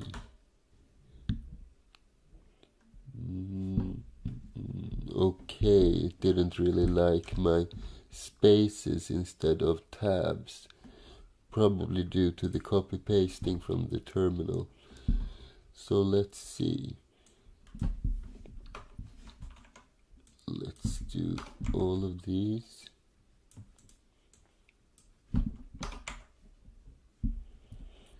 And this one as well as this. Okay. So let's try it again. Make tree. Yes, it compiled. And here we have our tree. So we haven't yet coded a function to display the tree. So what we are displaying at the moment is a value from one of the leaves, and the addresses of I think it is the leaf and the node, if I remember correctly. But everything works this far. And by the way, if you have any questions, I will not be able to see it in the chat when I am coding, but Arnab will take care of the questions, but save them, so when I ask him later on, are there any questions, he can give me one at a time. So he's keeping track of all the questions. Great. So let's see where we will start. Let's also compile the rest, by the way, so we see that everything is still working and I haven't been editing any stuff. So as you can see, it is listening on this port number 12049, and the actual port number was decided by you guys last time, but you can specify the port. I think we did it like this, right? Yeah, you can specify it directly on the command line, and you can also just edit a constant definition inside of the H file. Okay, so everything is up and running, and let me show you what happens when you connect as well. So if I just run telnet, which is the standard tool in Linux for connecting to TCP servers, very good for debugging. And let me just do one more thing. I usually do something like this, because sometimes I close down the window, and if I close down the last window, then the screen process terminates. So I usually do some bash script like this, so I always have one window which I don't touch and which will not be closed down. Okay, so let's see, the port is 2343, And as you can see, we are connected to the server and graded by this 100 connected to the cache 22 server. And these kind of server codes, I'm not really sure if we are going to use it like that, but let's keep it for now. All right. Let me just cough. Sorry. Okay. So where to go next? I need to have some functions that take care of the input from the user. So let's begin there. I want to be able to break down these commands into different space separated variables, basically. So let's see, we are running the main loop and then we are running the child loop as soon as we get a connection. So this is all that we have this far. And we are passing this structure around to the different functions. And if we take a look in the H file, the client structure looks like this. So we have the socket, the file descriptor, which represents the connection. And then we have the IP address in regular format, like this kind of format, as a string. And then we have an int16 for keeping the port number. So that is what we are passing around.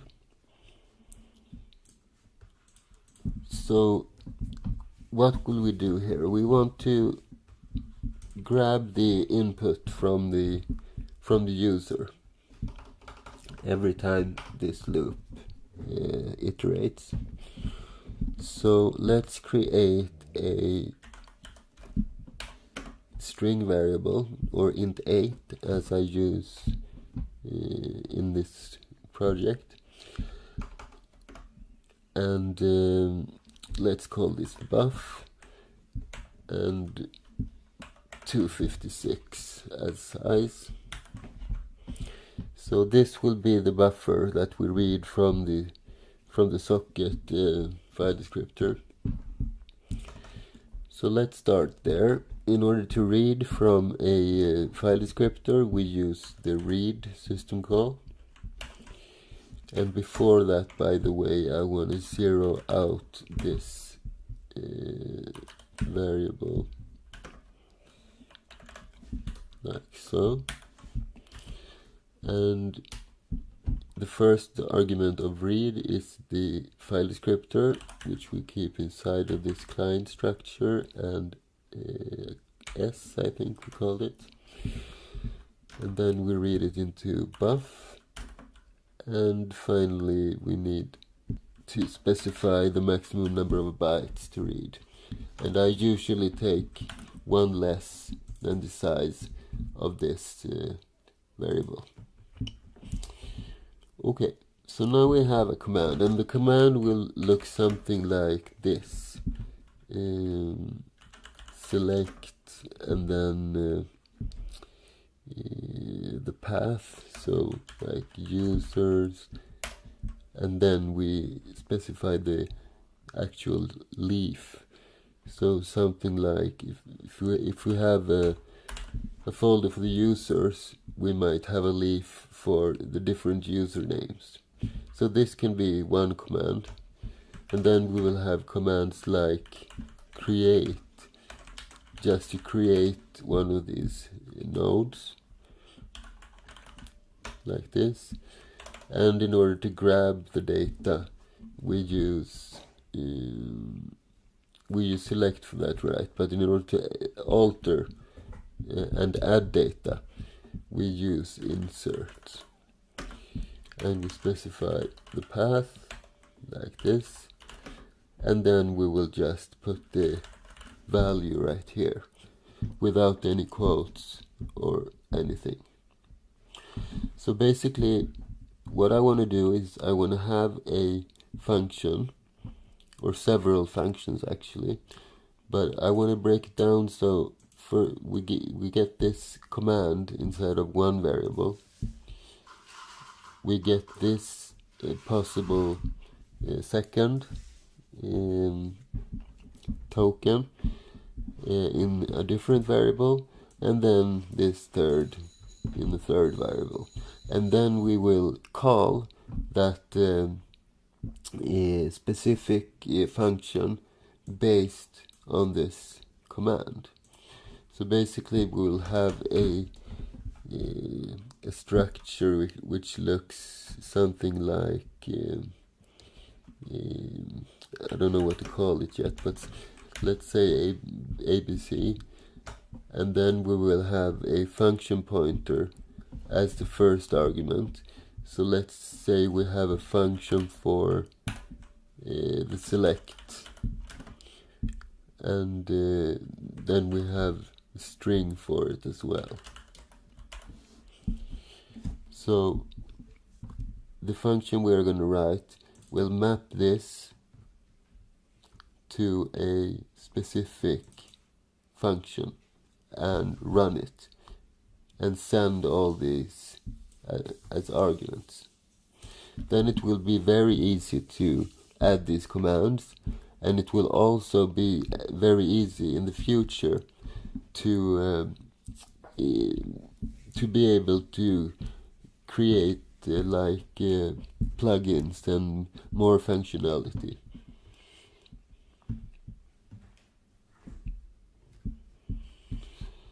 Alright, so let's see how we are going to do this. I think we can do it right inside of this child loop. So how do we separate it in these kinds of tokens? I don't want to use any library calls or similar, so let's code this ourselves. So basically we will set this let's create a by the way, before I forget, the read function will probably need a casting for this one. No, not int8. It should be a char when we call this function. This one is okay, and this one is okay. Alright, so let's create a char pointer. This int8 is actually a char. It's an 8-bit integer. So let's see. We will do something like, I think a for loop would be the easiest. So in the beginning we will set p equal to buff, and we will loop as long as, and then we will have a couple of conditions right here, and every iteration we will just increase this pointer by 1. Okay, so what are the different conditions? Well, we want p to be, or the thing that p is pointing to, we want it to be non-zero, right?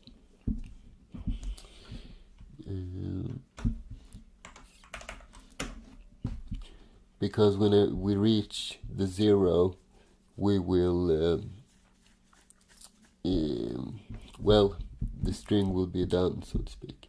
And we also need to keep track that we don't overflow this if they send a very long command. we are limiting it with this one, but I would feel more comfortable if we had a counter as well. So let's see. We can set this to the int16 version of string length, and we pass the char version of buff. So there's a lot of these typecasts because I decided to use this standard, but it's not too troublesome, because if we forget, the compiler will yell at us. Okay, so let's see. N contains the number of characters, and perhaps we should do something like, if n is bigger than 254, we set n to 254. So we are using both the we are using two different ways of protecting ourselves. Okay, so let's say we decrement the n each iteration, which means that n should be positive.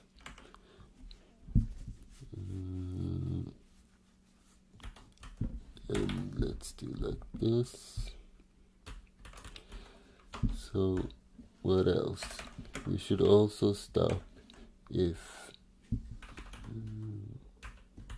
I think we put it like this.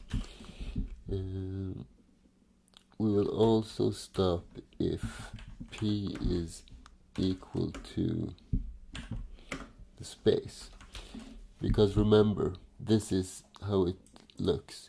So we will go character by character until we find a space, or until we are at the end of this string.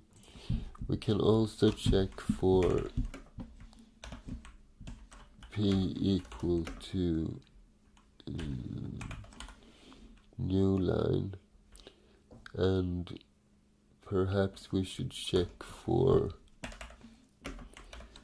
these annoying Windows style new lines as well, or carriage returns or whatever. Let's see. Okay, so p equals buff. We check that p is positive, that n is positive, and that p is not this or this or this. So basically, when this loop is done, we don't even need a body for it actually. When this is done, we have a couple of different scenarios. Either p is equal to 0,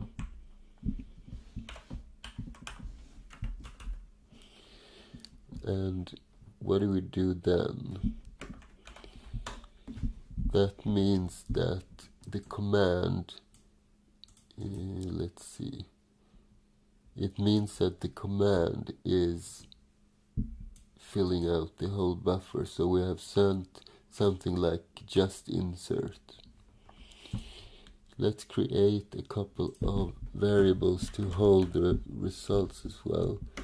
So we will have a command, and we will have a folder, which is the second argument, and then we will possibly have additional arguments.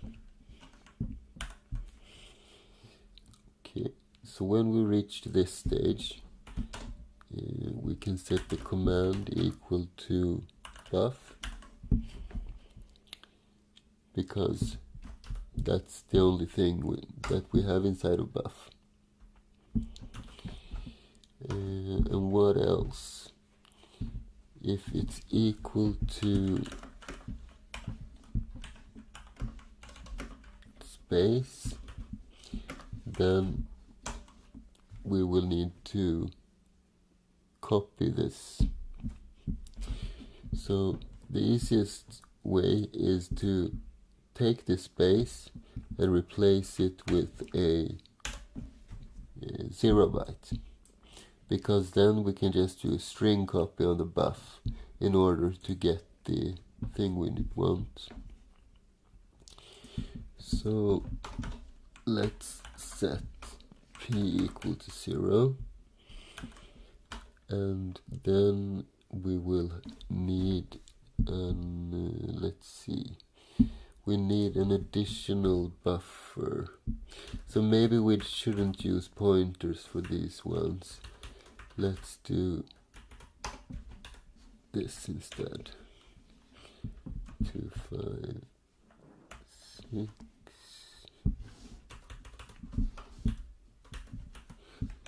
2, 5, 6.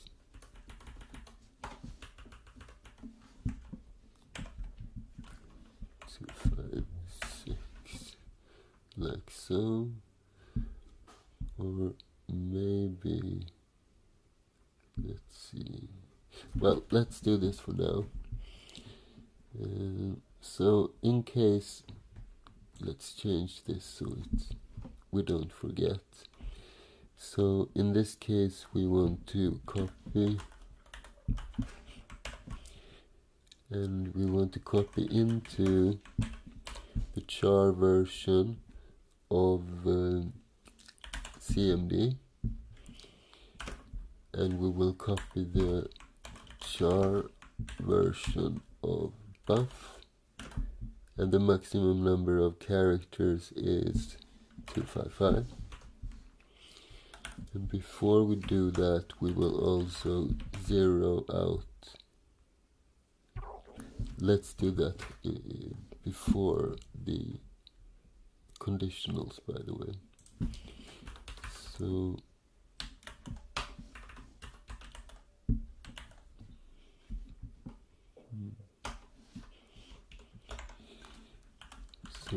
let's 0 out CMD 256. Let's 0 out folder 256, and let's 0 out args 256.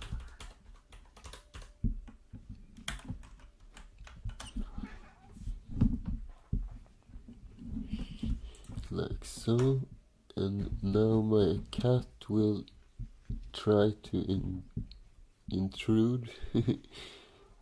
Never mind.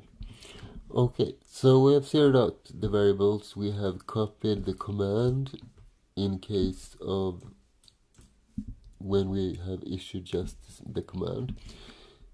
And in this case, we will set this to 0, and then we will do the same as here. We'll copy to the folder from the buff maximum 255. Yeah. And then we are done. We also need to sanitize these by removing those new lines and stuff. Perhaps we should have done that from the beginning, but let's hold off on that for a little bit. Okay, so we have our two conditions. We also need to, well, basically we can do the same as here when we encounter one of the new lines, right? We want to overwrite it with a 0 and then copy the stuff before that. So let's make this if statement a little bit bigger. So if p equals this, and if p equals this,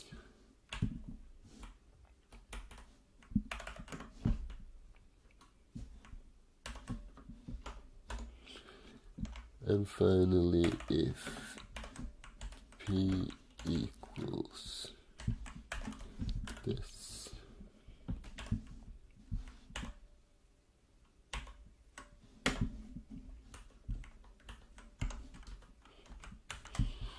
Okay, so we kill 3 birds with 1 stone.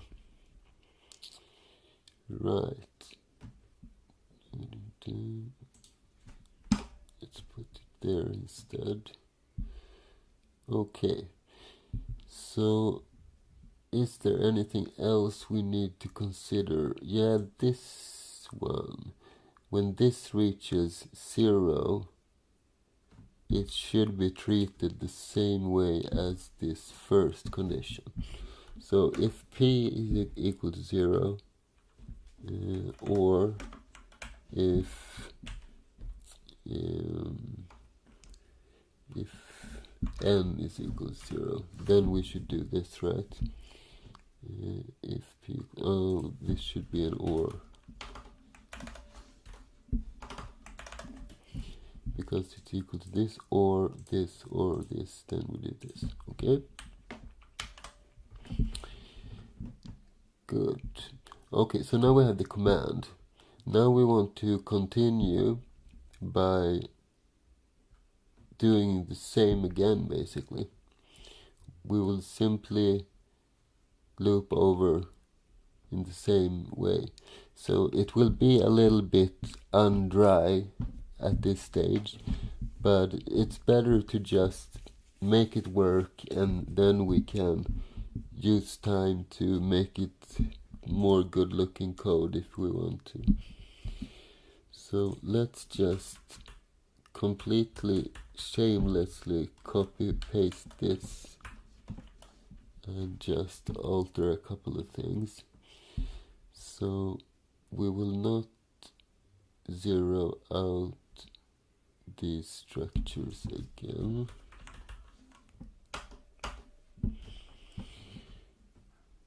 Okay, so p will be equal to what actually? What is p equal to at the moment? It is pointing at this, right? The space. Or it is at the end.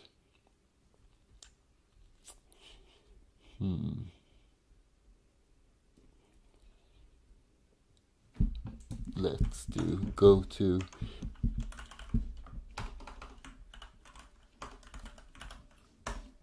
sometimes those kind of solutions are the best to start with, at least.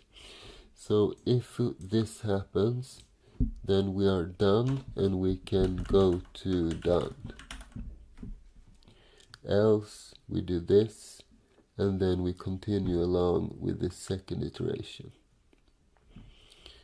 Okay, so then we can set buff. We can almost leave p as it is. We only need to increase it by 1. Let me have one of these. Let's copy them all, so I have them available. It's easier to grasp how the things will look. So currently we have the p pointing towards this space, and we want it to start by pointing right here.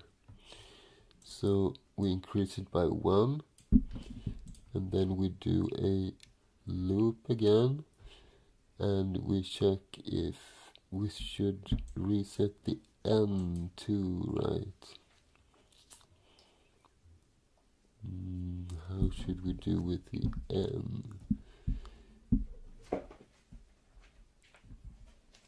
No, we can leave it as it is, I think. Let's do that for now. Okay, so we check if p is not 0, if p is not space, if p is not this or this.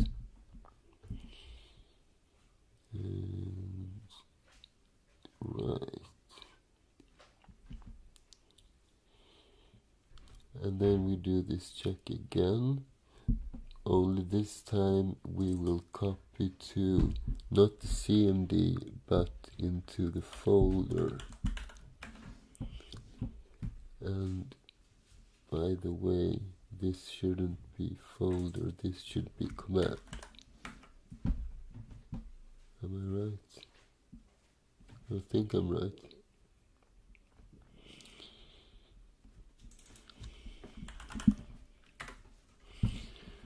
Okay, so we copy it into the folder, but we can't copy the entirety of buff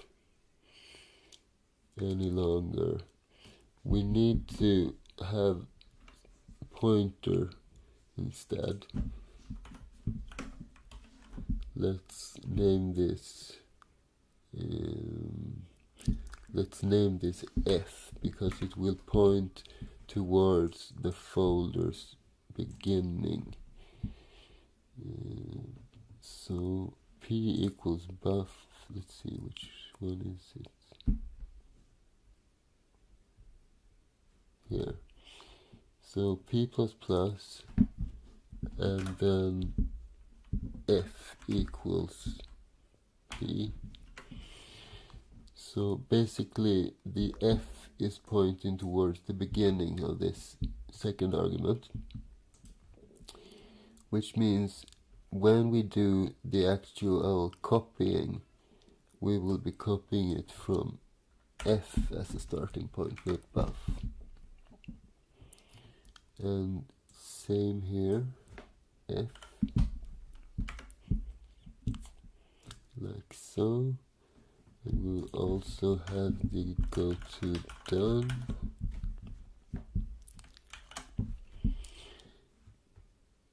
And then all we are left with is the last argument. So let's see, in this case we have spaces and stuff. And we copy into folder from F.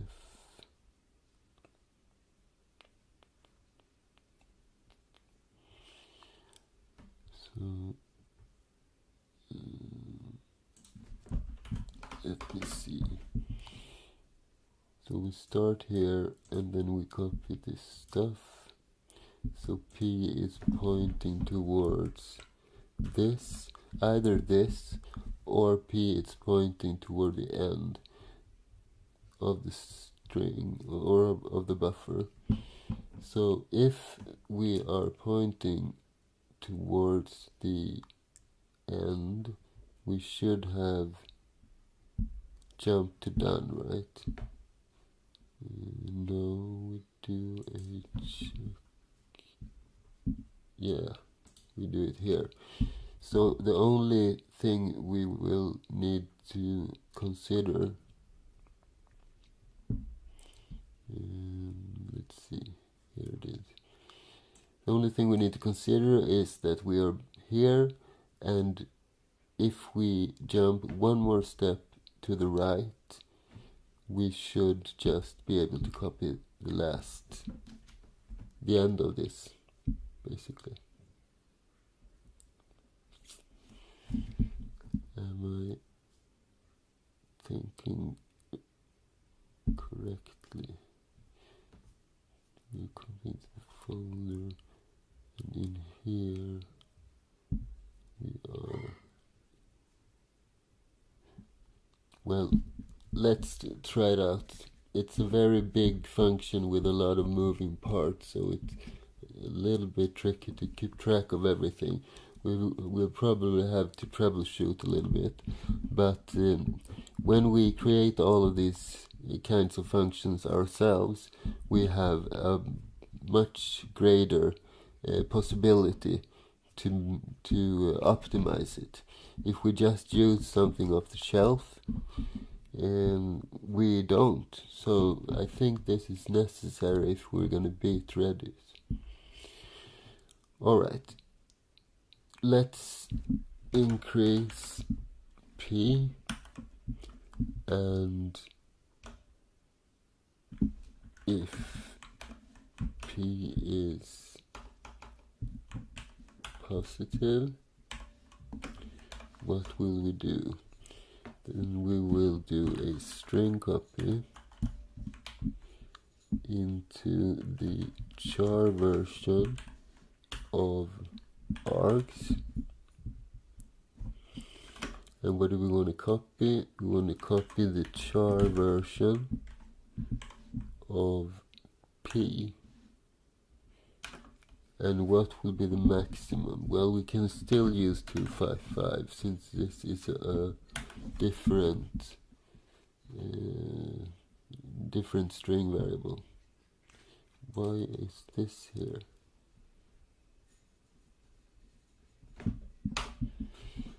Okay, so now this contains the arguments, and possibly it also contains the new lines and stuff. So let's deal with that now. So if P is positive, then we do this copying. Then we can point P towards our args. We can do it like this. We set P to args and we loop as long as P is positive.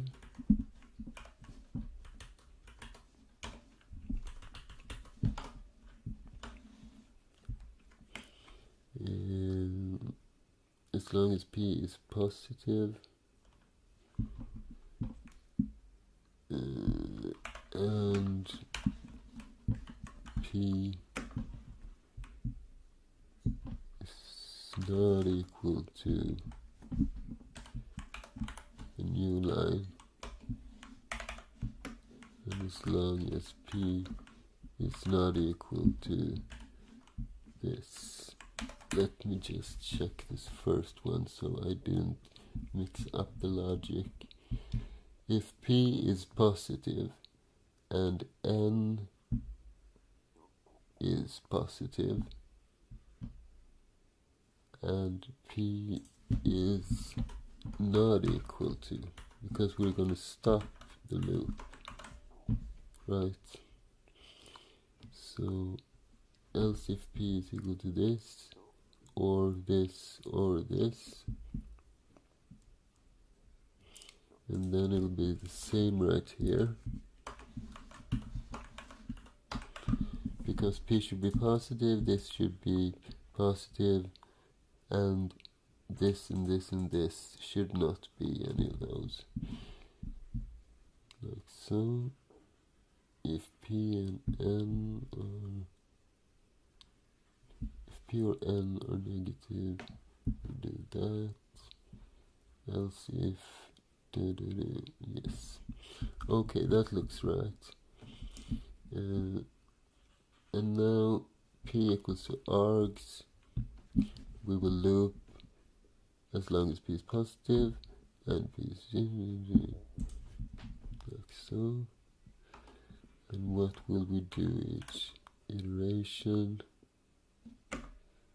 We will simply do P plus plus. Like so. And then we can just set P to 0, right? Because if it's already 0, this won't mess up anything. And if it's one of those, we want them to be 0. So this should fix our new line problem, I think. Okay, so now we have our variables. Let's print them out one by one and see if, let's actually print them to the user connecting with the client. So we will print command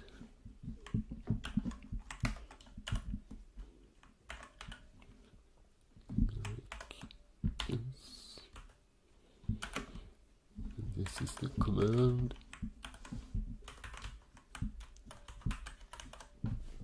and this is the folder.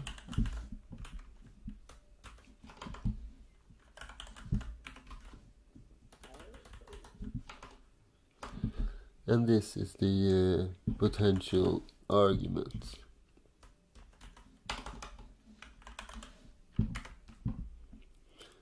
I have a feeling that we have missed something and this is gonna segfault so badly, but well, there's only one way to find out. So then we can return. Okay, well, let's see what happens. And I have been disconnected.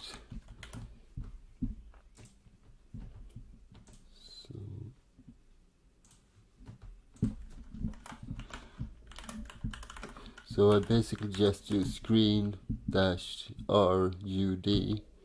and then I have a couple of different screens. If I only have one, I don't need to specify this number, but now I need that. So 14 is the one, right? Yeah. Let's see what happens. Okay, not as much errors as I anticipated. Oh, the ABC, I never removed that.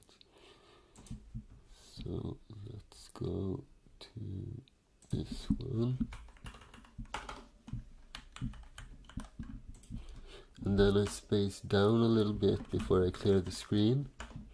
And why do I do that? Because when I compile and get a lot of errors, then I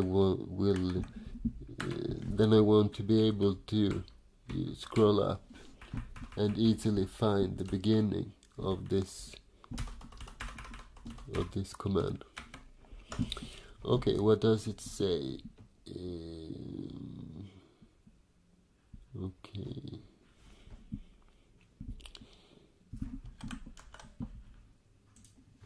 Where was that? So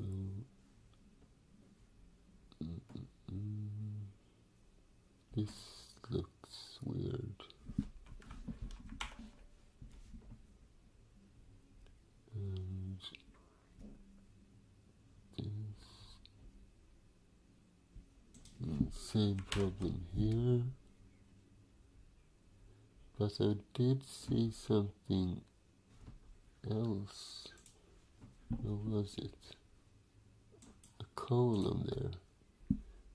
82. 82. There. It should look like this, right? Basically, when you end a for loop or similar commands with a semicolon, then it basically means that you don't want to have a body to that loop, because all I need for this is a different looping, so to speak. Loop until I get to the point I want to be, and then I do this once. Alright, let's try again.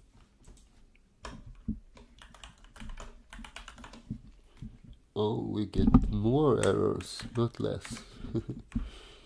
Well. Oh, it's a lot.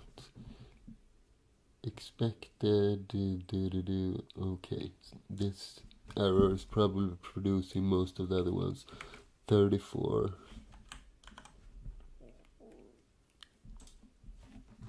34. This one. Okay, we have this condition, and this condition, and this, and this, and this. Okay. This shouldn't be here, right? So then we should probably do the same somewhere around here, and hopefully most of these errors will disappear. Yes, but still I did something similar. No, it's still complaining about 82. Still complaining about 82. It's my unlucky number 82.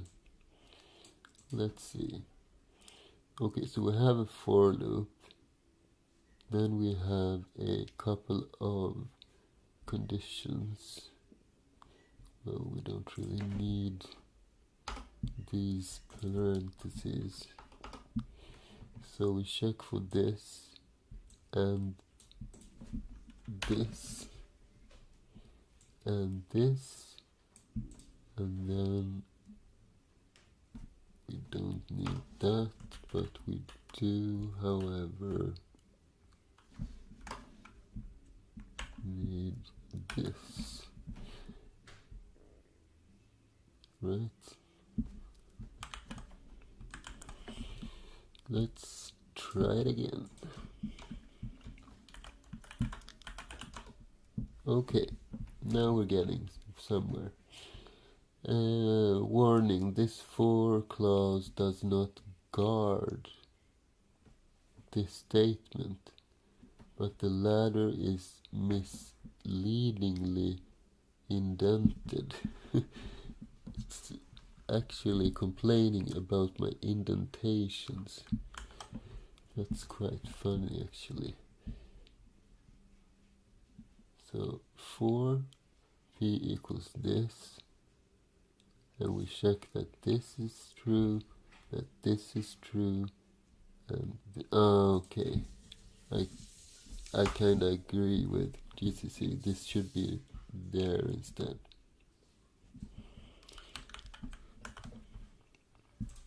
It was quite sensible after all.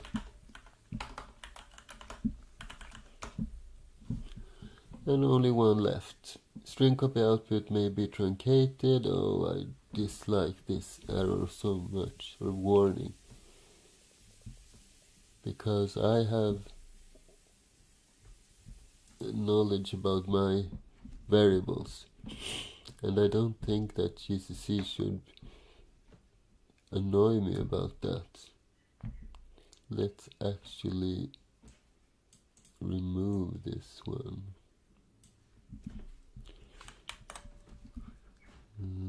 I always forget how to do that. Let's see.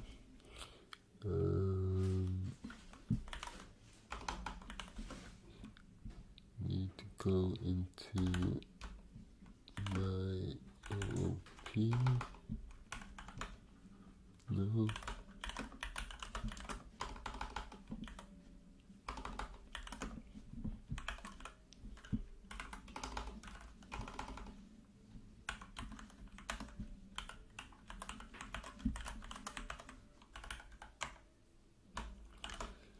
And I think I have something like this in my lambda code.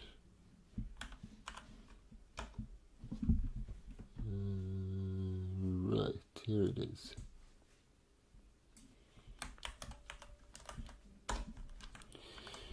So let's go into our H file, and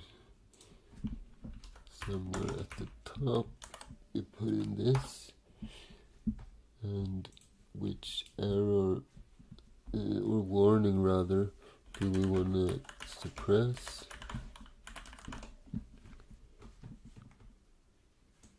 This one, because it's not complaining or warning me that I am causing a buffer overflow. No. It's complaining that I am not copying as much data as I should have. So it's the other way around, and I don't really care for that. So then we can add this pragma.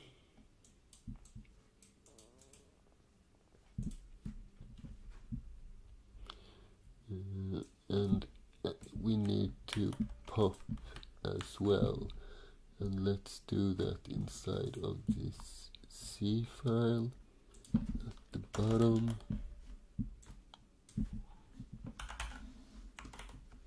There we go. And then we do the make clean, and now we should hopefully don't get that annoying error. Great. Okay, let's try this. Do you think it will work on the first try? Let's see. So I will connect to localhost, and what port did we use? 12049. 12049. Here we go. And let's say we will run the command create users.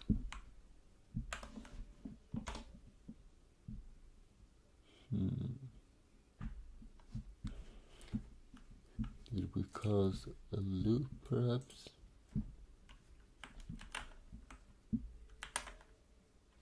It's not crashing yet.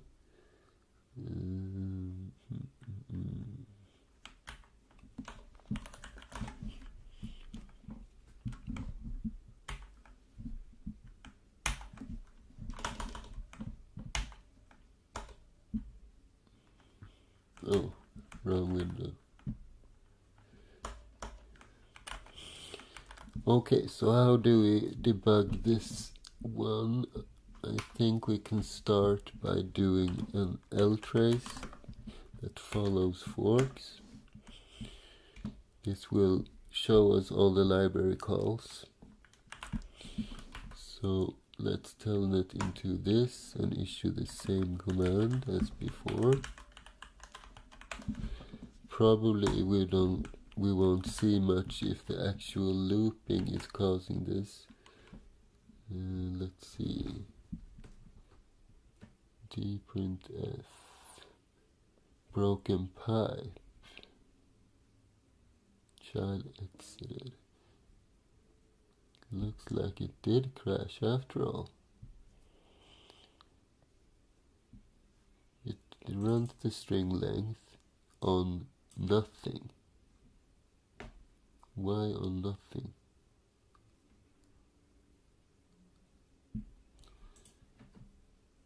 We read without return.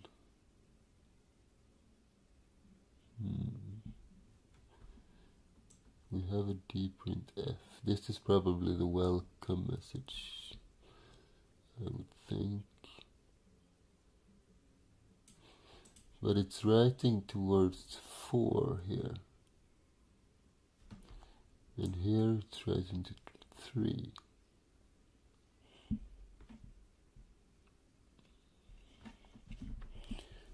Okay.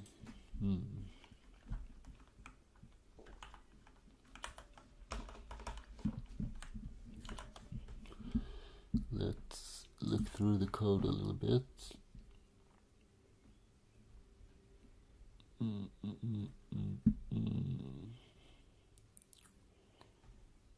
Where were we?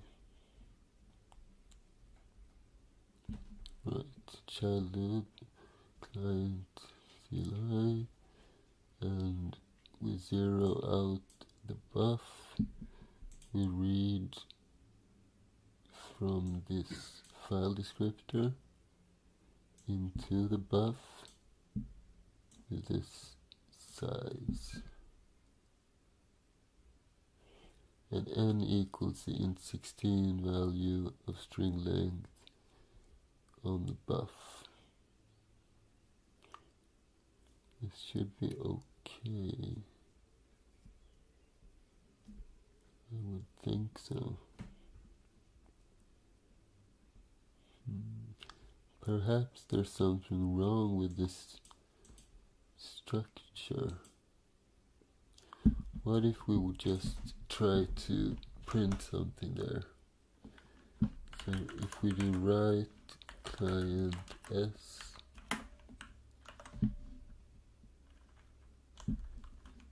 and a new line, and this would be 4 bytes,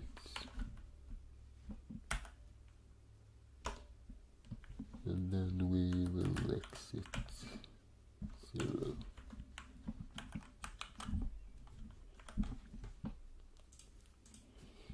So let's compile it again, and we can run it the usual way first. Let's connect, and we type something, and we do not get a response. We do not get a response.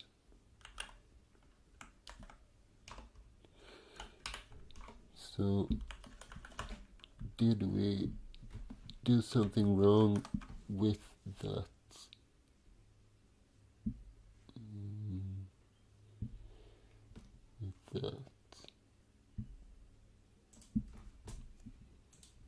Client structure. So let's see. This is inside of the main loop. We accept the connection. We figure out the port and the IP. What then? We allocate the client structure, size of struct as client with 0, everything. We set the S to S, and what is S? S is S2 we get from accept. That is the child's file descriptor, but the S, that is the main process. So that's probably it then. Let's save this, and well, it's not the only thing actually, because we shouldn't crash, but at least we're one step closer. Let's remove this for now, and let's compile.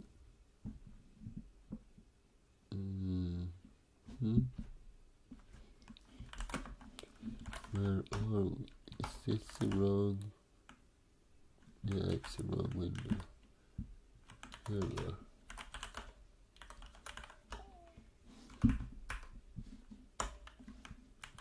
So let's connect to this one, and let's issue the command create /users. Okay, so the command is create, the folder is users, and the argument's empty. Beautiful. And what happens if we issue only something like help? The command, it's still help, but there's a new line with a folder. Okay, we need to remember that. And if we do a longer command, so insert users this, and then some kind of value.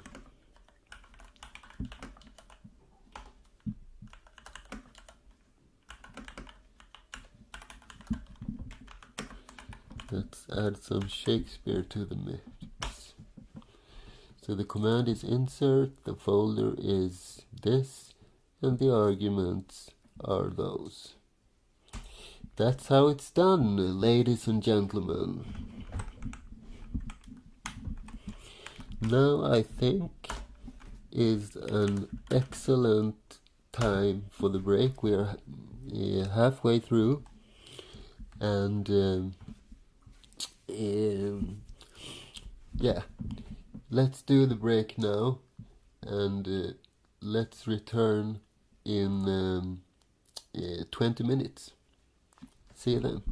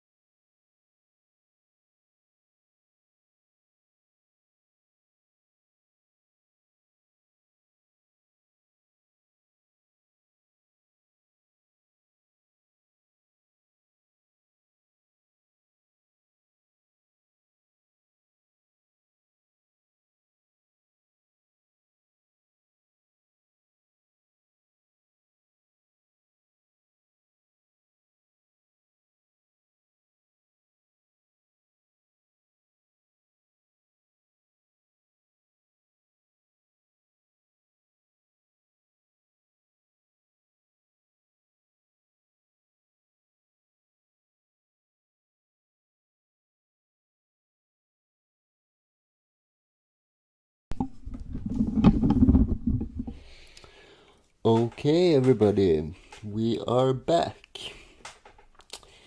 Yes, Arnab, let's take a couple of questions. Would you select one? I haven't been following the chat because of the coding, so you can pick one.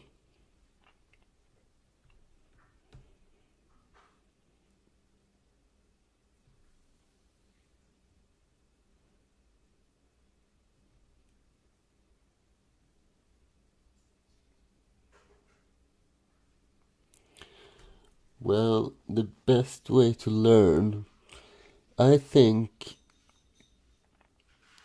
in order to really learn, so you become really good at coding, you need to create a project of your own, and it needs to be a project which matters to you. So let's say you are interested in football, for example. Perhaps you choose to create a like a program or like a game where you manage a football team. Or if you are interested in video games, perhaps you could create some kind of an editor or some kind of calculator which helps you to plan your armies in more effective ways. Or because if you combine the coding with an interest of yours, then you will be passionate about that project and you will learn double the amount you would have otherwise.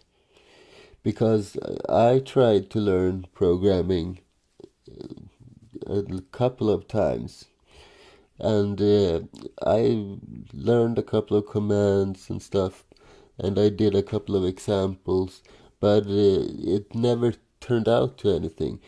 But then I combined it with other things, and I created projects that really mattered to me, and then it was a whole different subject. So that is my I don't know, my idea when it comes to that kind of stuff. Let's see. Should we not close the copies of socket file descriptors that the child process receives in the child loop? No, we should not close it in the child loop, because the child loop runs once every time we get a command, and during a connection you should be able to issue multiple commands, right? So let me show you what I mean when we actually should close the socket. Because if we look at this code in the main loop, so here is a fork. So this is where the child process begins. And what do we do in it? Well, we print out this welcome message. We set the variable continuation to true, and then we loop the child loop. And as long as continuation is true, we keep reading commands from the user. When a continuation is set to false, like when the user issues the quit command or something like that, then we break out the loop and then we close the socket, right?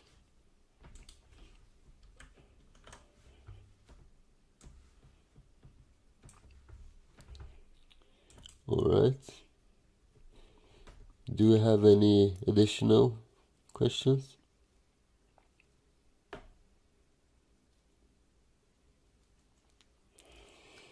No, the code is currently not available on any repo like that.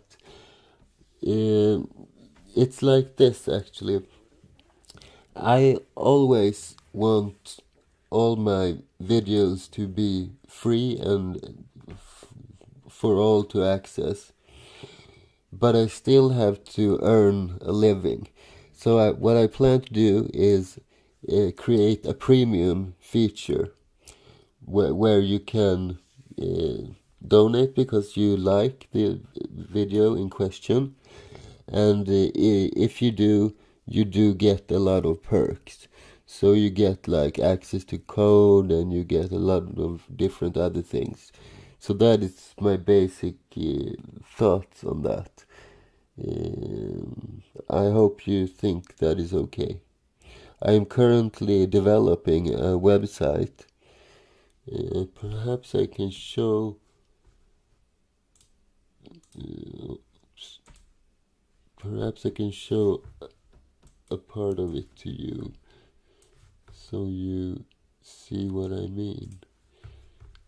I don't want to show the link though, because it's not done right. Let's see.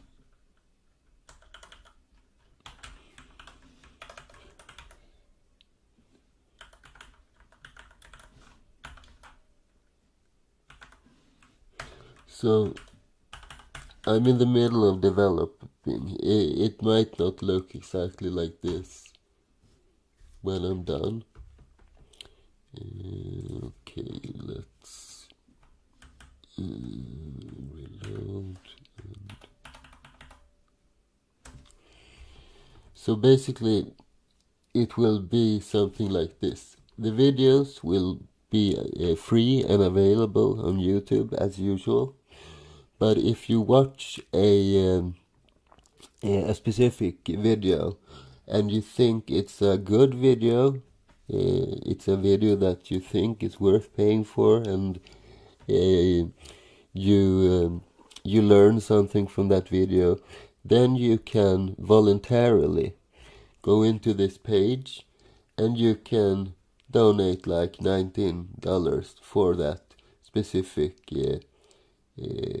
episode. And when you do, you get access to the code and stuff like that. I have a couple of different things as well planned. And we will also have a high score list with the biggest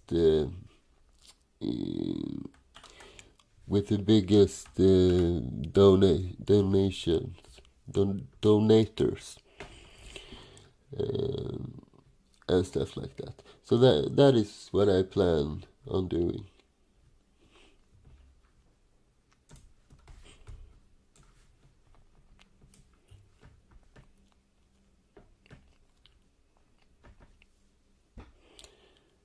And do we have any more?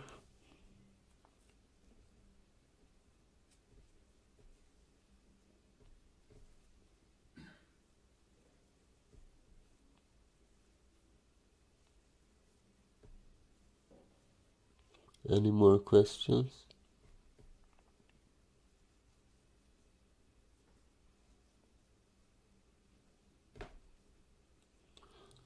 Hello, Triumph. Okay.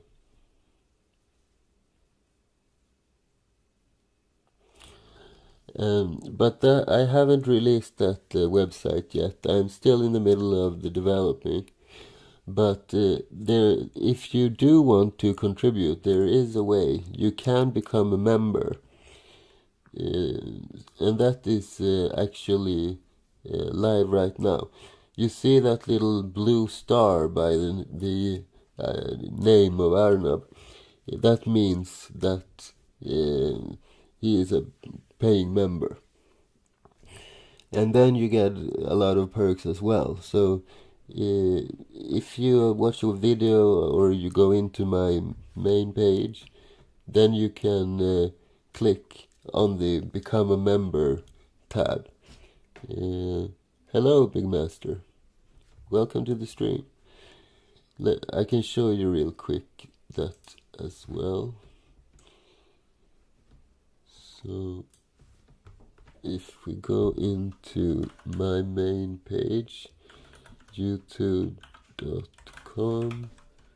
and then it's @ and Dr. Jonas Birch. So there, become a member, and I have it in Swedish, so that's why it looks different. But if you click that, then you will see the different levels and what you get access to for the different things. But it's basically not. Its focus is that you can contribute if you like to. So that's the main idea, and then you get some additional perks as well. But I think the main thing should be that you contribute because you want to, because you like the material and so forth. Angel is around, I think. I saw him in the chat before.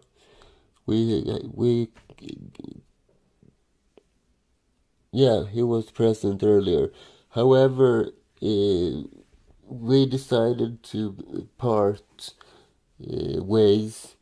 He's no longer moderator, but we are on good terms. So,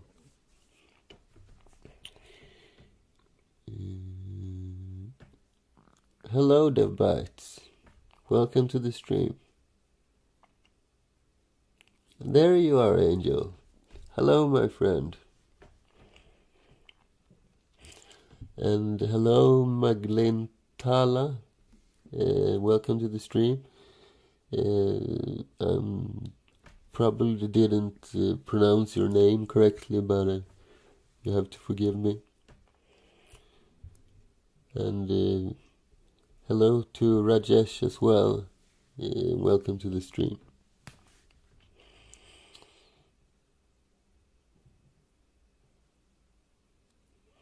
A time machine. Well, we could probably create a tool like the Apple time machine, but an actual time machine? Well, let's put it like this. If humanity ever figures out how to code a time machine, it will most definitely be written in C.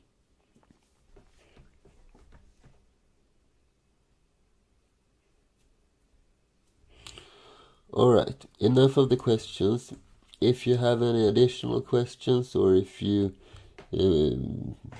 come to think about anything while I'm coding, just ask them in the chat, and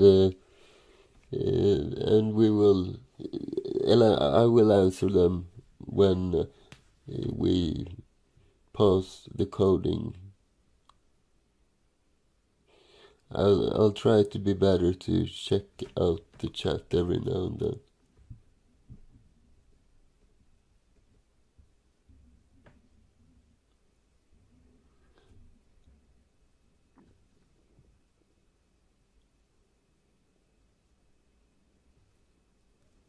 Well, I don't know.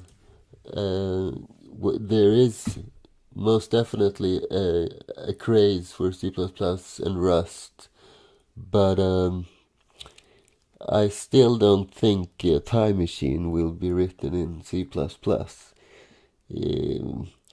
We need a language like C for that kind of... Well, C put us on the moon, right? And If we would have tried doing the same thing in C++, it would probably have crashed halfway to the moon. I'm just kidding. C++ is a wonderful language as well. Alright, let's continue with the code, shall we? So, we are able to handle the user inputs with some small bugs. We still haven't fixed the new line problem, and I need to reconnect.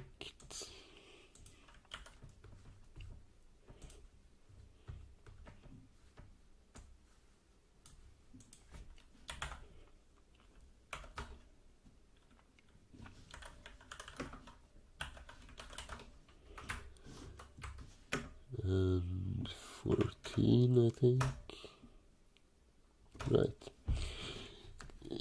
Because where was it? Some command that we issued had problem with a new line.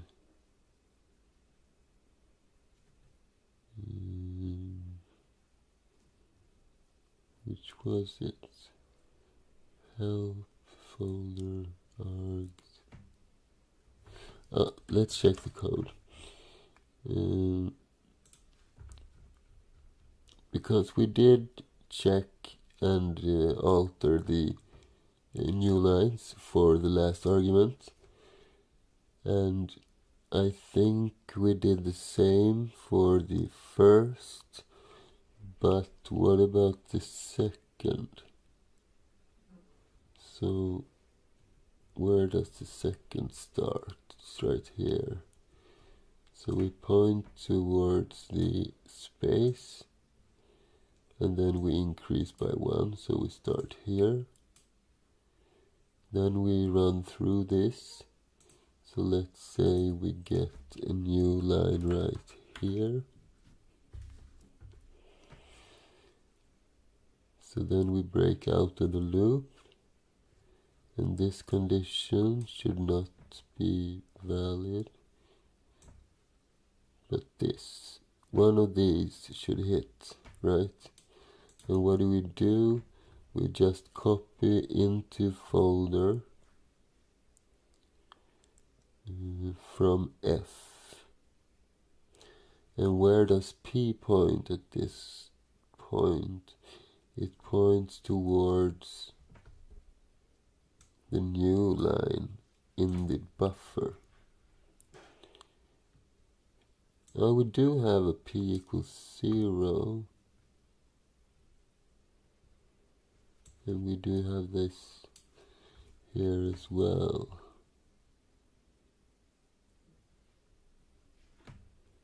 And here we are inside of the args. I think I want to test this again though. Let's just connect to the server and issue a couple of commands. So first let's just do something like this. So it prints the help and it prints folder and a new line. Why does it print an extra new line on the folder when we just issue one command? Let's see. So we go through all of this and we copy to the command, and what happens then?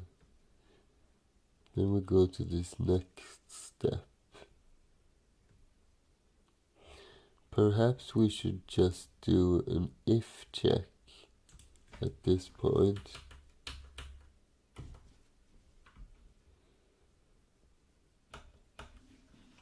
Something like if P let's see. So in this case we have gone through the first, and if P is negative, then we are done, right?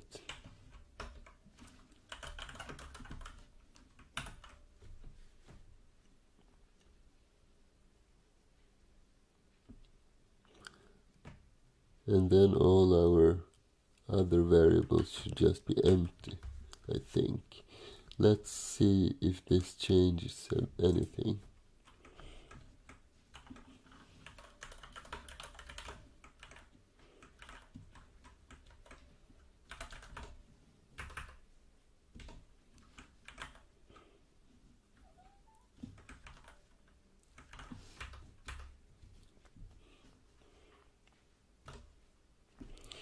So if I issue the command of help, okay, now it looks better. And this space is right here, that's just a tab, so that's nothing to worry about. And if we issue two commands, so we do create and a folder,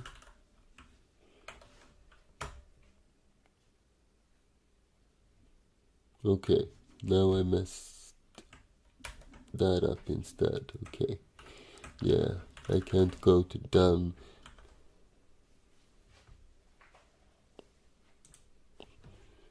Let's see, because P is pointing towards the buffer,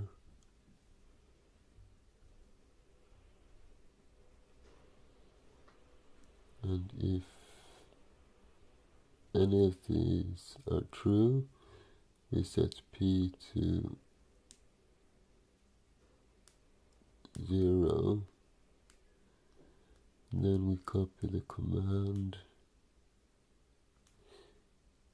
and if P is 0, well, of course it is 0.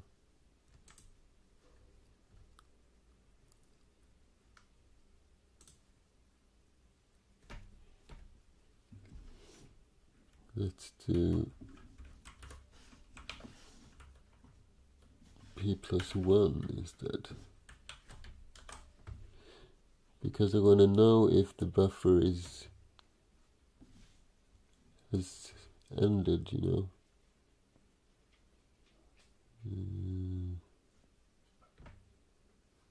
This one. Alright. Let's do this and this.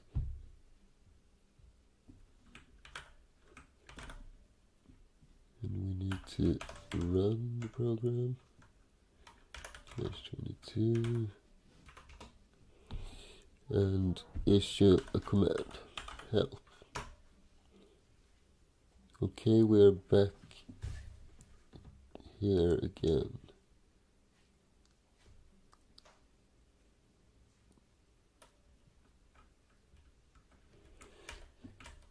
So how are we going to check that there's no more command?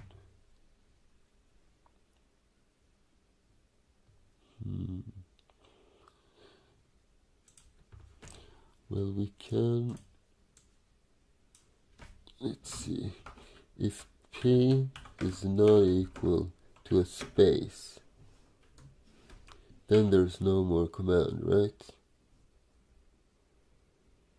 If P is not equal to a space, then we are done. Let's try that.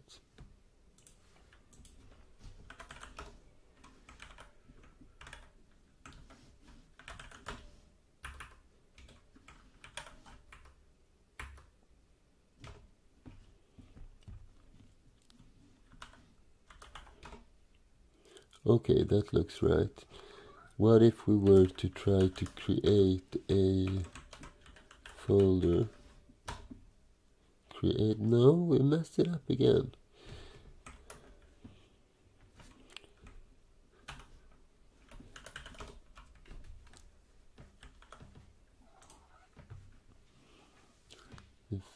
this is equal to space, and we should go, and if not, because P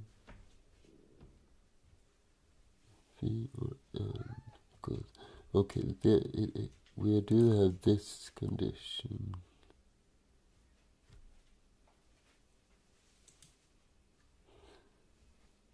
And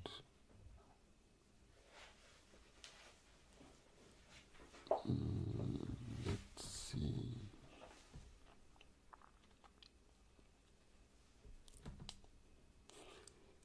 We copy the command.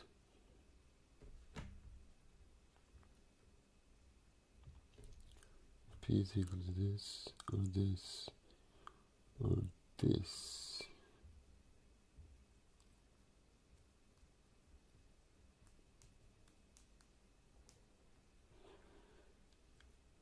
Then what do we do? P is not equal to this. Well, it's no longer equal to that. Maybe we should break out this into two different things instead. So if we were to do another else if, where we check for these conditions,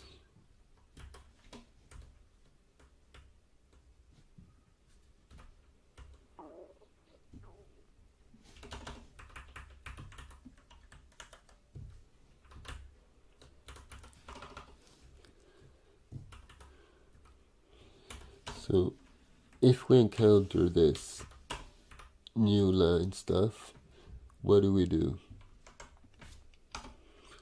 Then we set P equal to 0. We do the string copy.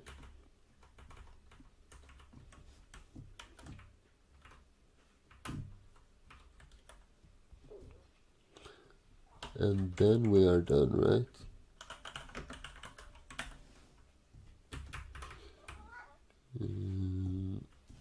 So this should be another else if.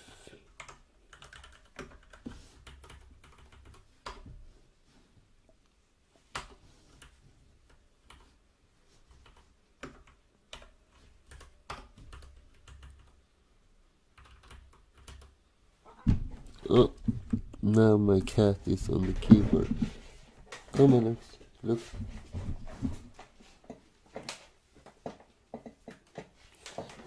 Sorry, he jumped onto the keyboard. Let's see.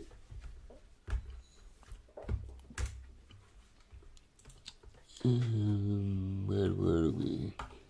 Yeah, else if. Okay.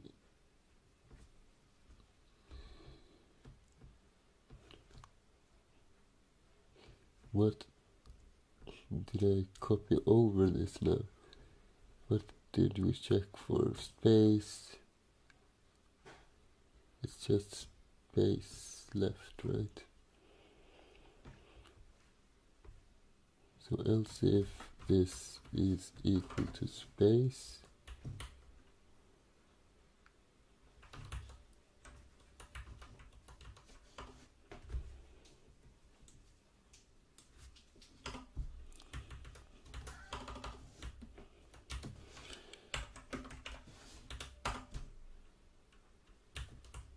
okay, so if it's a space, this we can remove. We just put a 0 instead, and then we string copy this stuff. Okay, so now it should work, I think.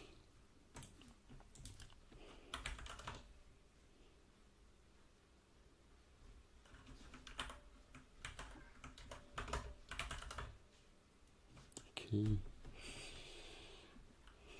All those brackets. Else if, and we have this, and we check for this or this. and then we have that. What is this? Let's see.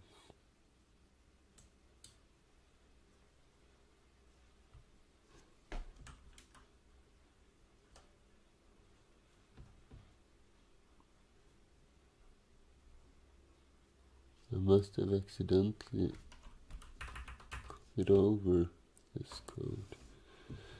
So this if statement,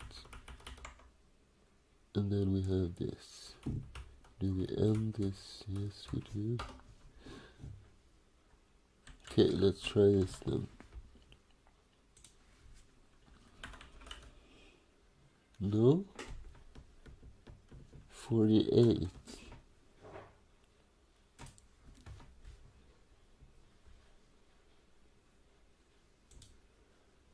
What is this?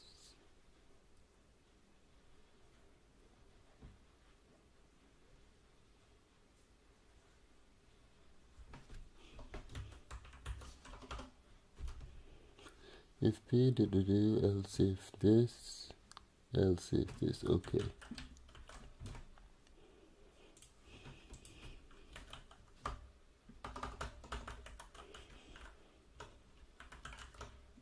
There we go.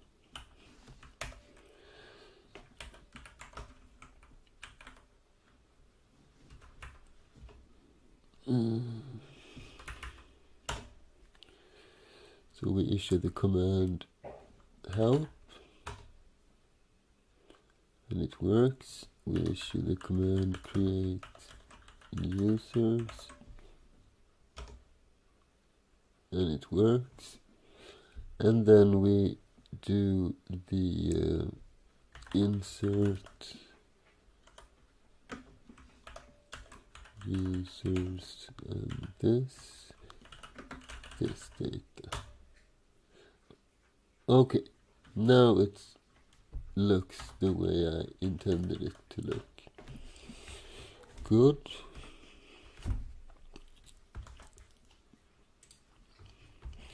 So what's the next step then? We need to figure out which function to call. So let's create something in the H file which we'll call a, what should we call it? A function handler, command handler perhaps. And how should that look like? Well, it should be a structure containing, let's see, let's begin by defining the function pointer. So that has a rather weird syntax. I think it's like this. So we put the name right here, and then maybe you should put the return type before this.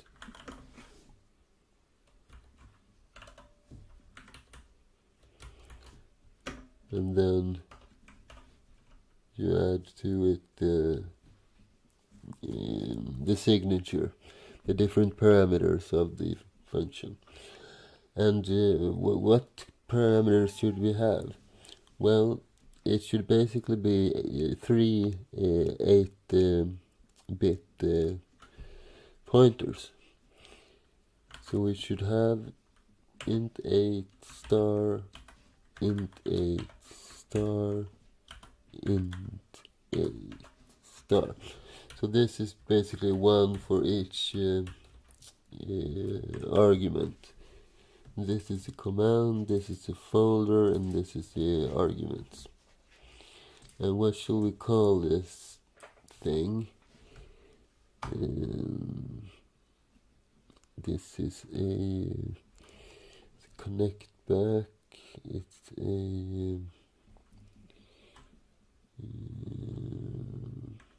let's just call them callback.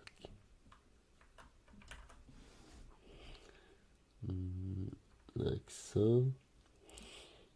And then we need a structure as well. So the structure we call a command handler.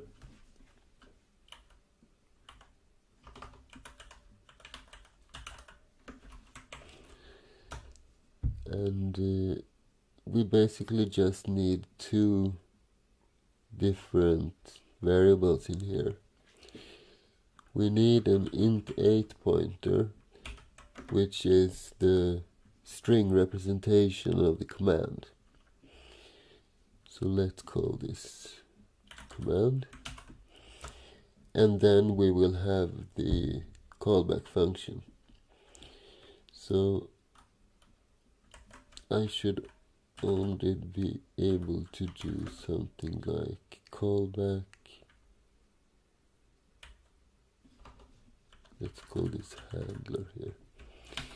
And I don't think I should include the star, since I have the one here.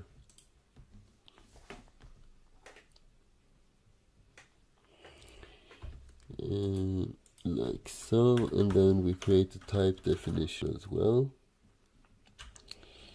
So we type def struct s command handler, and we will call it command handler with capitalized letters, like so. And then we will just create a list basically. So let's do a struct, and no, not struct, we have a better name for it. Let's do command handler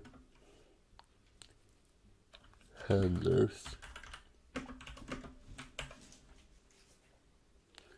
So then we will have a couple of these, one per command. Let's begin by just doing something like hello. And if they issue the command hello, then we will say hello back. So I think we perhaps need to typecast this into 8 star.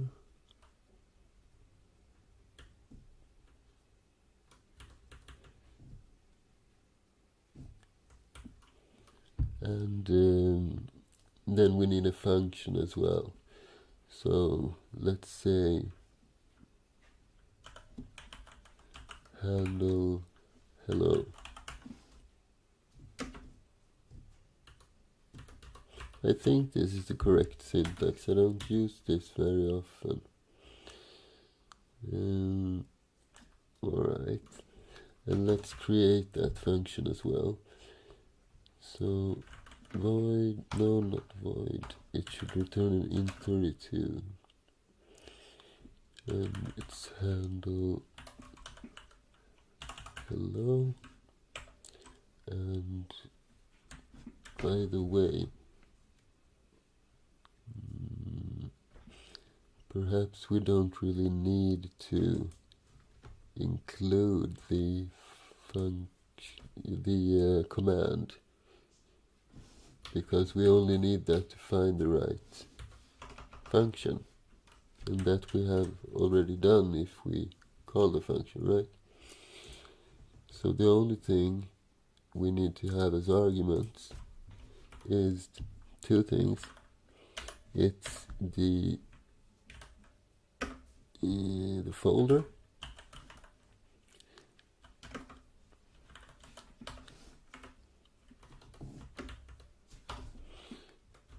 and it's the possible third argument.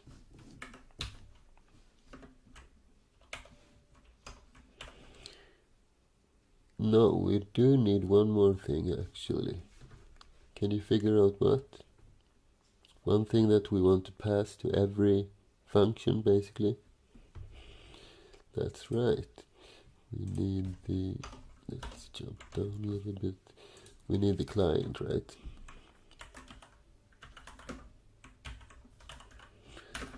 if we don't have that, we'll not be able to respond and stuff. And let's update the signature as well. So we will have a client, and where does the client get? It's down here. We need to think about the order of things. So let's move this whole stuff so it's underneath here. Alright. So here we have the arguments, and then we can just, well, this is a temporary thing, so let's just do a dprintf on the socket file descriptor, where we reply back hello, and let's put the argument here as well.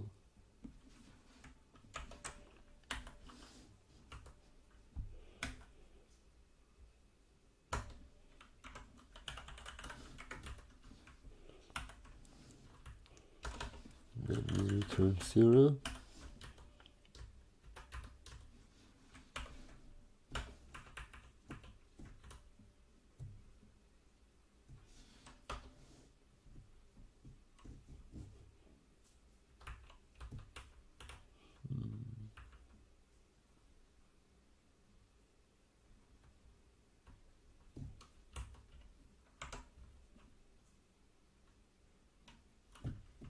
Yeah, let's do it like this.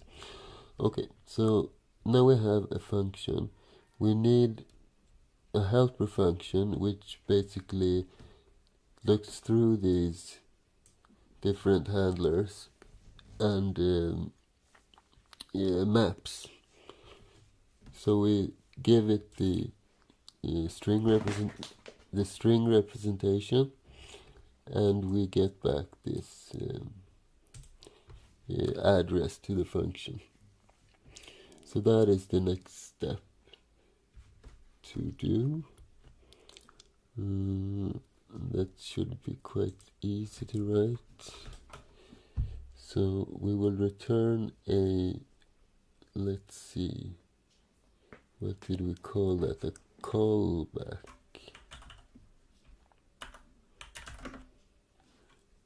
And that is a pointer by definition, I think. So callback, and what should we name this? Let's just do get command, and we send an int 8 command.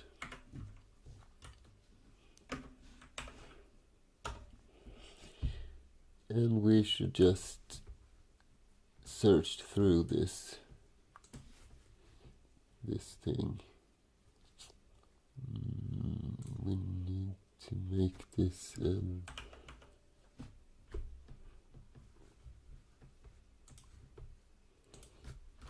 this should be an array.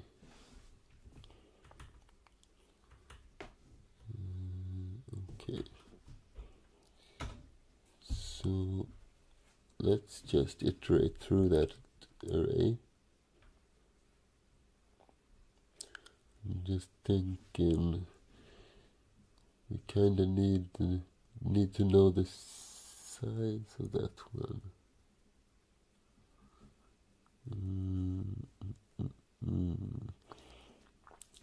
Let's do something temporary.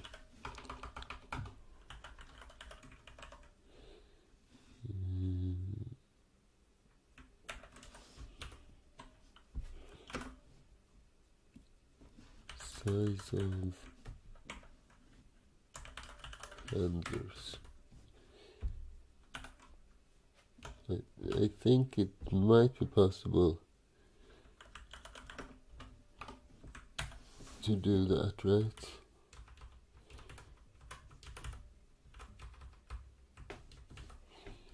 So this is called getCMD.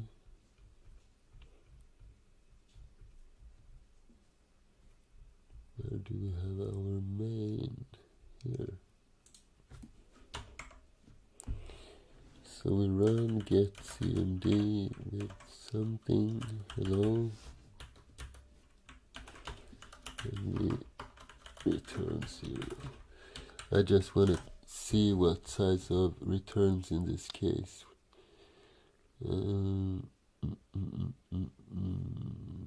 This one.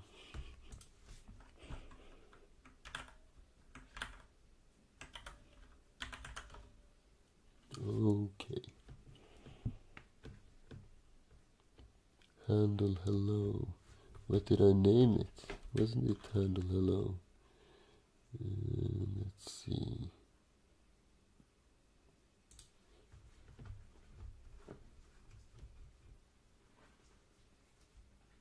Okay, I never wrote that function.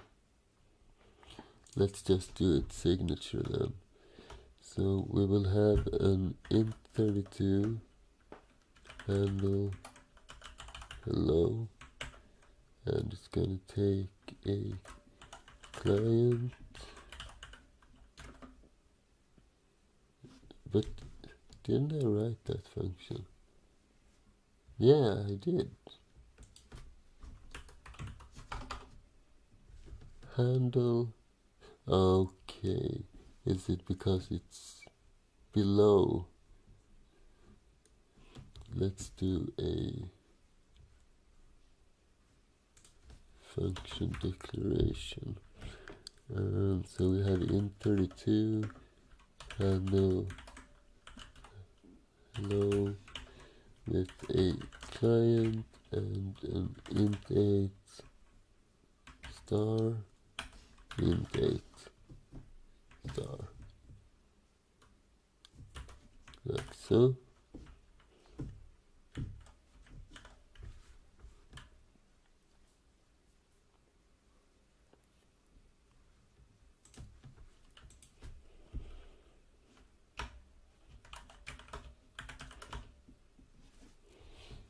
Okay, that disappeared. Format expects argument of type int, but argument 2 has type long int. Okay, it's long. All those 64-bit CPUs, right?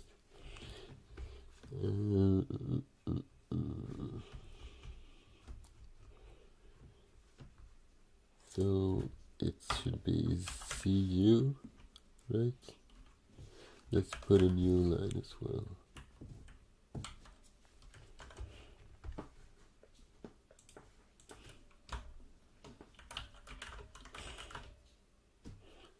And we need to, where is it? 202.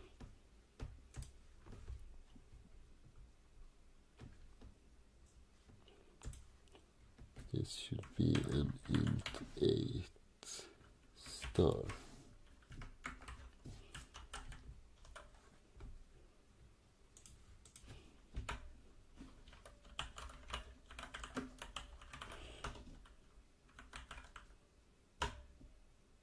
Alright. So let's run this thing. 16.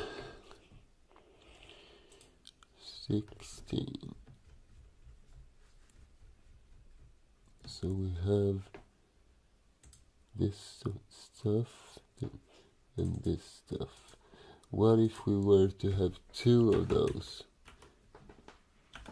Will it still calculate it correctly?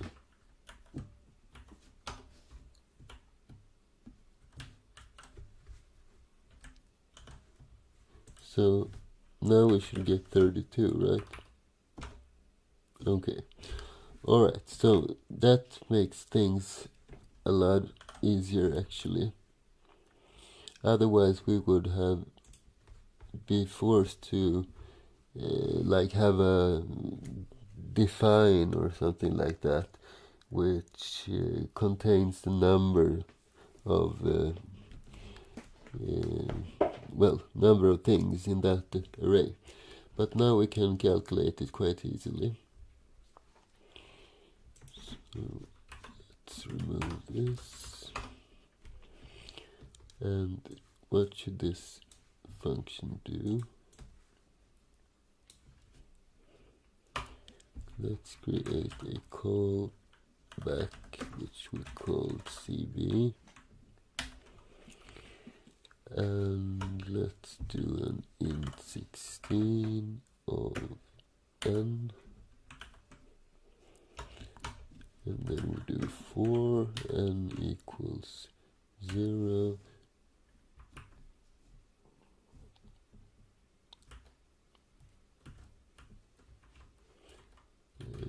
Let's do it in 2 steps. Okay, so we have this and we need something, what should we call it? Array length. And array length should be size of handlers. And we should simply divide it by 16 then. This parenthesis is not necessary, it's just my own convention.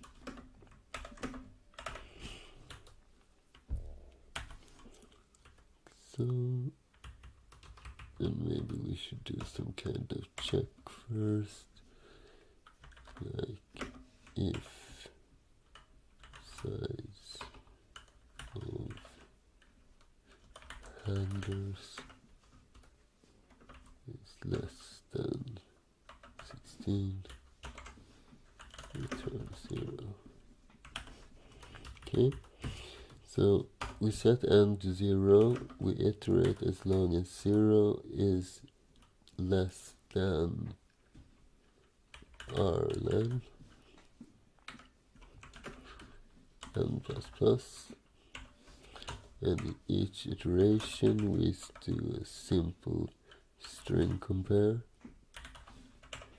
of the char version of CMD and the char version of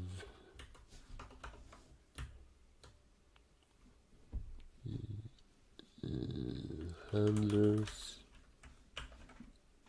and dots. And what did we call them? We have CMD and we have handler. So this should be CMD. So if those are equal, what do?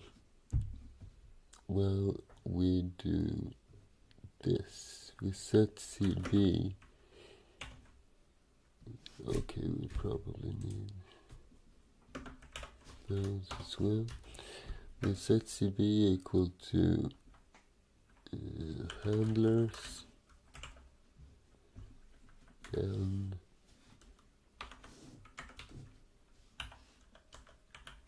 handler.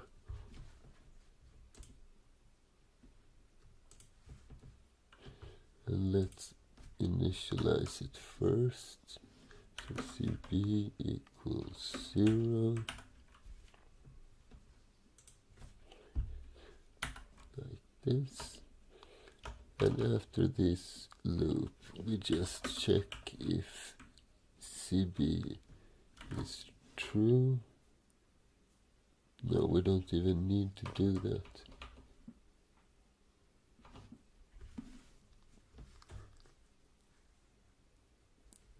If we just do return CB, it will return 0 if it is 0, so that's really not a problem.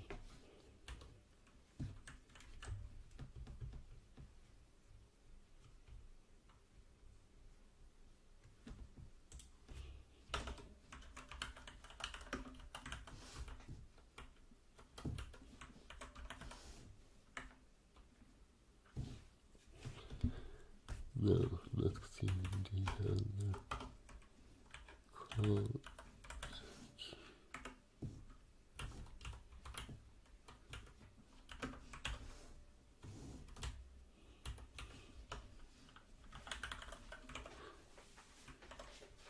What should it be? It should be a pointer, right? So x.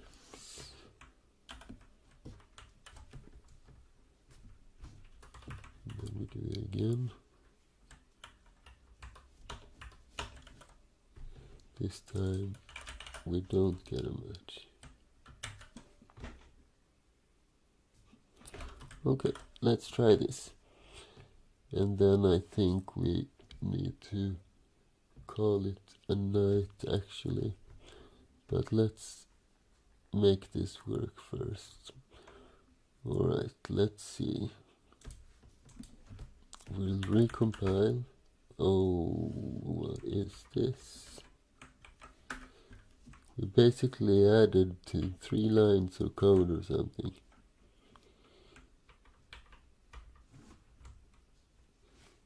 The handler has no member. Okay, that's just a typo. What is this?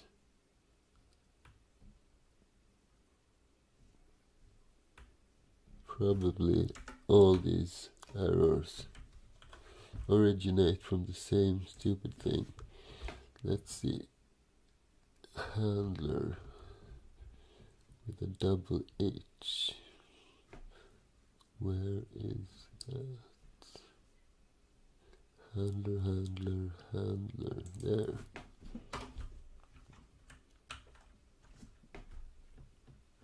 And we... Okay, I never finished this one. Okay, we need to break, so we don't search this unnecessarily. This is part of this. Okay, that explains all the errors.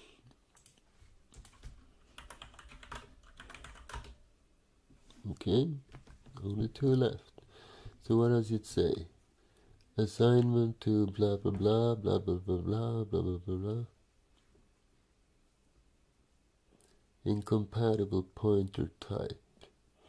So CB equals handlers and handler. And what kind of structure is handler then?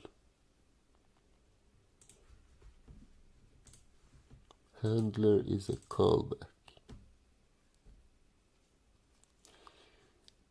Maybe we should put the star there after all.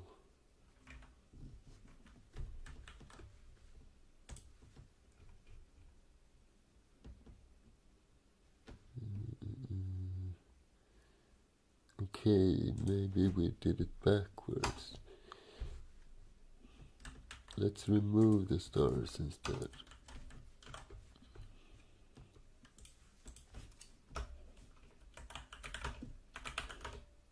Okay, now it compiled.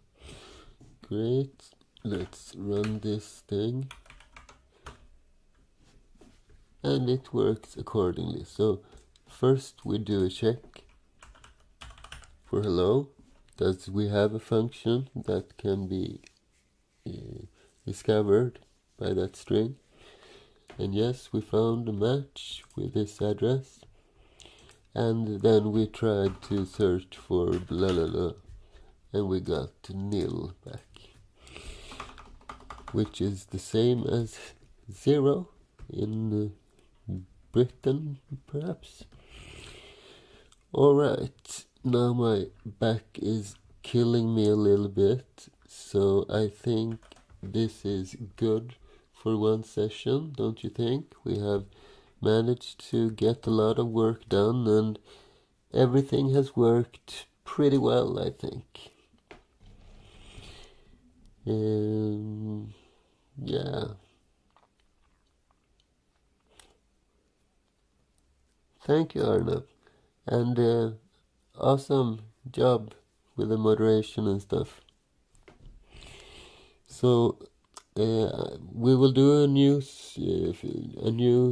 open for all free stream like this. I'm not sure when yet. It might be next Friday, but it could be the week after as well. We'll see. But thanks everyone for watching, and have a good day. Did you learn anything useful today? And do you want to support this channel? Go to drbirch.com/support. You can also click the button Become a Member. Thank you for your support.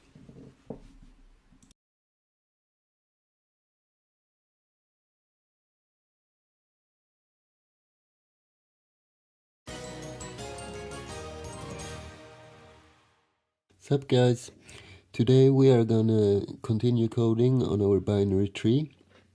We are going to create a pretty printer function which prints out the tree in a graphical kind of ASCII way. So it will be easier to understand how the tree is constructed, and it will also be easier to troubleshoot if we have to. Let's get to it. But first we need to add a couple of other things into our tree. So this is what we have this far when we run it. We create an example tree and we grab some values from it. And these are the addresses to the nodes. So what do we have this far? Well, we have a couple of functions. This is the first node, by the way, of the tree. It's statically defined and it's the root of the tree. Then we have the 0 function, which simply memsets to 0, a variable. And we have create node, which creates a node of our tree. So basically it will be like a folder containing the actual data structures. And here is a find the last leaf, and it's a linear version of it. And we do also have a function to create a leaf, and the leaves are containing the data. So every leaf will contain one string, basically, of any size. And that's basically what we have. And inside of the main we have a couple of example stuff, which will not be here when we are done with the code. So where do we begin? I think it will be useful to have a function which prints the tree. That will make it easier to grasp how everything is working, and it will also be easier to troubleshoot if we get into any errors. So that we will create, but before that I want to create all the function declarations, because I never did that previously. So let's just let's do it like this. So we have the 0. So void 0, and we have an int pointer and an int 16. So we have an int 8 pointer and an int 16, like so. And the next thing is create node, which will return a node. So we have our node, create node, and the arguments we have a node as a parent, and we have a string as a path. So node like this, and an int pointer as a string, like so. Then we have the linear find last leaf, which will return a leaf pointer, find last linear, and we need a node.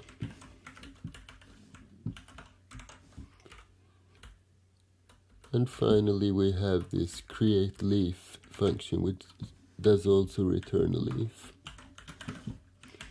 So create leaf, and what do we give it? Here we do have a couple of arguments. We give it a parent and a string. So a node and an int 8 pointer, and then we have an int 8 pointer as the value.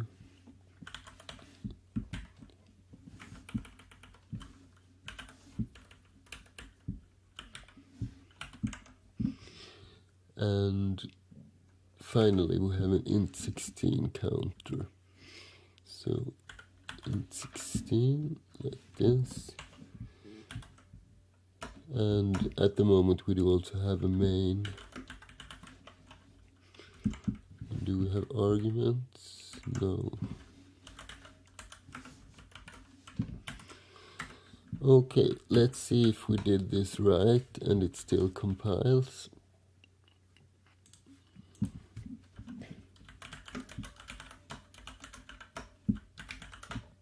Yes. And the same results as before. Okay, so now we have a little bit better structure. So let's create this printing function. And in order to create that function, we need a couple of helper functions. One being an indentation function. So basically we need to create a function which takes in an integer as an argument. So it will be called like this, indent, and let's say we provide it with the number 4.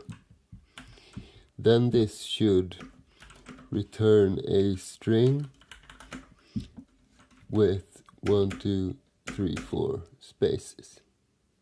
Or no, let's do it like this instead. Let's say we indent 2 steps, and each step being 2 spaces. So if we give it a 2, it will return 4 spaces. I think that's better.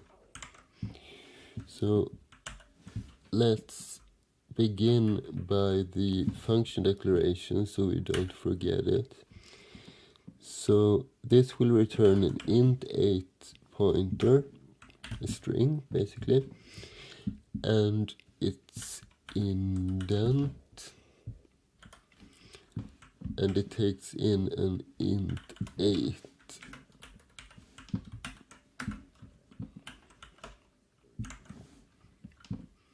Like so. So it'll be int 8, let's see, indent, int 16, what should we call this? Let's just call it n. So that's the number of indents. So how can we do this in a practical way? First of all, we need some kind of a buffer, which we will write to. So let's create an int8 buffer of size 256. So this we will fill with the data. We will probably also need a pointer. So let's start out by zeroing out this buffer, like so, and we need to have some kind of check to double check that this parameter is not too big or too small. So how big can it be, or should it be? We have 256 as a maximum amount, and each space is 2 spaces, which makes it 128. And then we will have a 0 byte at the end. So let's do the maximum for 120 just for the sake of it. So we can rely on assert in this case, because, well, as a programmer we shouldn't give a function bad arguments. So what do we assert? We assert that n needs to be bigger than 0, and that n needs to be less than 120. Right?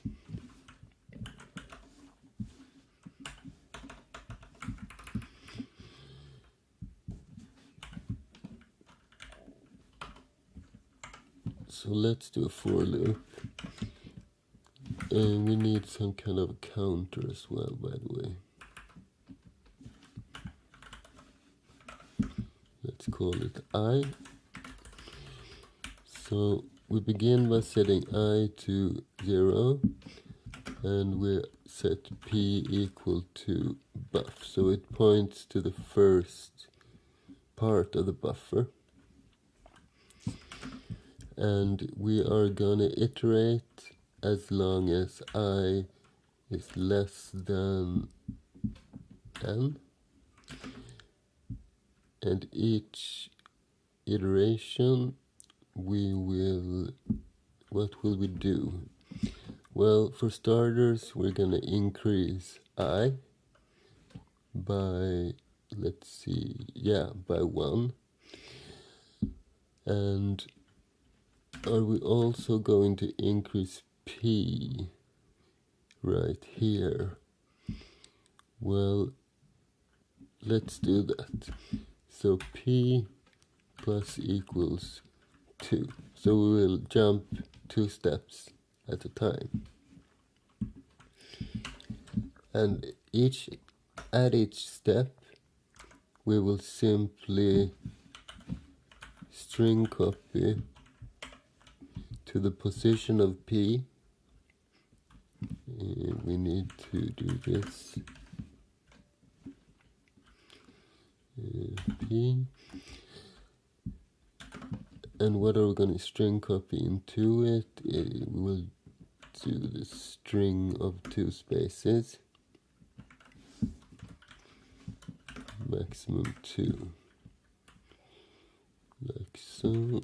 Let me just double check one thing. So we have, from the beginning we have nothing, then we string copy 2 into it, and then the pointer starts here, and we move 2 steps to the right, and then we string copy to this position, 2 spaces. I think this is correct. And at the end we will simply return the buff. but that buff is currently on the let me just remove this.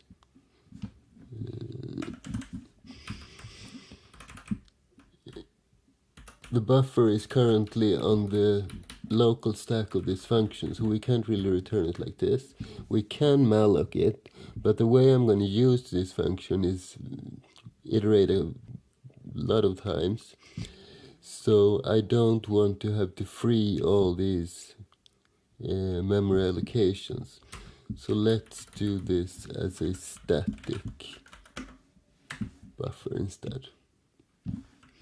Static basically means that it will be accessible outside of this function, and it will keep its current content, but we will zero it out every time, so that shouldn't be a problem. Let's go to towards the end of this function inside the beginning of our main, and let's just try it out. So we will do a printf, and let's say we print something like int main,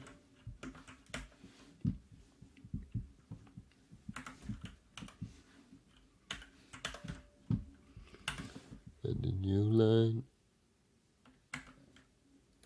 and after that we put in an indentation and return 0,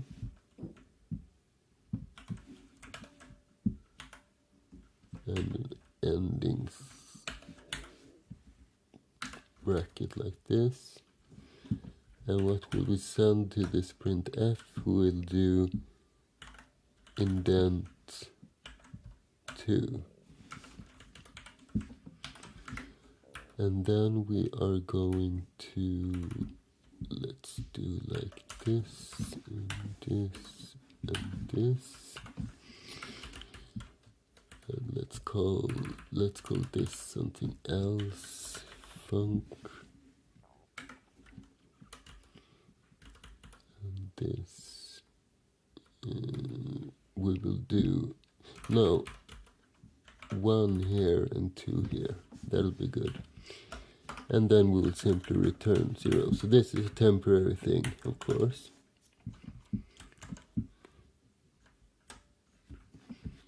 And let's recompile. Oops, what did we do now? Conflicting types. Int 8, indent, int 8. Oh, I did an int 16. Well, we're not gonna be needing that kind of many characters. Let's do this in int 8 instead, like so. And we jump down a little bit, we run make, and now what? String copy output truncated. Oh, I really do not like this annoying warning, because this is basically for people who don't have a clue how the memory works. Because this is a totally safe operation, and it's not even warning us that we can overflow the stuff. It's basically warning us that we might not overflow it. It's kind of bizarre, but I think I'm gonna remove these kinds of warnings actually. So let's see where I have that kind of code. So let's do cat of something like code OOP and lambda.h. Here we go. I never remember this pragma stuff. Perhaps I should not copy paste it. I should write it instead so I can remember it. So pragma gcc diagnostic ignored. I'll put it almost at the top of this H file.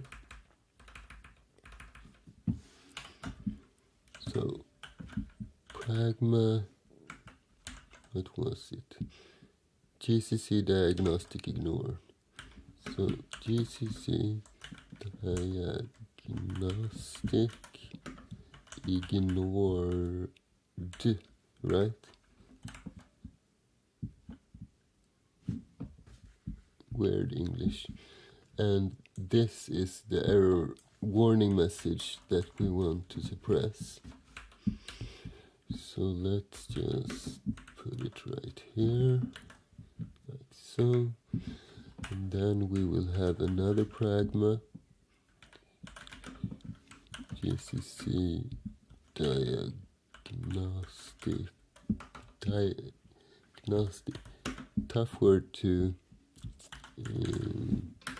spell, diagnostic push. And if we have a push operation, we will also have a pop operation, and let's put it at the end of our C file. So pragma GCC diagnostic pop, like so.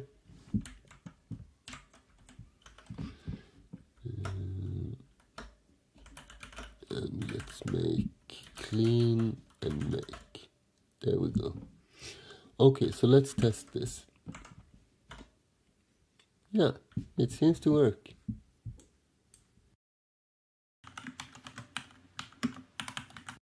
Did you learn anything useful today? And do you want to support this channel? Go to drbirch.com/support. You can also click the button Become a Member. Thank you for your support. Okay, so now that we have our indentation function, we can begin coding on our pretty printer, which will print our tree to the console or to any file descriptor. So I'm thinking something like this. Let it be a void function, print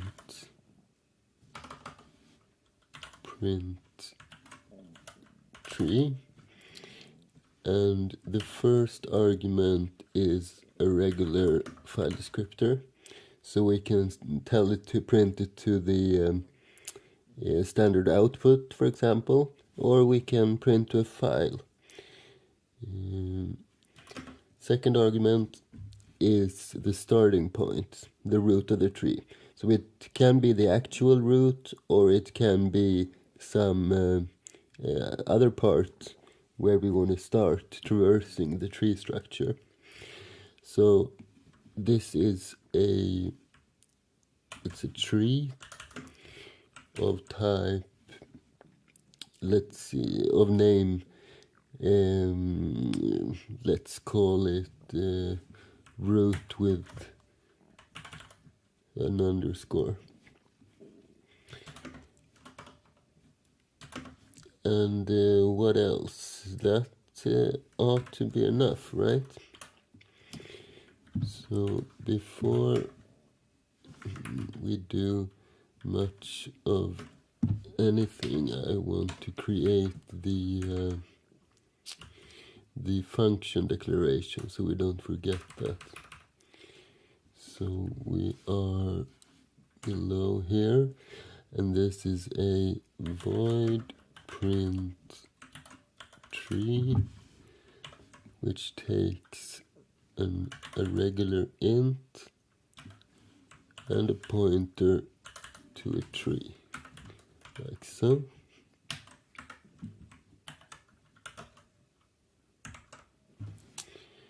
Alright, so how do we do this?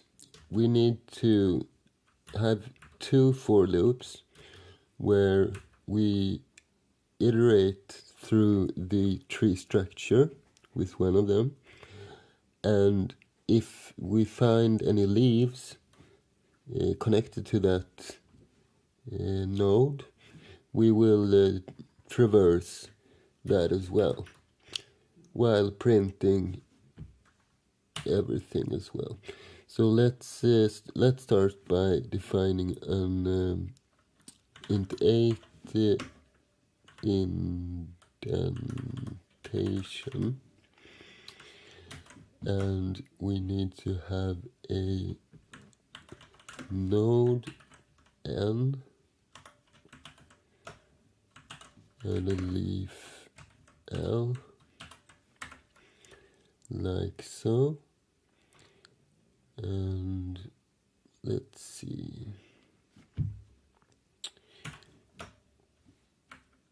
we need some kind of a buffer as well, some intermediate structure that we can use before we print to the screen. So let's do int 8 for consistency. So buff 256, and we do also need a size t, so an integer which we'll use to calculate the length of the string. But let's do int 16 for that. So we'll call this size. And now we probably have what we need. So the first loop, we will set the n, which is a node, and what we have as a root is a tree. So we need to convert this to a node. So n equals the underscore root. That's our starting point. And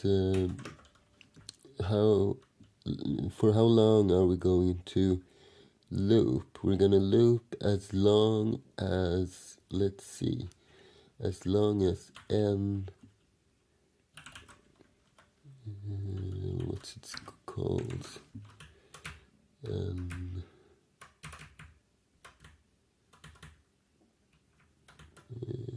And west is the downwards facing point. So if this is 0, then we're done. So as long as n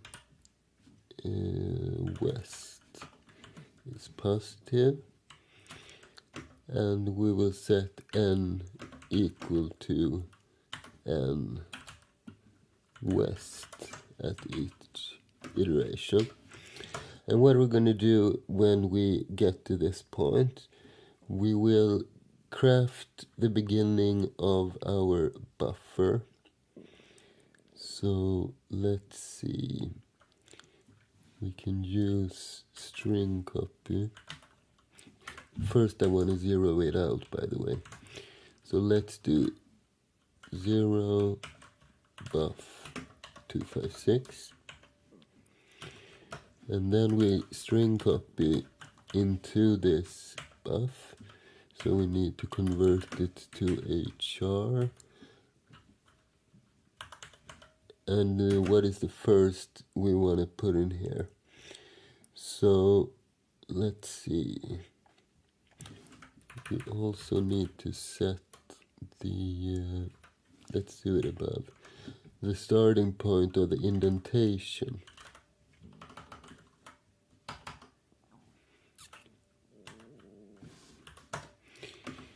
So let's set it to 0 at the start, and let's modify our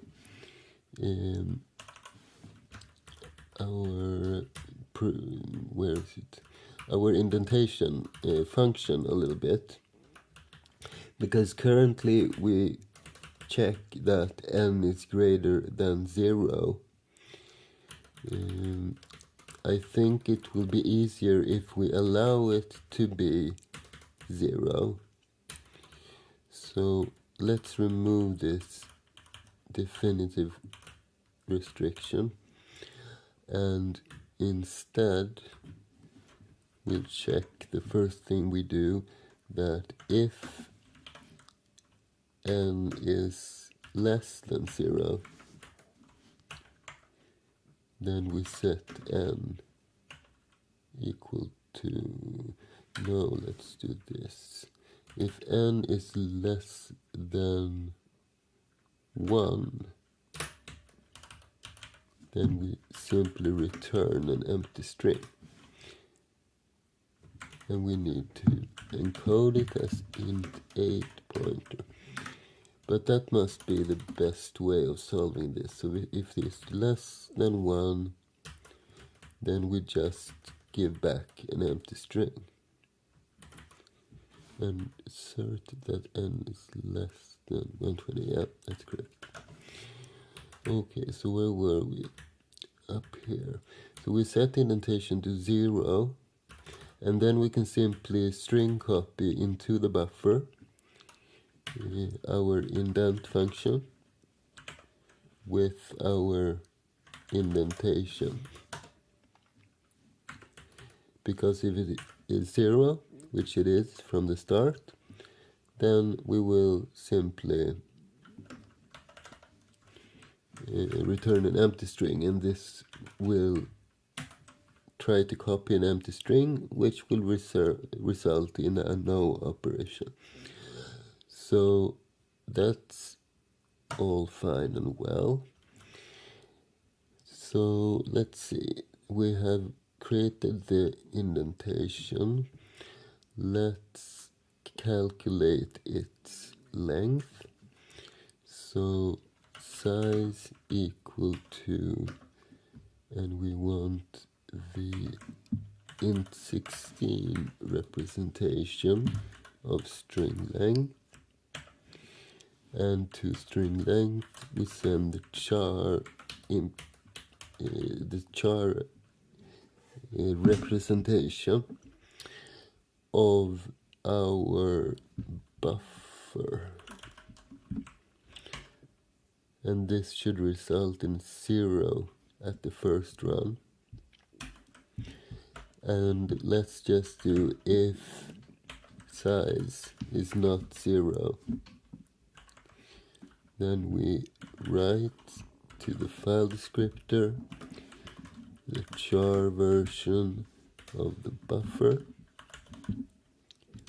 with the size. So this is our way of printing out the stuff. We will string copy, we will 0 it out, string copy, calculate the size. If the size is positive, we will write to the FD. Okay, so let's continue with our print tree function.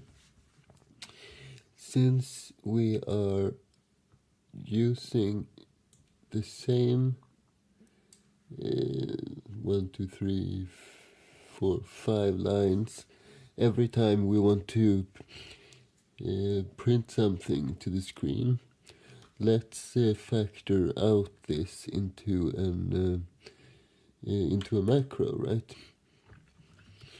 So let's go to the .ah file and find a suitable place for the macros. Let's do it right here, and we paste this, and let's see.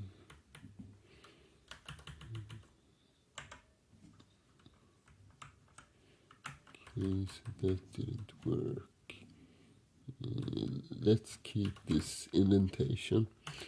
Okay, so what do we want to call this stuff? Let's say something like print, maybe. And we're gonna have a couple of arguments, right?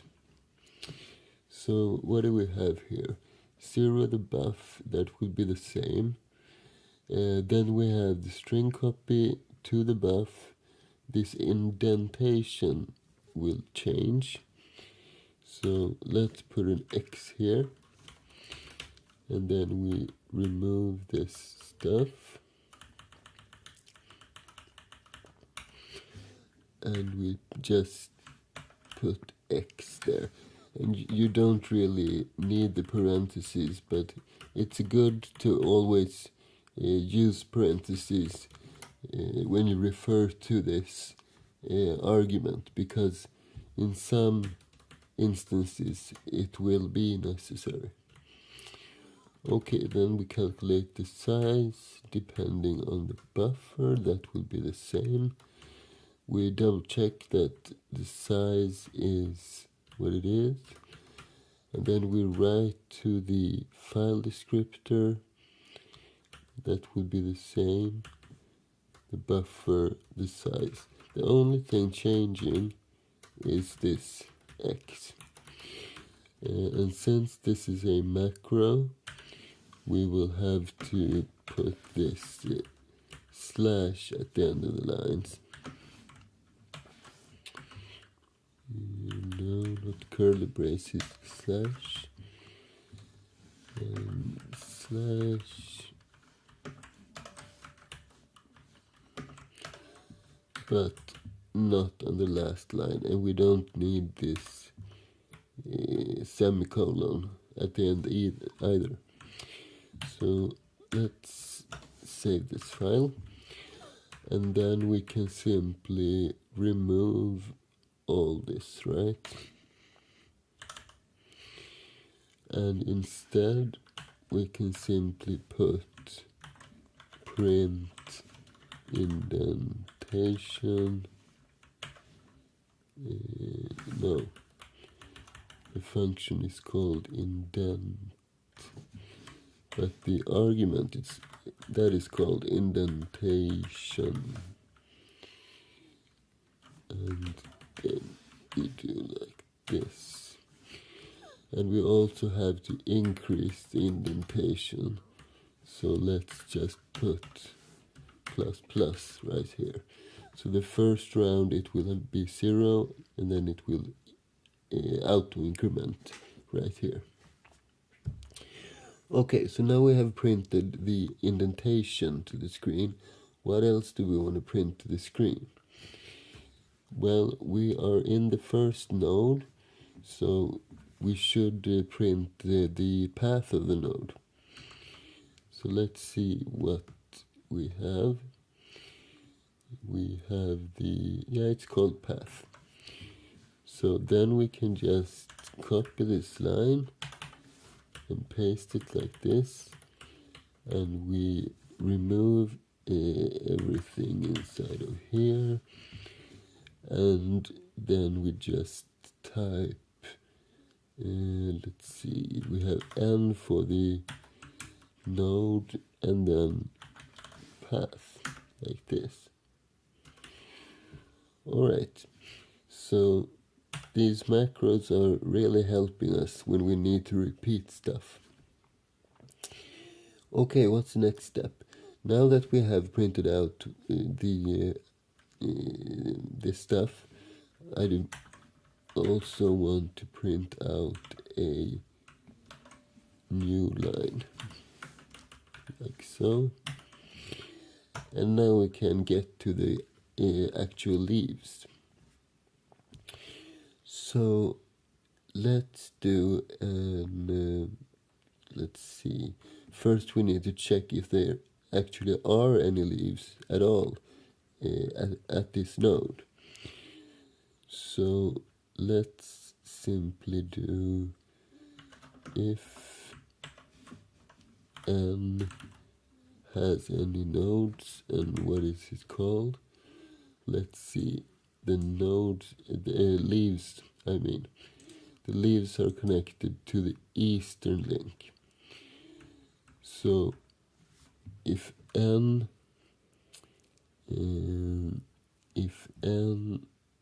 east is non-zero. Then we want to do another for loop. And this time we will take the L equal to N east. And what do we want to have as a condition for this loop? Well, it will look kind of the same as above. We want to check that the leaf and that it has something to the east as well. So if it has something to the east, then we go on looping. And let's see if it has something to the east. So if it does not have something to the east, it will not run at all, right? So maybe we should simply do L here instead. So if we have L, and each iteration L equals L west, like so. So we set it to the east, and if we have something there, this will be true, and then we do this. What about the nodes? Did I think correctly there? So if we have this node, let's see, we check that if we have anything to the east, west even, but if we don't, we still want to process this root. So let's do like we did with the leaves instead. So n equals node root if n is true. Let's try this. Okay, so what are we going to do with this loop then? Let me just put this at the end instead, like so. So basically here we want to do the same as we would with the indentation, with the path, and so on. So let's see. We first want to print the indentation, but the indentation has it changed? Yes, it has changed. Okay, perfect. Then we can simply do print, and we do indent according to indentation, like so. And after the indentation, we want to print the let's see what it's called. We have the key and the value. The key and the value. So basically we want to print, let's see, we want to print the node's path and add to it the key. I think that would be the best. So let's print n path again, and then we print I don't remember if this ends in a backslash. I don't think so. Well, that'll we see. So for the sake of it, let's front slash, let's print one of those as well. Then we want to print the key of the leaf, so L key. Then we want to print let's see, a space and some kind of arrow perhaps, and then let's do a single quote so we can show the value in a good looking kind of way. Then we have the L value, but that we need to do a little bit differently, I think. Yeah.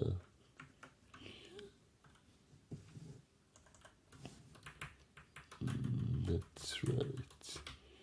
I think we need to do it manually this time. So we write to the FD. And why do we need to do this manually only here? Because we don't know firsthand that this how big this value is, and we don't know, but it's not zero terminated, not necessarily anyway. But we have the size here, so we can use that directly instead. So we just print to the FD the L value, and we give L size as an argument. And perhaps we need to turn this into a char and this into an int, maybe. Something like this. And then at the end we want to print out, let's see, it'll be a single quote and a new line, right? I hope I'm getting this right.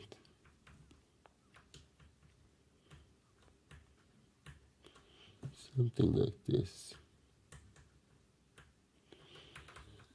And then I'll just put a return at the end like this. And are all these lining up? This is a for loop, and this blue thing is this for loop, and then we have the if condition. Okay, so let's save this, and let's go to the end of the file, and inside of this main, where we have some things already, let's see, let's remove this one. I don't have my key bindings right here. Well, let's do it manually. Like so. And do we have any additional print? F, we do. Let's remove that. And we do already have an, okay, this we need to remove too. Like so. And we have a tree here already, a small example tree. So before we free that variables, memory allocations, let's just do print tree and root like this, I think. Let's see what happens. We probably need to do some troubleshooting in this case. It's a lot of moving parts, right? So this, and let's do make clean.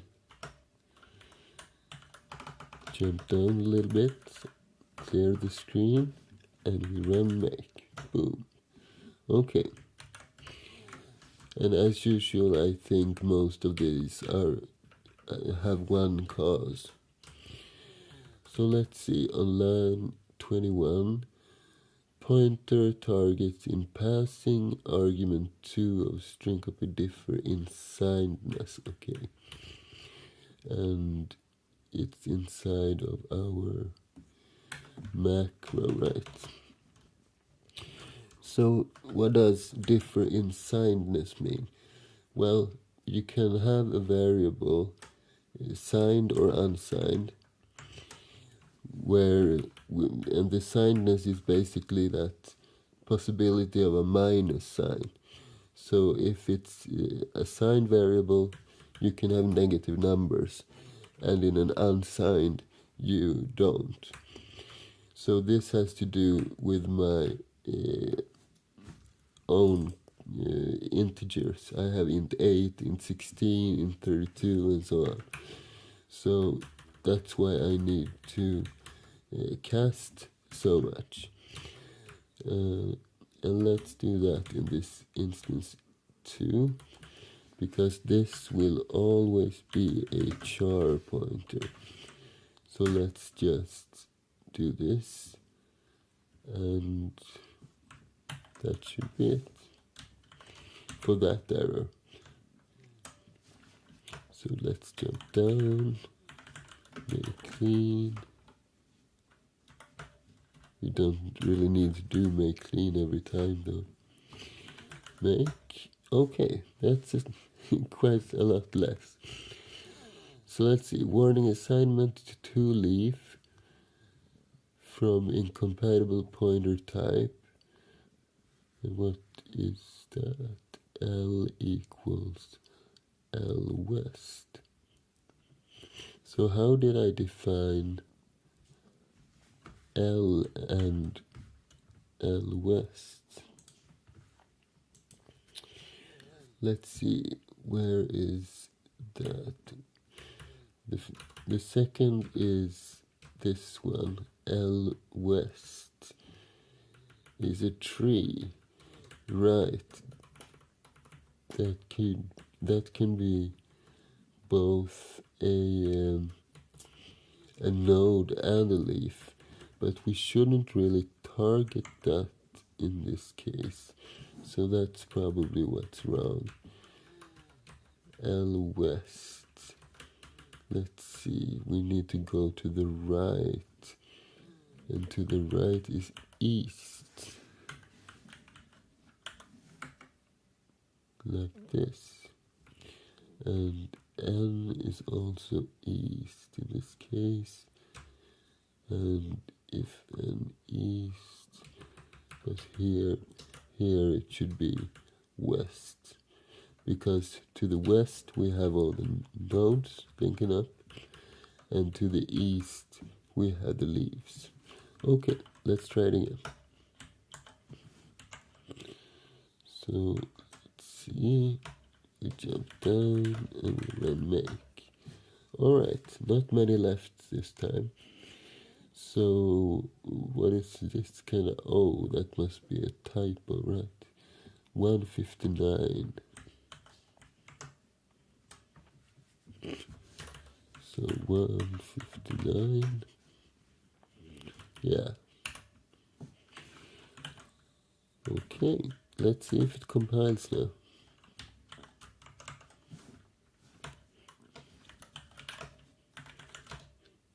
No, now we got a couple of other errors. Argument 1 of print tree makes integer from pointer without a cast.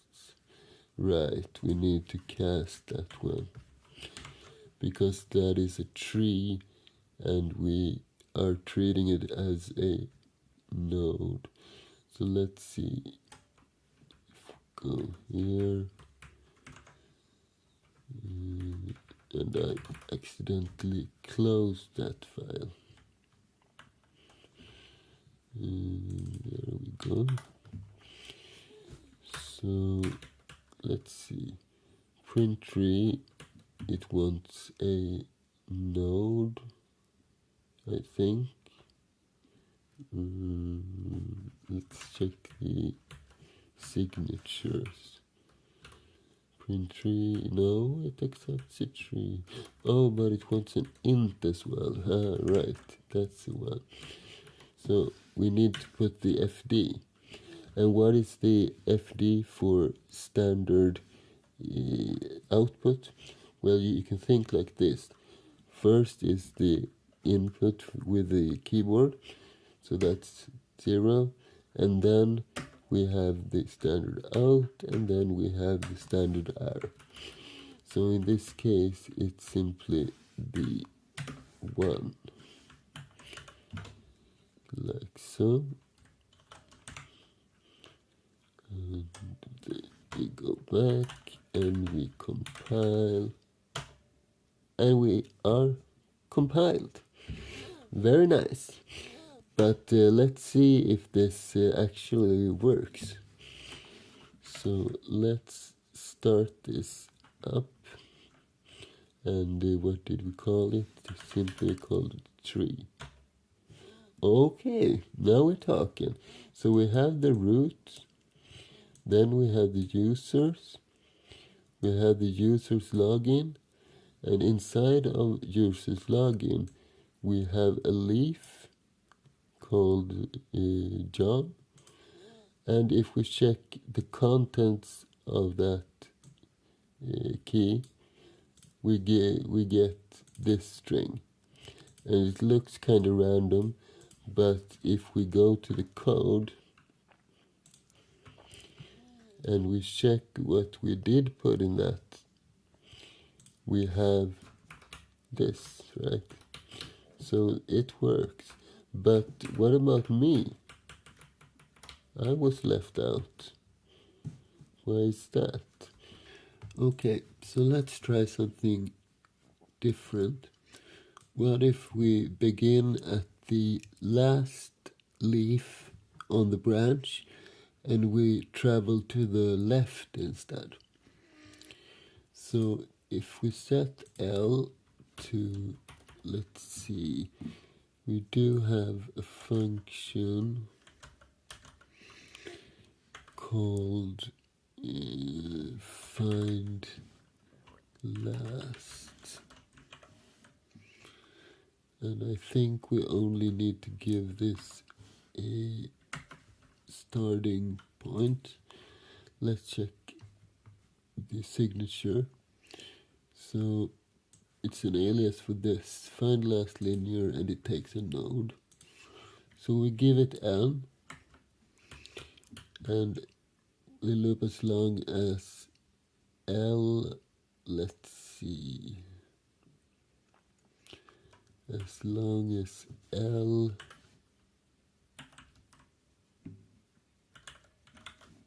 west, let me think.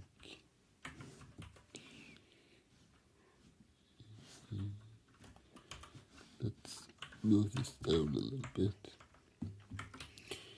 So what if we were to see, loop until L west is not 0? When is L west not 0? Then we are at the node, right?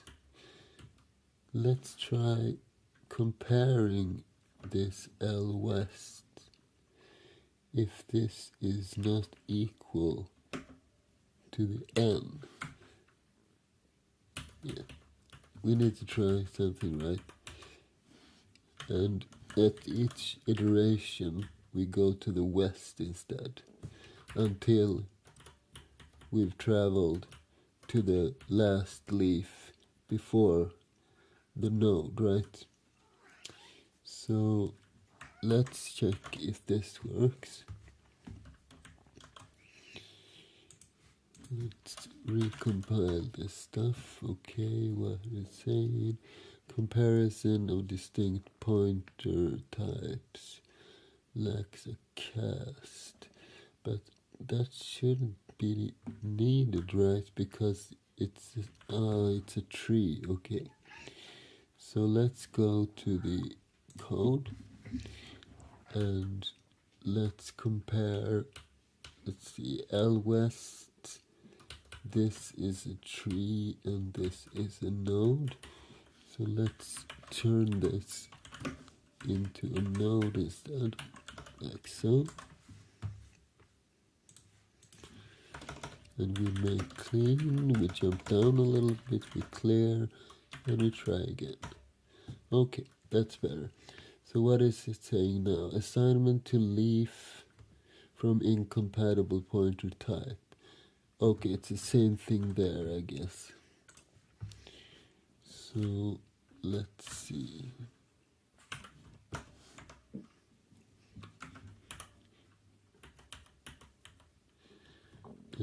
L equals L west, and this is a tree. So this should be cast as a leaf.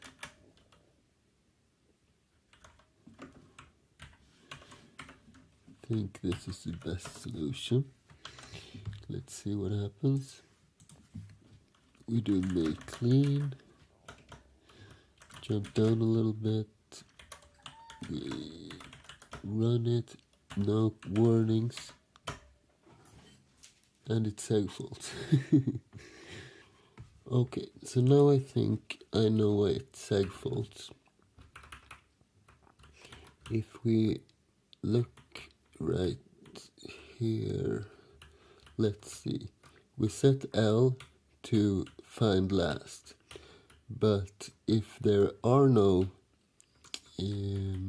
leaves, it will not find anything, and it will return 0. So that is making this crash. We need to create a variable instead. So let's create another leaf pointer and let's call it last. And let's add those so we can do, let's see.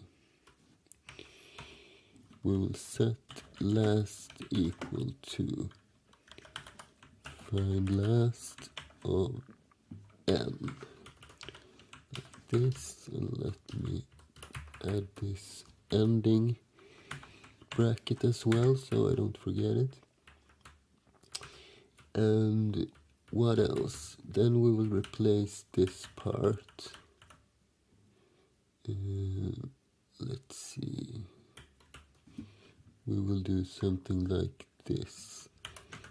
We will set it equal to last, but first we need to check if last is not 0, then we do all of this, right? So let's see, where does it end? There, like so. This should work, right? And this find last is most probably the initial error as well. So if we go to last, find last, let's see, find last linear. It's an alias for this one, right? And if the parent doesn't have any leaves connected to it, then we use our return error function to indicate that. But this does not return 0, right? If we go to the H file and check this ret error function, or macro rather, it sets the error number to 0 in this case, and then it returns the null pointer.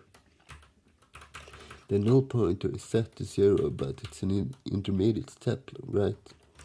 So that's why it's not working properly. Let's make our lives easier and just return a leaf version of 0. Like so. Save this one, we go to our code, and this is how it should look like. we are pretty printing our binary tree. We have the root, and then we have this folder and this folder, and inside of this folder we have Lucy and the value of Lucy. We have John and the value of John. So now it's working. There are a lot of interesting things coming forward. So next week I will do the second episode of our anti-denial of service tool, and we will also later on continue to this binary tree and add the hash table algorithm, so we have a more optimized way of searching the tree. And there will also be a live stream. I'm not exactly sure when, but soon. And then we will continue to create our in-memory database. So a lot of interesting things coming up. And if you like this video, please subscribe or give it a like. And thanks for watching, and thanks for today.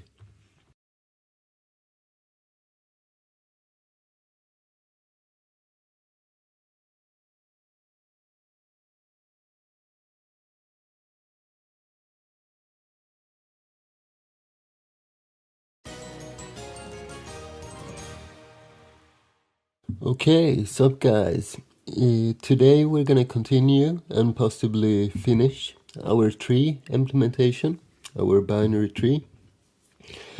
And we are going to focus on optimization today. And like the title says, we're gonna achieve this by creating our own hash table implementation.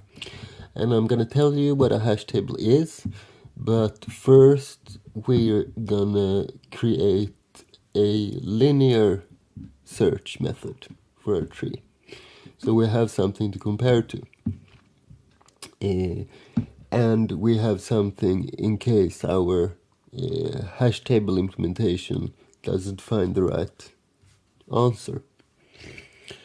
So let's go into our code and create a lookup function. So basically we will have a key, a string, and we will turn that into another string. So our example tree looks like this at the moment. We are able to print this with our pretty printer from last time. If you haven't seen that episode, check out the link in the description. I will also link to the very first episode when we created our tree. So basically we have different folders, and inside of the folders we can have a key with a value, and that lookup function is what we are going to write now. So let's put it, doesn't matter actually, let's put it right here. And what are we going to return? Well, we are going to return a leaf, because that is what we are looking for, right? We have nodes connecting the stuff together, and we have leaves which contains one value. So we'll return a leaf, and we'll call this lookup with a suffix of linear, because this is the slow linear version.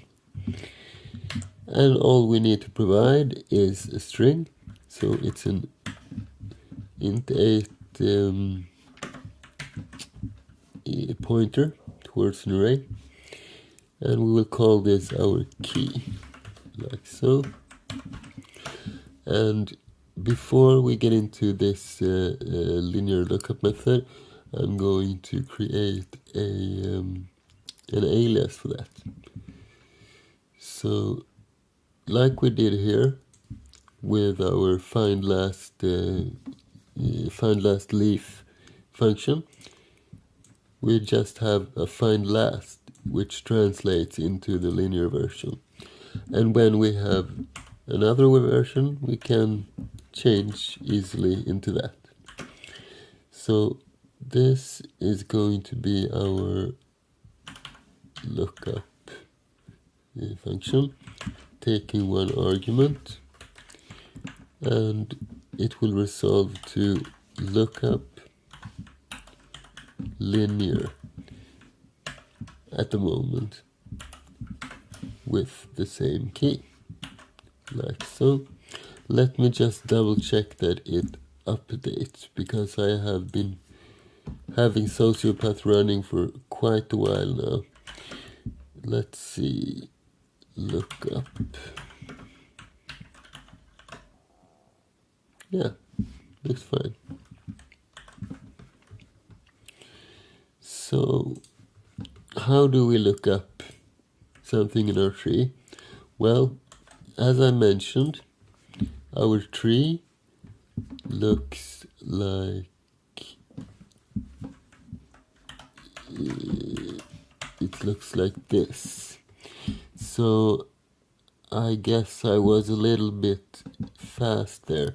We do need one more thing, right? Not just the key, because we can have the same key, a key with the same name in different places. We also need to have the folder name, the node. So two things.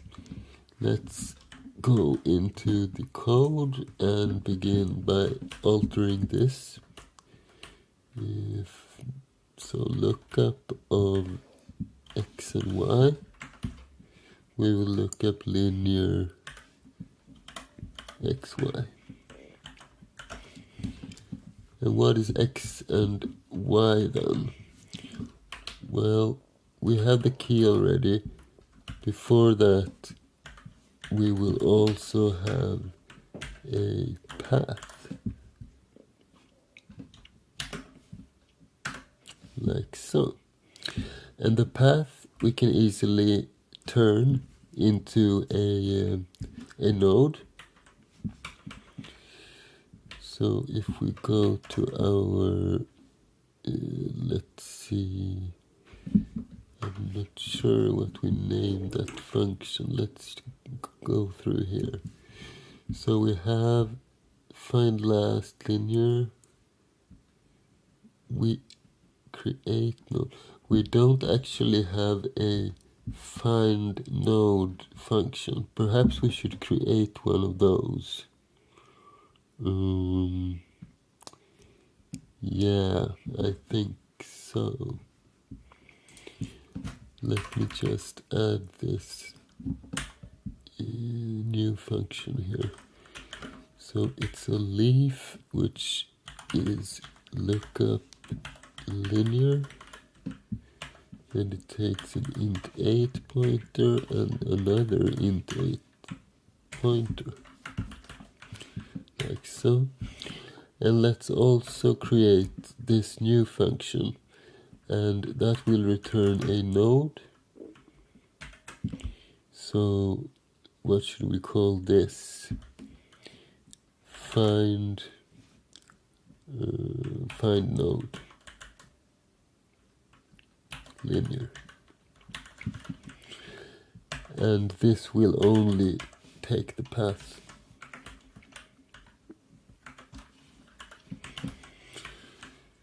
And let's see, we need to create an alias for this as well. So let's define find node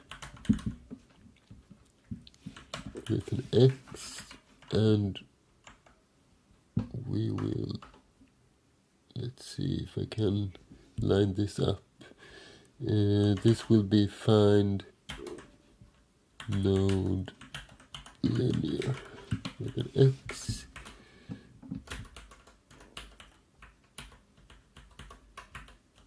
like so.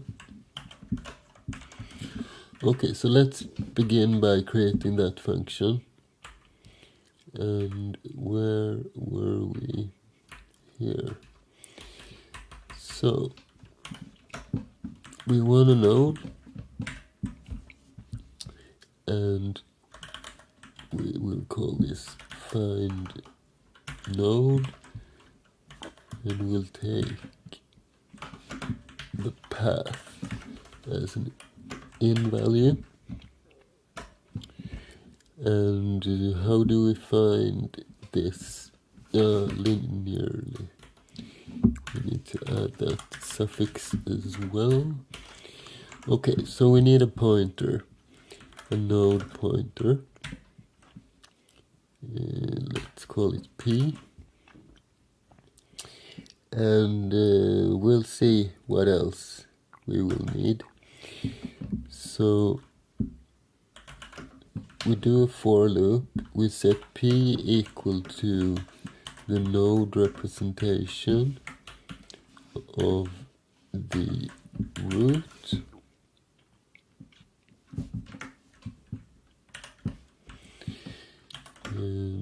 And we are going to traverse this as long as P is true, and then P will be equal to P west.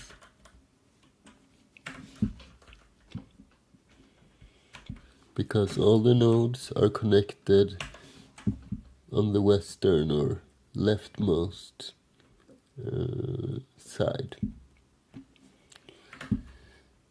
So let's see, what do we need to do at each iteration? Maybe we can do something like this. We will create another pointer which we call ret, and we will set ret equal to the node of 0.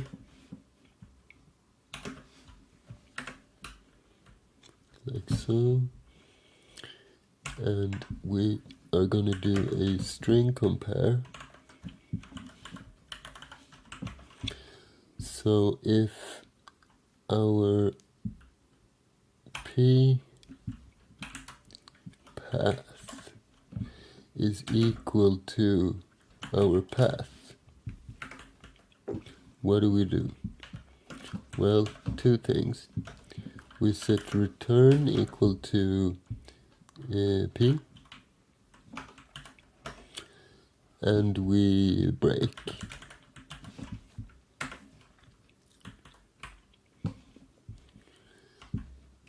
And then at the end we simply return ret, because if we failed then it will remain 0, and if it worked out we will have our pointer right there.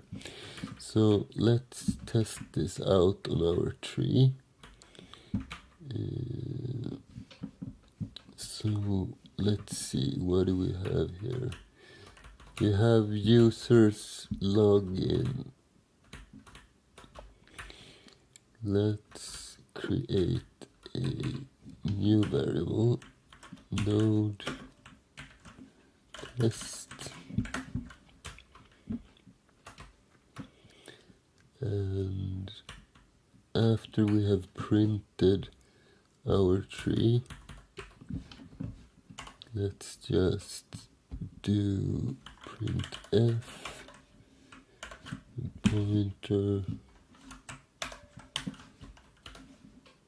of find node, and the int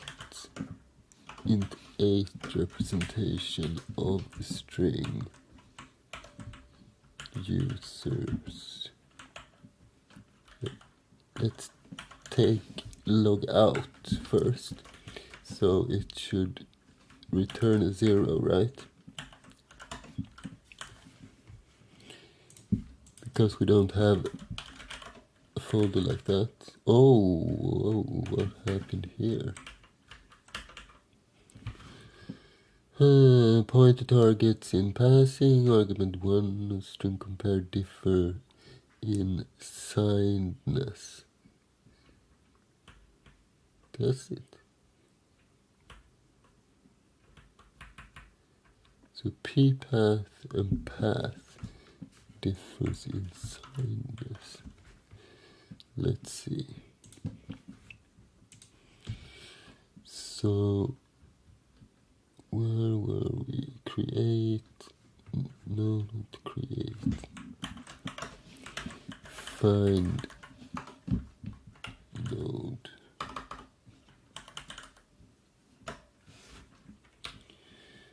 Path is an int 8 pointer.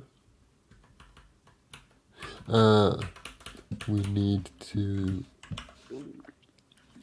send these as chars. That's why. Because both of these are actually int 8 pointers. Like so.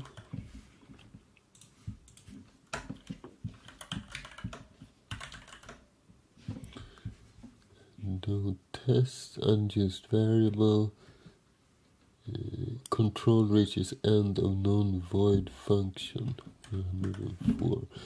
That's probably just because we didn't finish the lookup function, right? Yeah.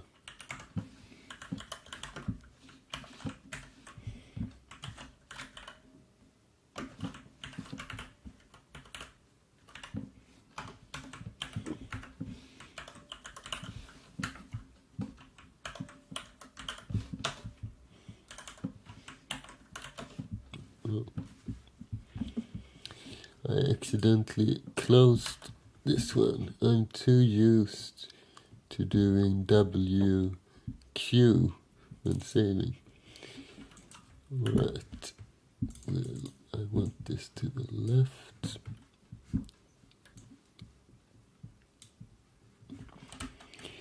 Let's see if it compiles without warnings this time.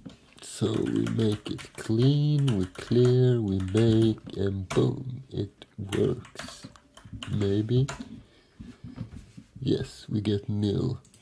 And if we supply this function with a real path that we actually do have,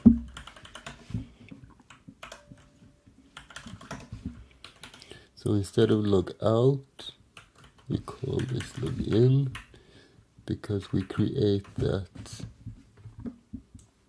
right here. So if it works, it will return us a pointer. And it returned us a pointer. Alright.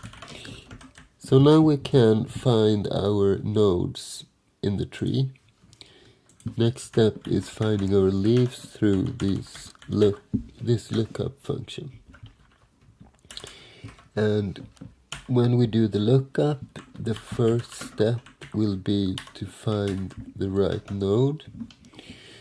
So n will be equal to find node with the path. And if n is 0, we return the leaf representation of 0. Otherwise, we continue. So now we have reached our node. The next step is iterating through the different leaves connecting to this node and finding the one where the key is right. So let's do like we did in the last function when we find a node, only we do it with a leaf instead. So let's call this L, and we create a ret variable as well.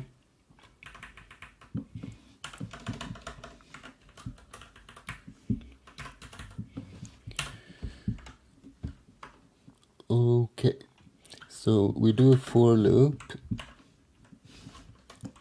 and we set the leaf. First we set ret to 0, and it needs to be the leaf representation of 0, and we set our L equal to our node's eastern side, because that's where all the leaves are connected. So we begin there, we iterate as long as L, and each turn we do L equal L east. We continue eastwards until we are done. Yes. Then we do a string compare again.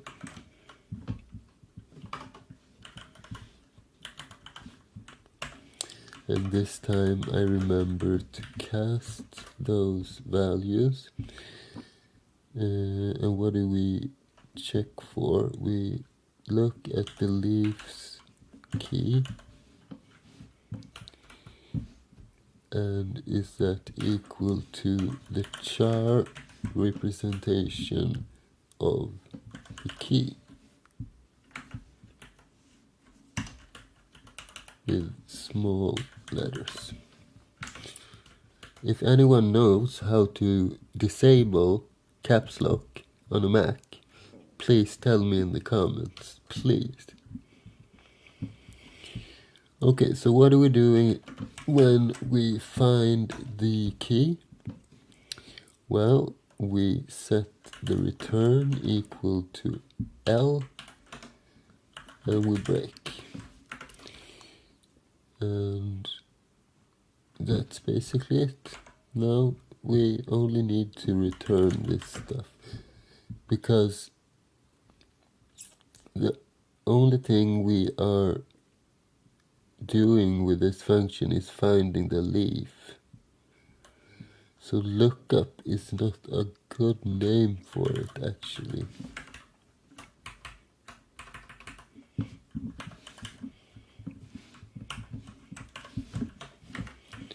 Let's change this to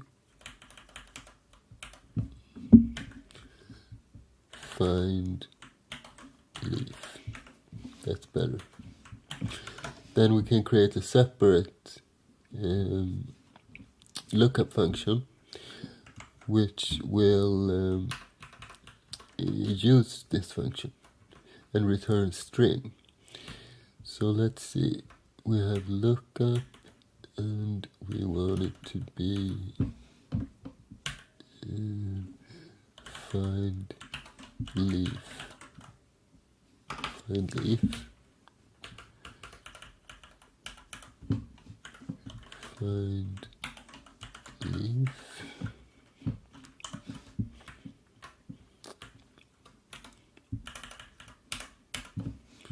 And find leaf linear, like so. Did I miss anything? I don't think so, right? And then we can write our lookup function as well, and that will return an int8 pointer, a string.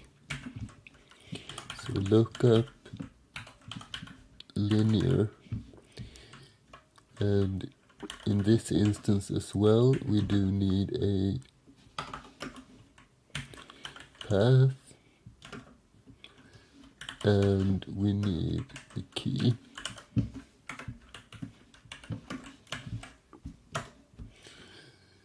And let's see, we create a leaf.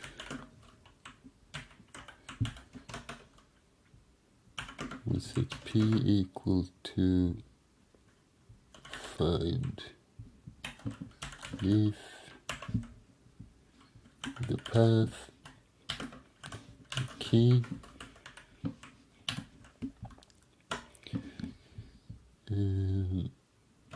and then we return, if p is true, we return p value.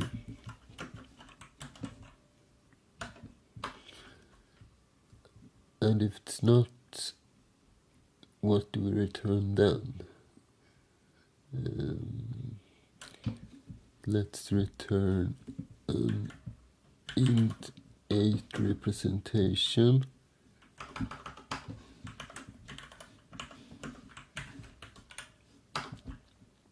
of 0. Alright? And we will add it here as well. So int 8 look up linear.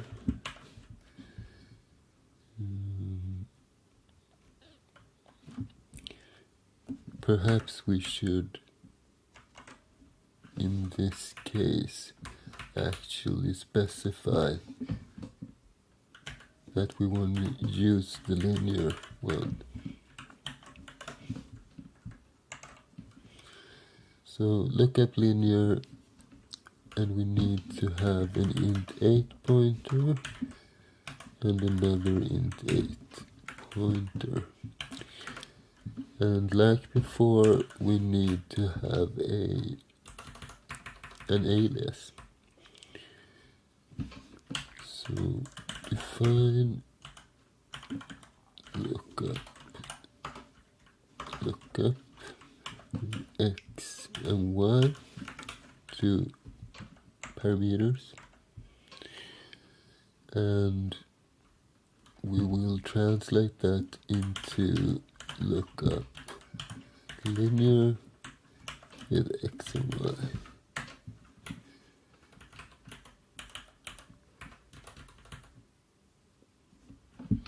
Like so.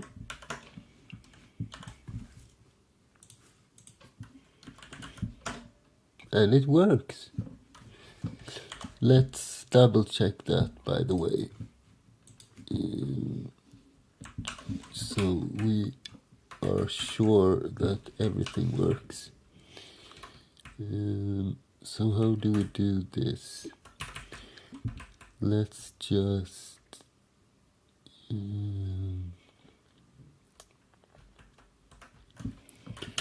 let's do something like this. We create an int 8 pointer towards a temporary string. Can remove this one. And then we set our test equal to the int 8 casted version of some key.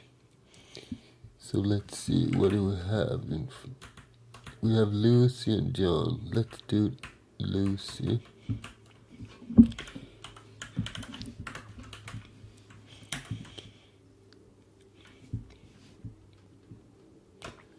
And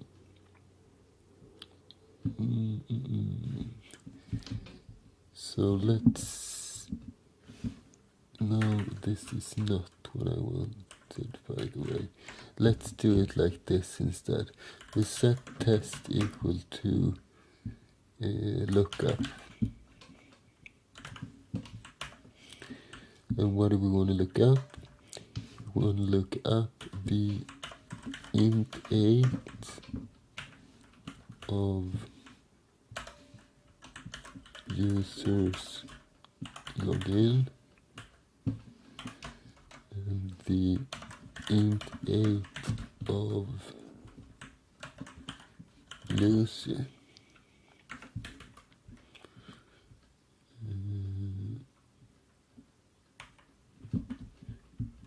Like so. And if test, we print it out. So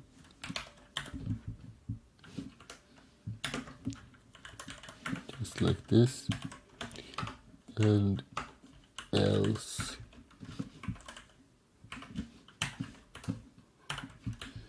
we just print no.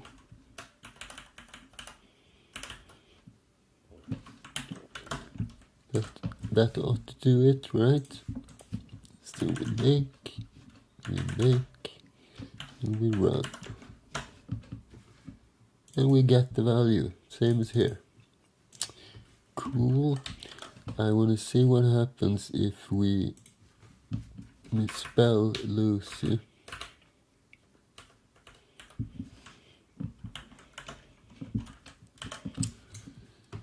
Lucy turned into Luke.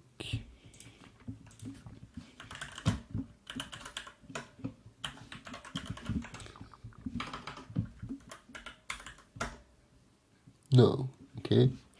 And finally, I want to see also what happens if we get the name right, but the path wrong.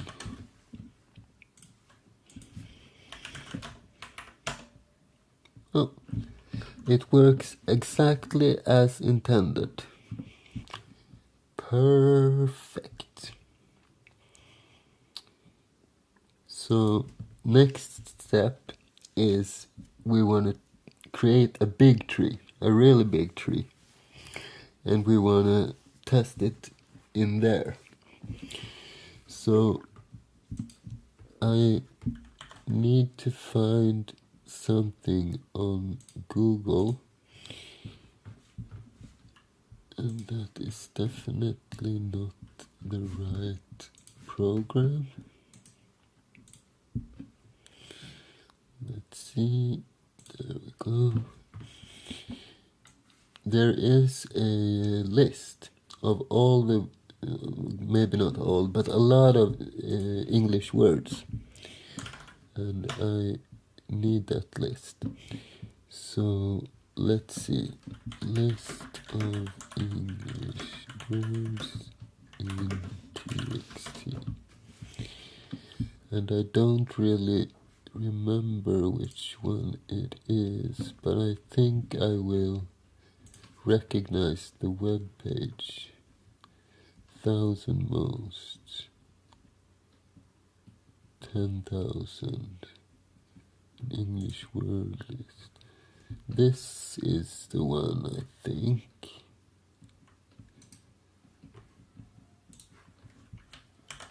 Let's see.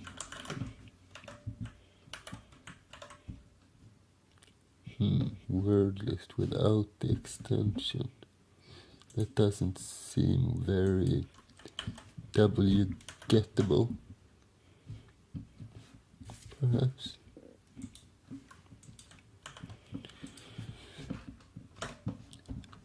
Let's, oh, it's quite big. Let's rename it to wordlist.txt.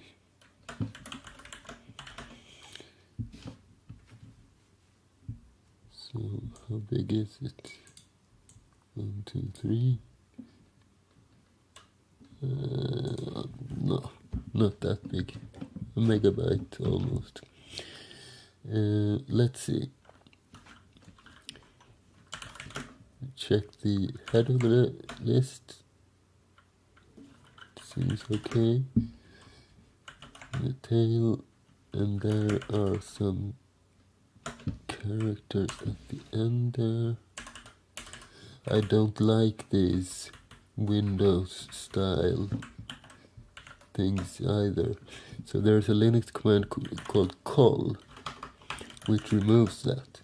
So you can do like call and from this to this, and then I'll just copy over the old one, the new one with the old one, like so.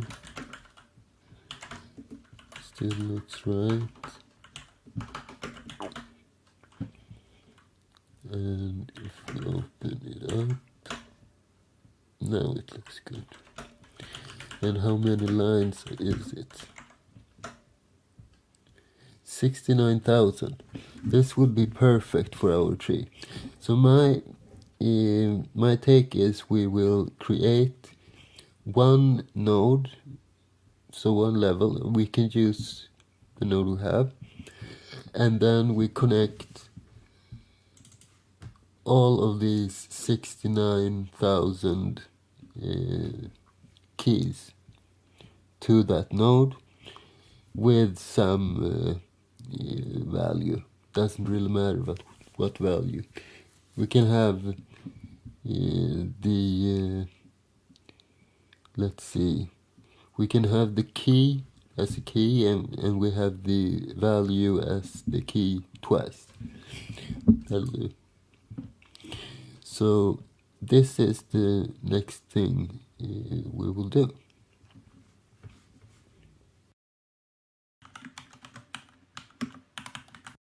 Did you learn anything useful today? And do you want to support this channel? Go to drbirch.com/support. You can also click the button Become a Member. Thank you for your support.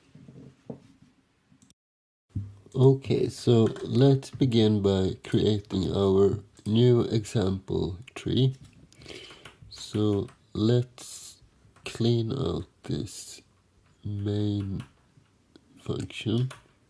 We can remove practically everything in here.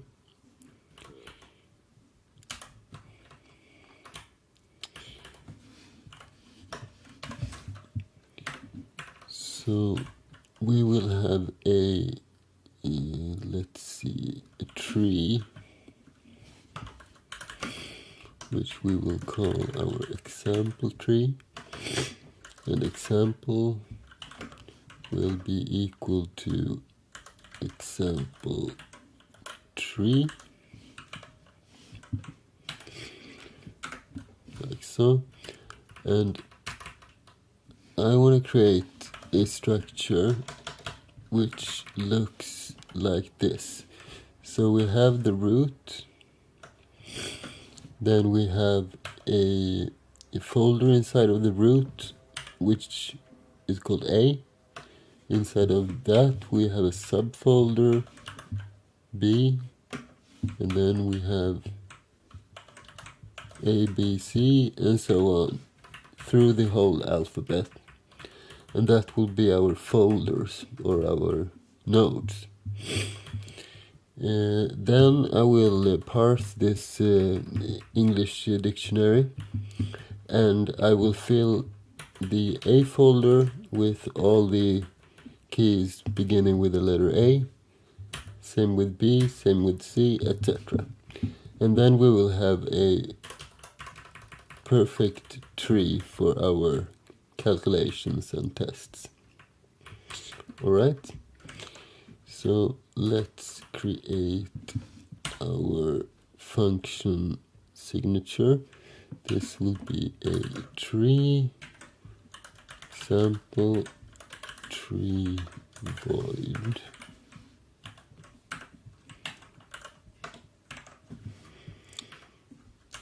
And how do we do this?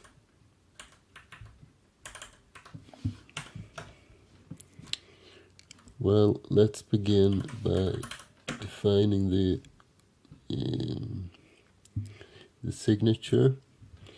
So the tree is called example tree, and we need a character or an int8, keeping track of the A, B, C, etc. We do also need a node, like so, and we need the path. So let's make this a string, path 256. And we begin by zeroing out our path.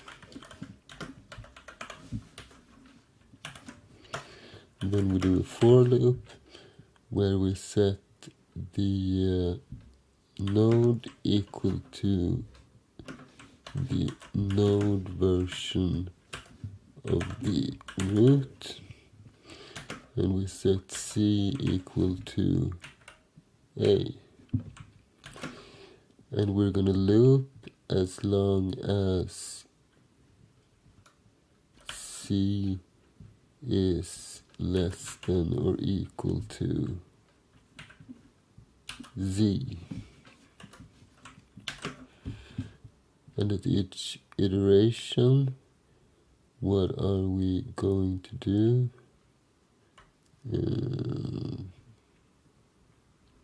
I think nothing, actually. Alright. So first we need to create the path. So in the beginning, the path will be equal to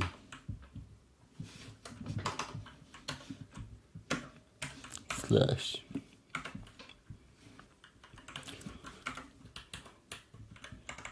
And then we wanna, let's see. I think I will do it like this, by the way. So let's do C++. Okay, so C contains our character. So we need some kind of int as well. Let's do an int 32 of n. No, not n. X. And do we need to initialize that? Let's do it just for the sake of it. And let's calculate the size or the length of the current path. So x will be equal to the int 32 of string length, and into that we will send our char casted path.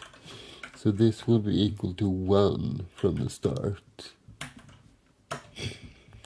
So then we will basically do path plus x equal to c, because c is our character, and we need to append this slash as well. So slash. So let's do a little space here, and we will do x plus, no, not plus, x plus plus. So we set it to the slash, and then we increase it by 1.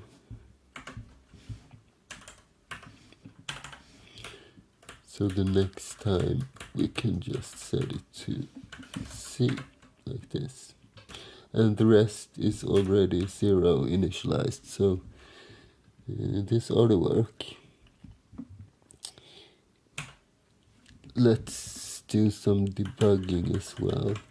Let's just print out the path, so we know that we're doing this right.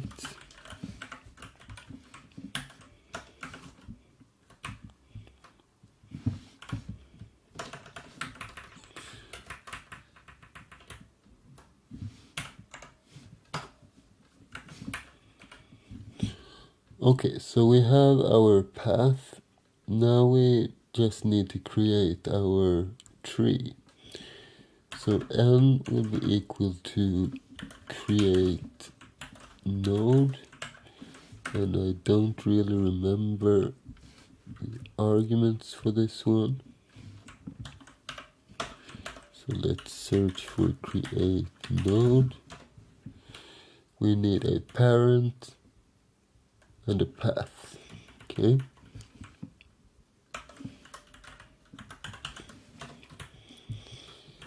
So let's see.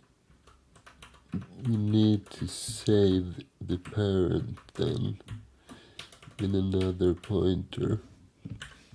So let's do P for parent. So before we create the new node, we set P equal to the old one. And then it's N equal to the, let's see, P and path. And from the beginning, yeah, that's no problem. Alright, so we create that node, and I think we are basically done.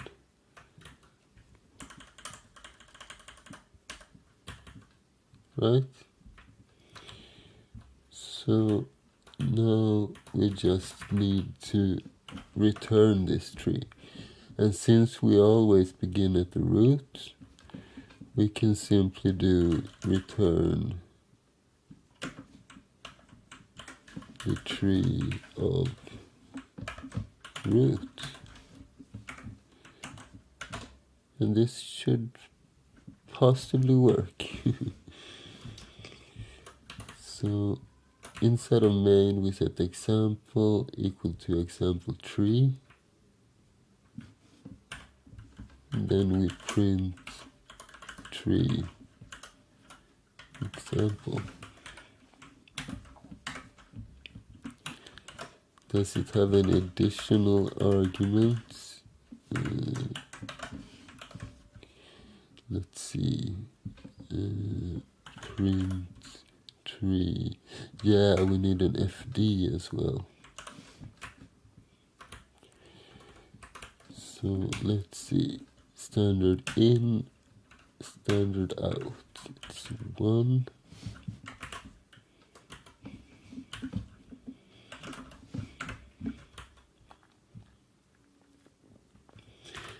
And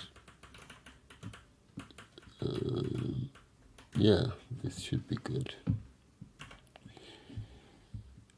And then we'll simply free our, no, we can't really do that. Maybe we should create a function that frees up this stuff, but not right now. Let's see if it compiles or if we did mess something up. Make. Let's see what we have. Oh, isn't this beautiful? This is art. But there's a double slash at the beginning. Other than that, it looks pretty okay, right? I don't remember though, do we have to have a ending slash when we create the node?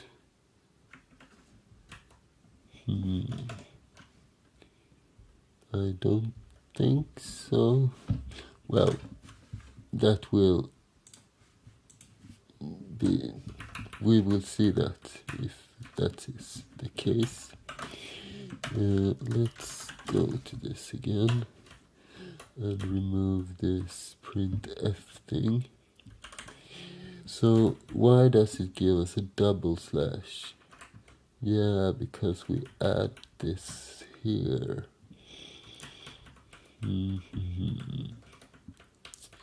So perhaps we should simply begin with a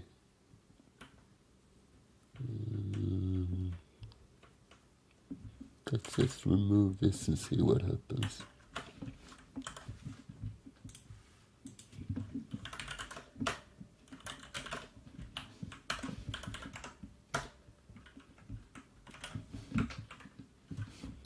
Okay, this looks better. This looks kind of perfect, actually. It's beautiful in a weird, nerdy kind of way. Okay, so now we have our nodes. Next step is our leaves. So where should we put all of that stuff? We might need it later on, so let's create a function for this as well. What should we call that? We are going through a list of strings, and depending, well, this is another example function, isn't it? So let's do an int 32 of example leaves, and let's do the signature right away. So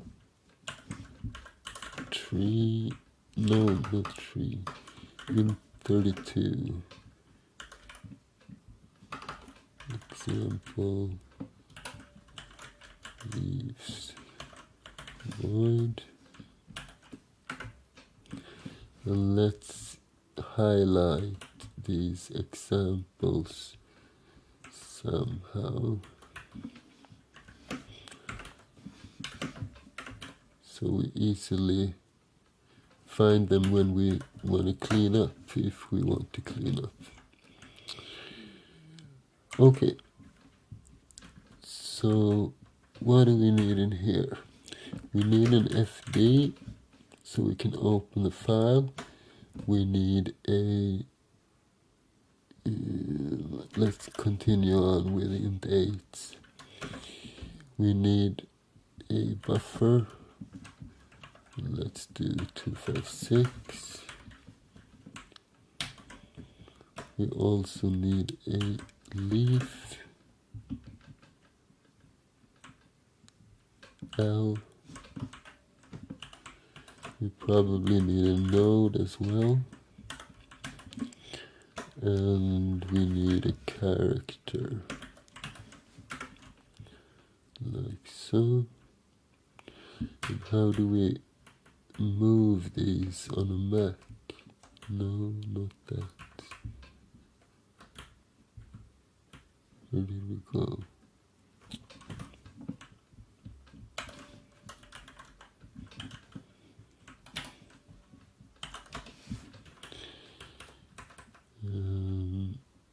Well, let's do it the old-fashioned way.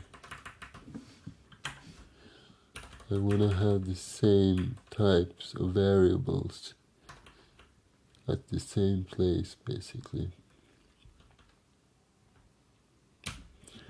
This'll do. Alright, so how do we create a leaf? We have a create leaf function, right? Create leaf. Let's do 2dd, paste, and we go to our main and above. Let's paste it here, turn it into 8 comments, and give us a little bit of space to work with. Okay, so we need a parent, a key, a value, and a count. The count being the number of characters in this. Alright. So I'm thinking we don't really need the, well, yes we do. We need to calculate the path somehow. Do we have to make it like a folder structure. Actually, yeah, let's do that, by the way, because that is how it will work in the end. So it's best not to change that. Okay, so then we need a little helper function creating a path. Alright, so let's call this int 8 example path, and we take in a character.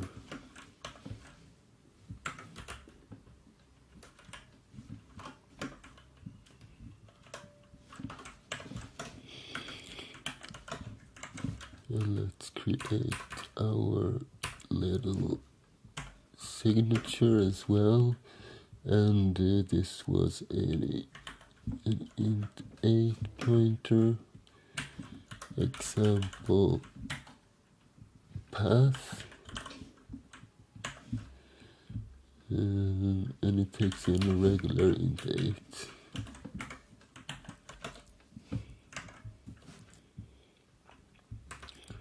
And what do we need here? We need an int 8 buff 256, and let's do basically like we did before. So we zero out the buff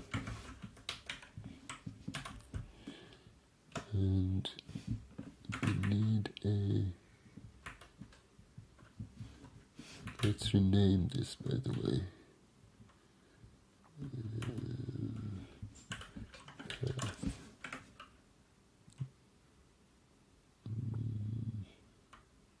Yeah, okay. So we can create an int 8c, and we do for loop where we set c equal to a. We loop as long as c is less than or equal to path, and C++ again. And what do we do at each iteration? We still need to use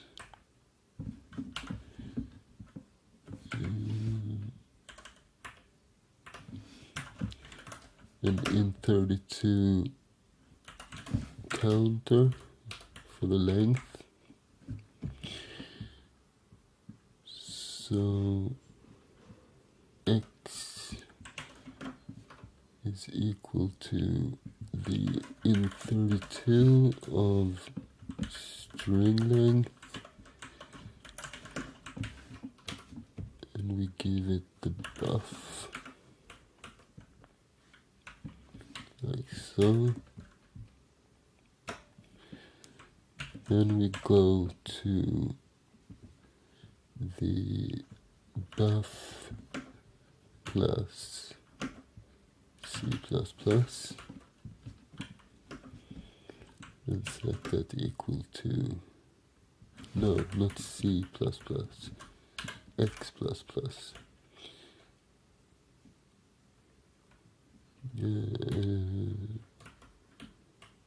Let's see, buff plus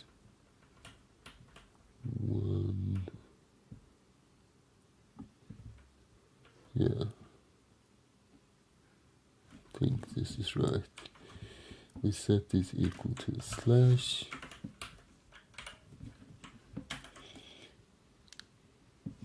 we copy this line, paste it twice, remove the plus, and set this equal to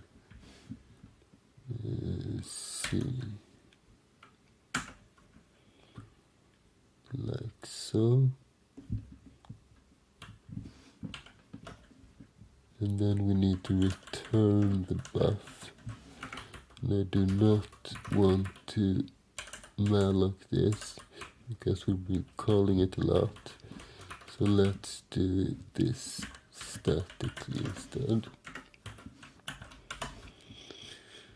Okay, I feel like I forgot something, but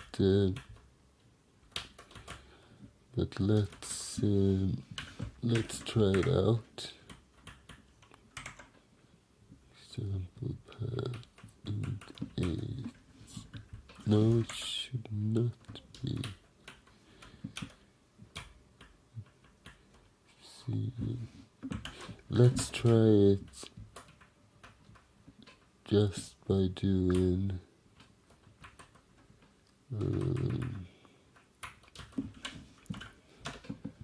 let's do printf s, and we want to do example path of the letter J.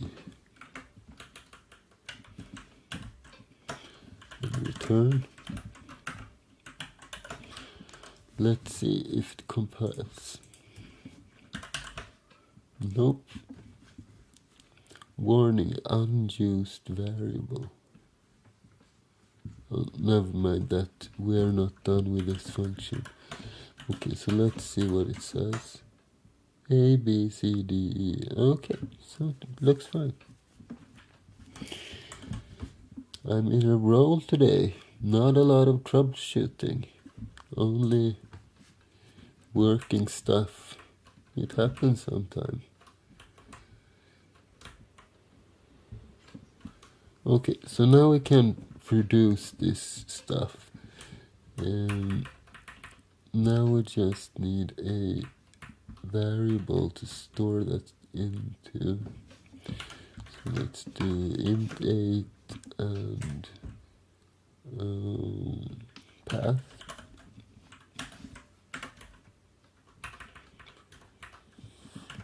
And we will open up the file. So let's do the regular open.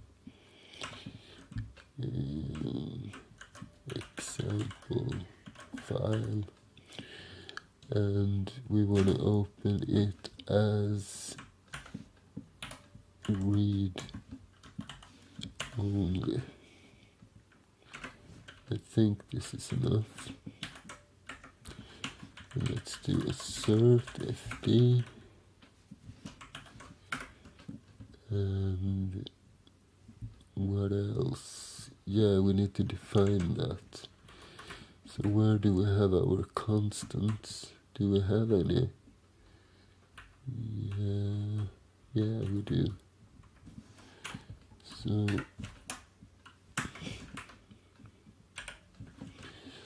we define our example file as wordlist.txt.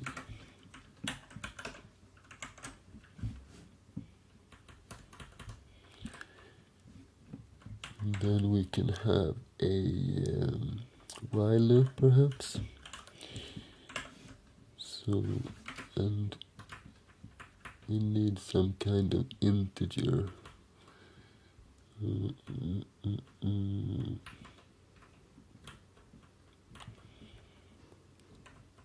Let's do int 32. What characters do we have left? X. So we set x equal to read fd buff 255.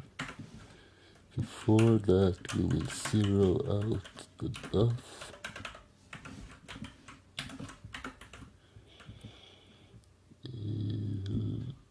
Like so.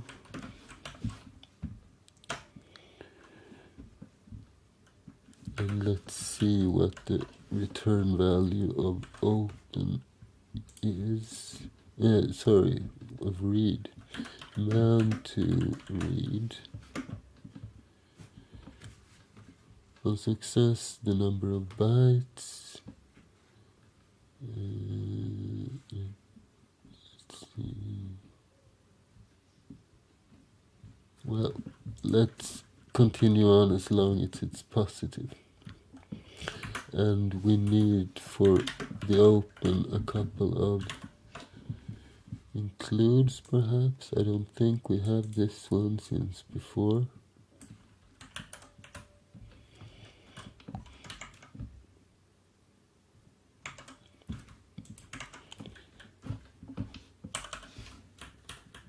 So let's add this one here.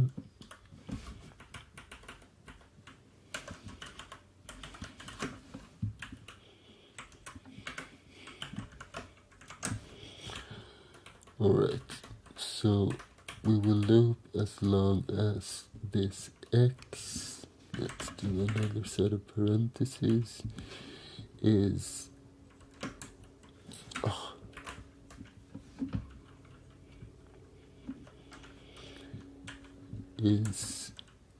greater than 0. And what will we do when we have read some data? I wonder if we get, yeah, we do get the new line. So let's begin by getting rid of that. So let's see. Buff, no, I need to check this. So if we have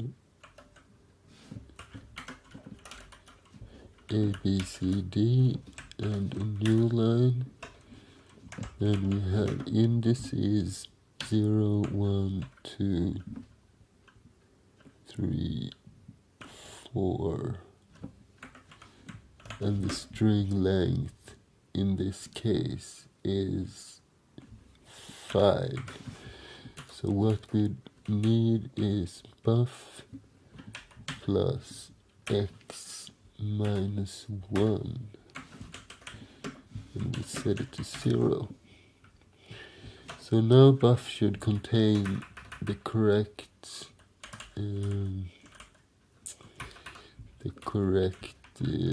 word in question, and then we'll need to calculate the path. So the path will be equal to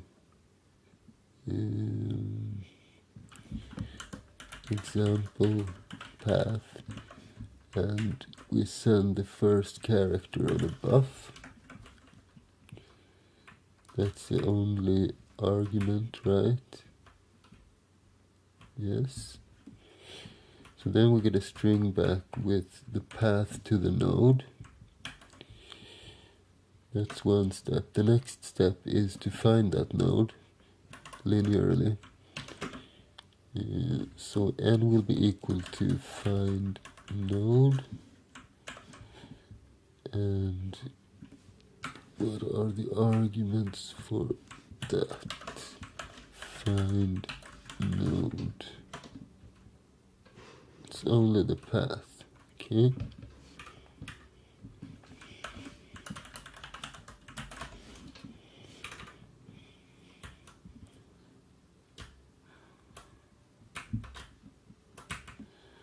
So n equal to find node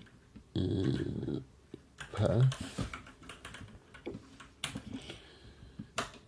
and if we don't have an n, then we simply continue. But before that, we will do one other thing. I want to zero out the buff again.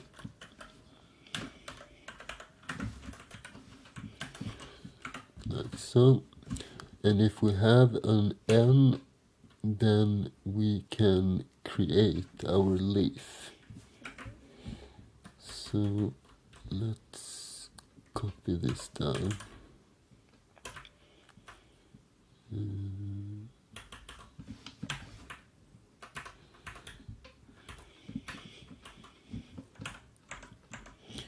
So L is equal to create leaf, and let's see, the parent will be the N, right? And the key is the buffer. But we also wanted to have the buffer twice as the value. So let's create a helper for that. Int 8 duplicate, and we take in a string, int 8 buff 256,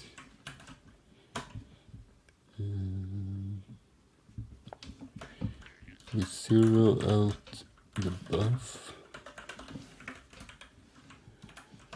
we copy the let's see, into buff into the char representation of buff. We copy the char representation of string with a maximum of 255.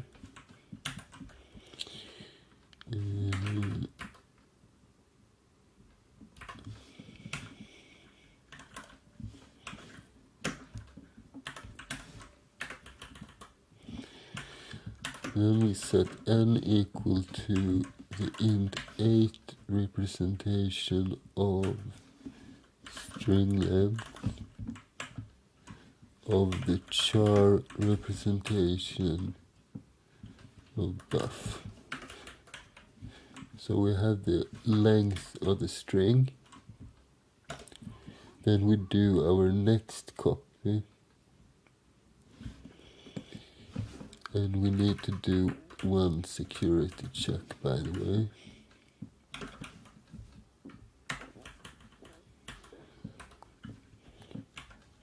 Let's see. X equal to the let's not make this so small. Let's do both of these at 16 at least.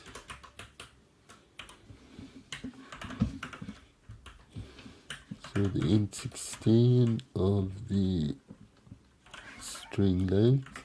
Okay then, let's continue with our tree. So let's see, where were we? We're creating our duplicate function. So we are calculating the string length of the, let's see, it's the, this should be string copy. Yes, it's the key.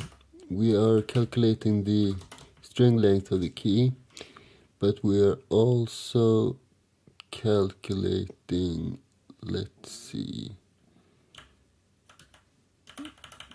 the x will contain the n times 2. And if x is more than 254,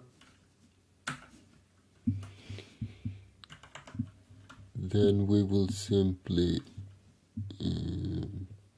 return buff as is. And if it's not, then we are going to string copy to the char representation of buff plus n. So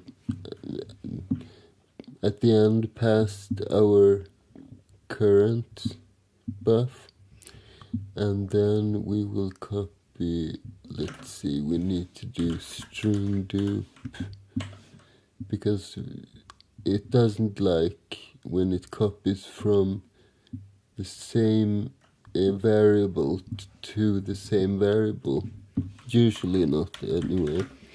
So that's why we do a string dupe here instead.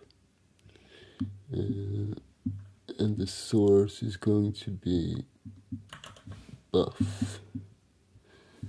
String dupe buff.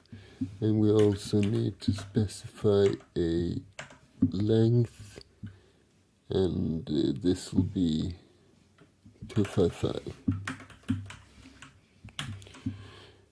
So then we have the duplicate of that specific string, and we can simply return buff. This should be right, I believe. We do, however, need to make this static, because we cannot return. If we didn't make this static, it will be allocated on the local stack for this specific function, and that the memory is not really accessible from the rest of the application. But by making this variable static, we are moving this variable to the BSS section, the uninitialized data section, and that is accessible everywhere. So that's one way of returning a kind of local variable. Alright, so this should be able to duplicate a string. Let's just double check that real quick, so we are not coding on something which will fail in that kind of way. So let's just print out S, and let S be the char representation of what did we name it? Duplicate? No. Yes. Duplicate. And this requires an int 8. And then some string. Hello. So if we have coded this correctly, it should print out hello, hello on the screen, right? Let's do return 0 here, and I'm not sure if we have a half function somewhere which might get us into trouble, but we'll see, right? Yeah, okay. What does it say? Warning, while clause does not guard ... this statement, but the latter is misleadingly indented. Well, error, continue statement not within a loop. Okay, I must have put a semicolon badly somewhere. And this should most definitely not be there either. This is inside of the function, okay. So where does it end? Or where does it begin? This while loop looks a little bit lonely, doesn't it? So let's see.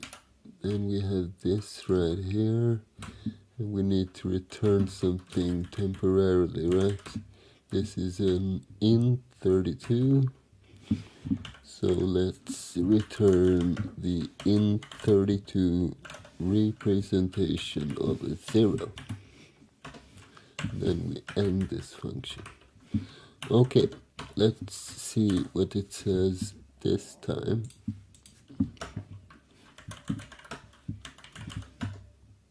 Okay, a little bit better. Error, too few arguments to create leaf. Well, we are not done with this function quite yet. Yeah, this is where we are. Okay, let's just remove this for now.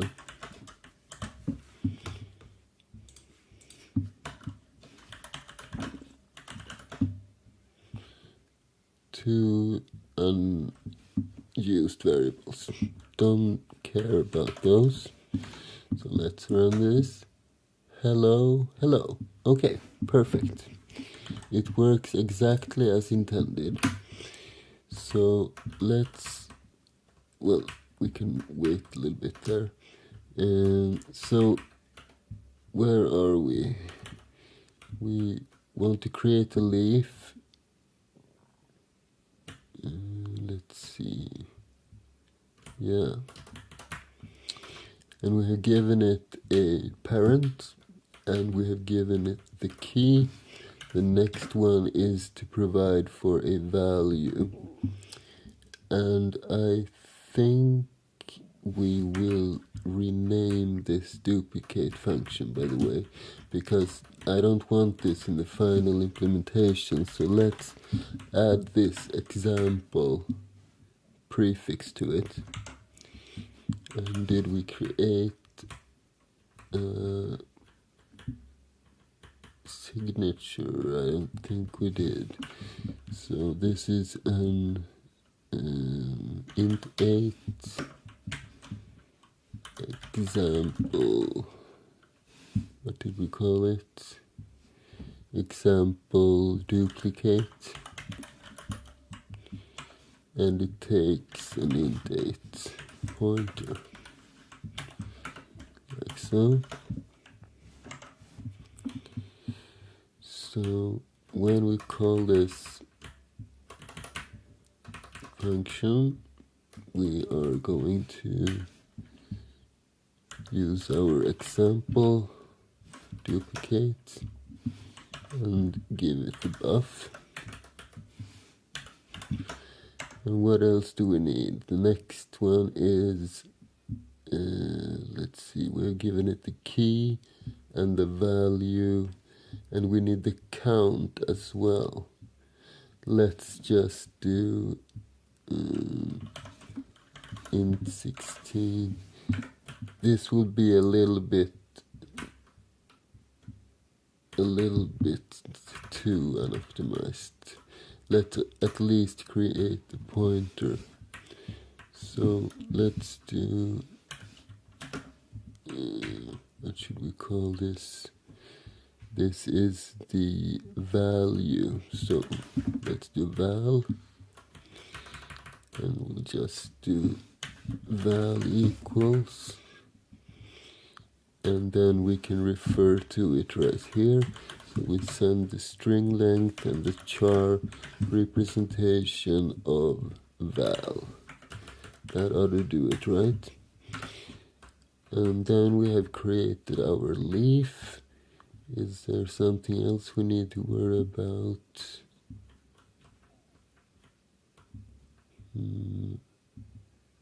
I don't think so, right? So this will loop as long as we have anything in this file. Then we will want to close our FD, and we want to return the number of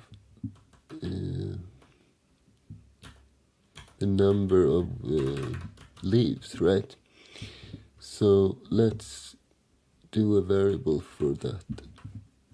Or do we have one? X. How do we use X? We haven't really. Yeah, we did. No. Let's search for X. There.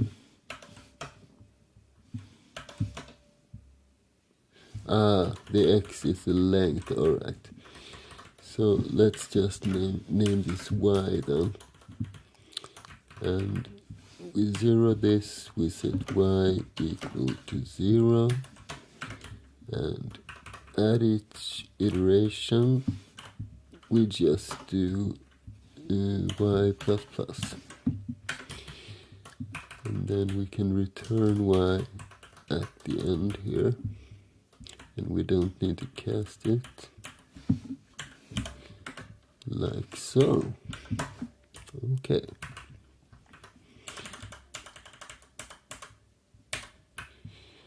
And this name of the function is example leaves, and it takes no arguments. Right. So let's clean this up a little bit.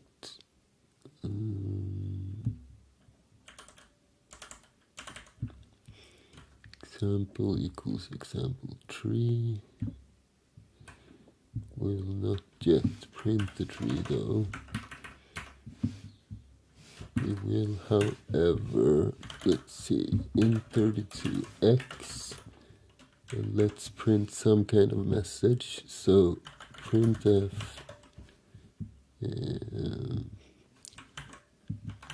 populating tree dot dot dot, and let's flush the buffer so it prints it instantly. Then we set x equal to example, what was it, leaves.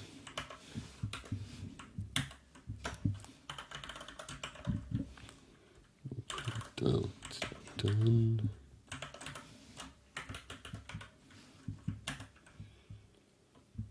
Something like that. And after the tree has been populated, we will print that tree to the screen. Okay, let's try this out. See if we missed anything. Make. Okay, something is wrong. Operation on val may be undefined.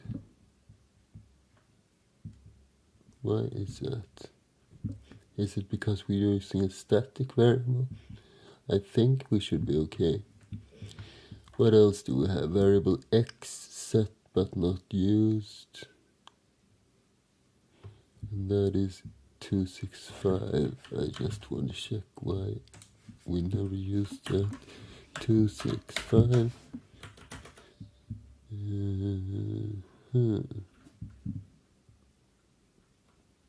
Set but not used. Right, we're not printing it or anything like that. Okay, let's just do this.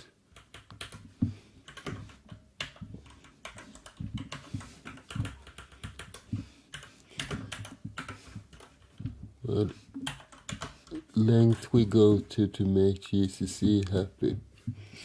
Warning, val may be uninitialized. Val will be uninitialized.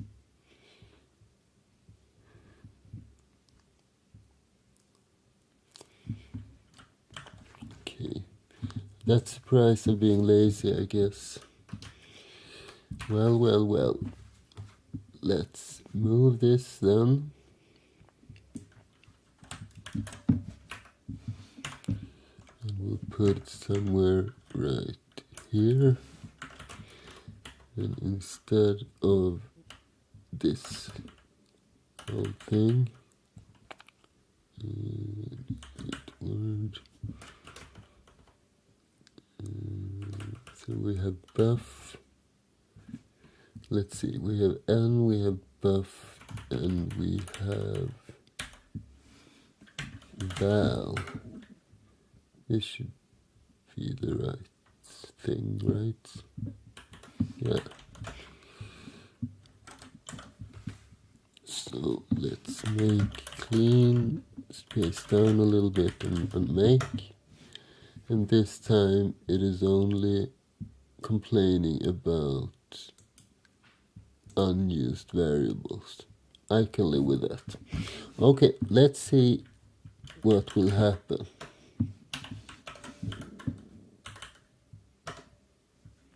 Okay.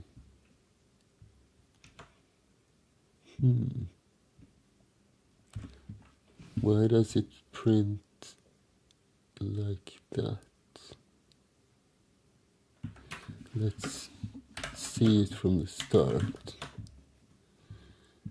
Populating tree, and then it prints some stuff. And A, we have A, and then did we add some weird printf somewhere to see if populating tree done?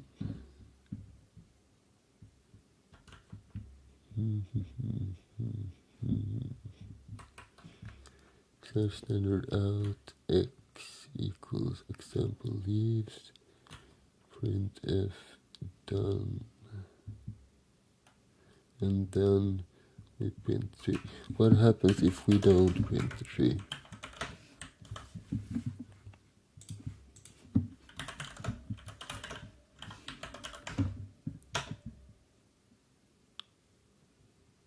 Then it looks quite alright.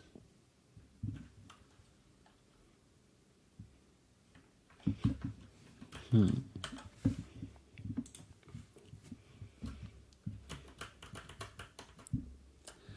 we print example.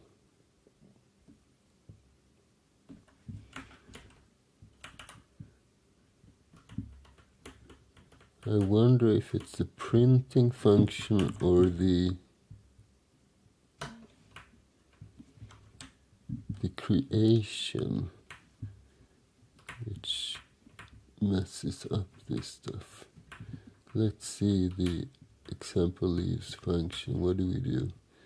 We open the file, we zero this, we read, and we create an example path. We find the node. Wait a minute, let's see. And if we don't find the node, we continue.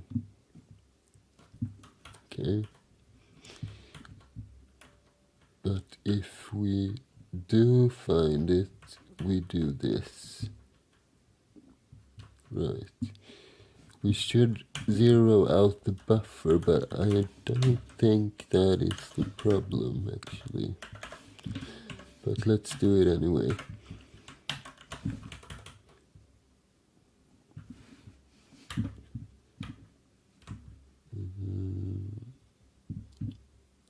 Let's remove this message. I thought it would take longer than it actually did. And we don't want it to complain about this, so let's void the x. And let's see what happens this time. Perhaps we should pay some attention to the warnings as well. So what do we have? Variable L set but not used. 236. So 236. It's inside of the example leaves. But we're using it here, right? We are setting it here, but we are not referring to it. That's right. But we shouldn't need to. Let's just remove that then. Leave L. And what was the other warning? Unused variable C 233. So we go to 233, and it's here. Okay, so the C, what did I think about the C? I probably thought of using that. Let's see. In order to check what path to put it on. But instead I referred to the first character of the buff. So let's remove C. Okay, let's see if it looks better this time. Let's make clean, clear, we make, and we run this thing. Okay, it does print a couple of these nodes, but it looks so weird. First we have the root, then we have /a, that's okay. Then we have /a, that's probably the first word. But then it all gets messed up. Why does it jump all the way to W? And what about the stuff in between here?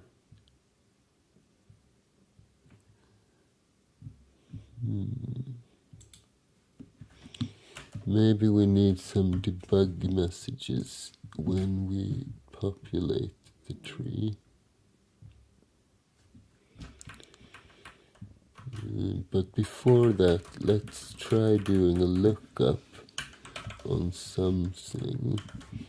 Let's see if we check the head of the file. Let's see if this aardwolf is in the tree. So how do we do that? We call the function lookup,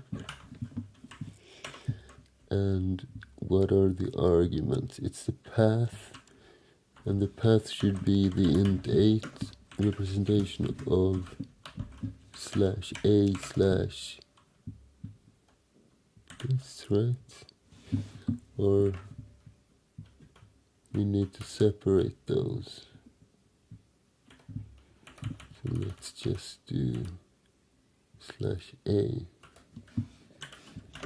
and then this on int8 and that. I think it's like that. Let's double check the documentation, i.e. the H file. So we have this lookup linear, it takes an int8 and an int8. That's right. And I think this should be it. I'm not sure if we should have a trailing slash as well. Well, we'll see. Let's just do something like int8 p, and p equal to this if p printf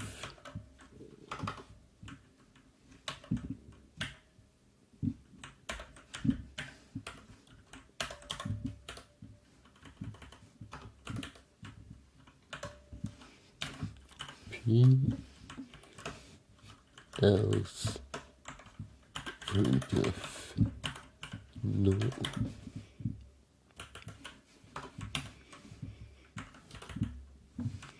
Okay, let's see how this goes. Example set, but okay, that's no problem.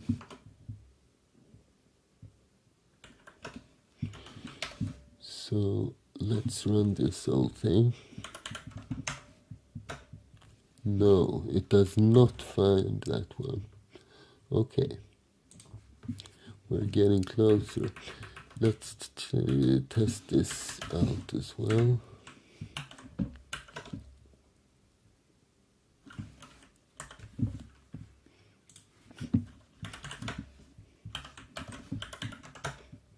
No. Okay, so the problem is when it inserts itself into that tree.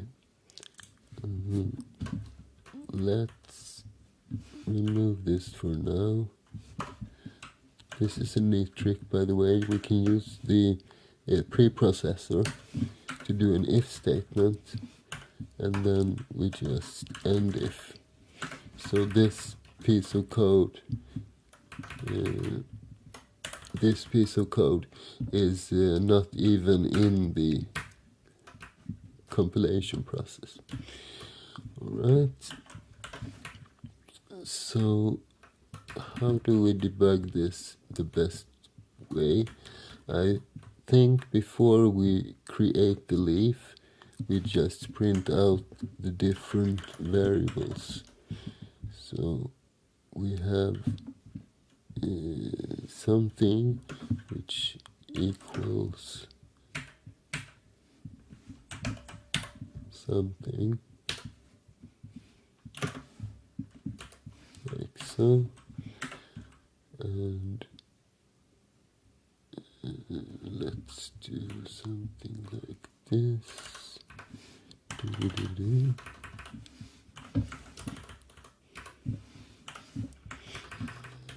what do we have? First we have a node. And how do we represent that node? We can, let's see, node equals to, let's do not a pointer, but we go into the M and show its path. The next one is buff, that's easy. So buff equal to %s and buff. Then we have val, same there, val equals to %s and val, and finally we have the length. So we do len equals to %d, and we will simply just copy this whole thing.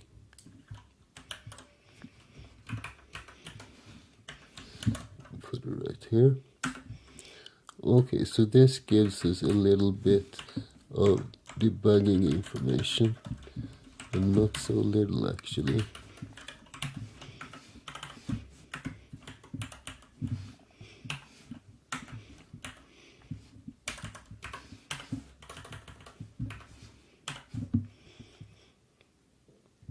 Alright, let's see what we have.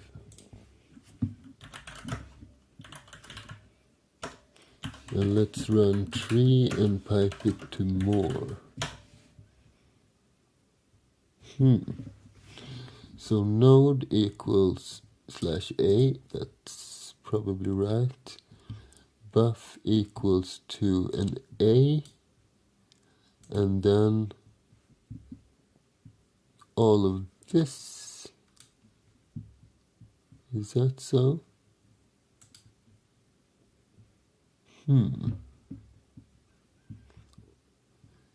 Okay, now I see. Oh, stupid me.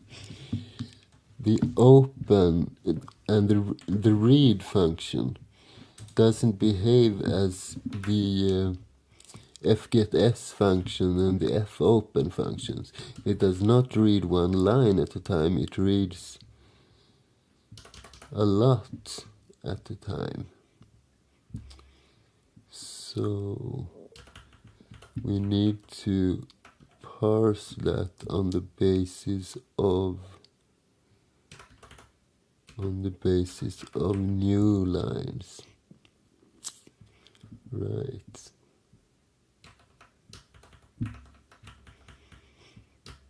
Maybe we should just make our lives easier and use the library functions. It's only an example function, which will not be included in the final implementation. So let's do that. So where is it? Example path. Example duplicate this one, example leaves. So let's comment out this one. Thought I had a key for that, but no. And let's do a file pointer as fd instead. And we comment out this one, and we do fd equal to fopen example file, and we do the read flag. We assert fd, that's okay. We clear the buff, and instead of this one we will do, let's see, we will use fgetS to get the buff 255 from the fd. But what does fgetS return? Let's check it out. Return value of fgetS returns S on success. That's a string, right? Where is it here? S. Right, it returns the buffer. And I need the size. Okay, so one additional step then. So let's just transform this. So while fgetS is true, we do all of this. Temporarily remove this one. There. Okay, so we need to calculate x ourselves. X equal to the, how big is it? In 32, I think? No, it can't be. 8 maybe.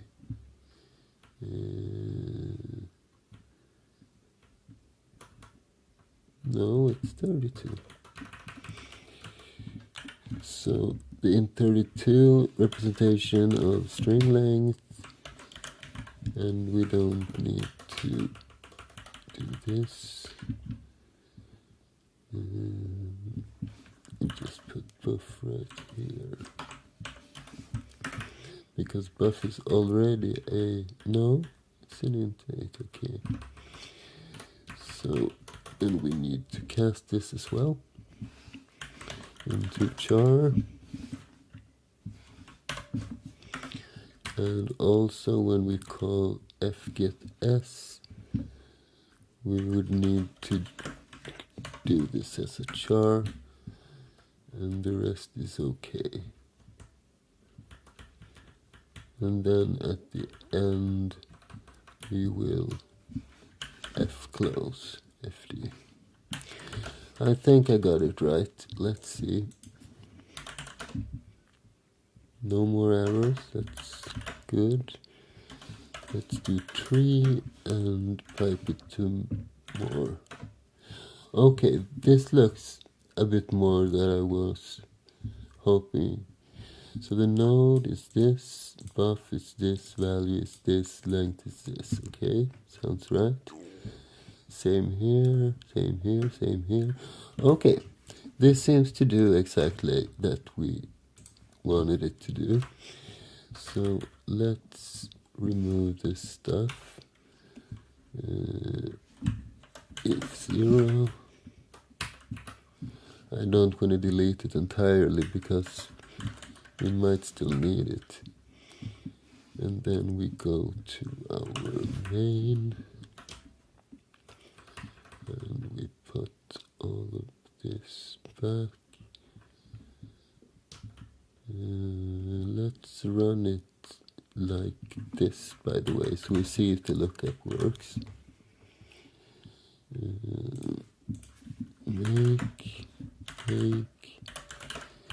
we run tree, and we get nothing. We get nothing.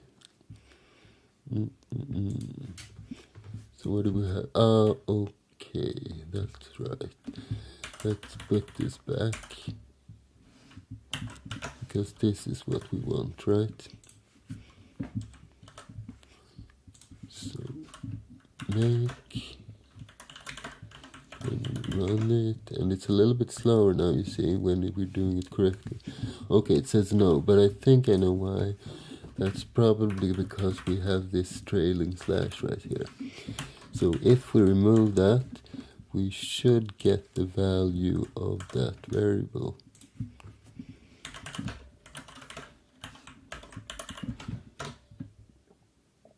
Yes, we do. That is correct.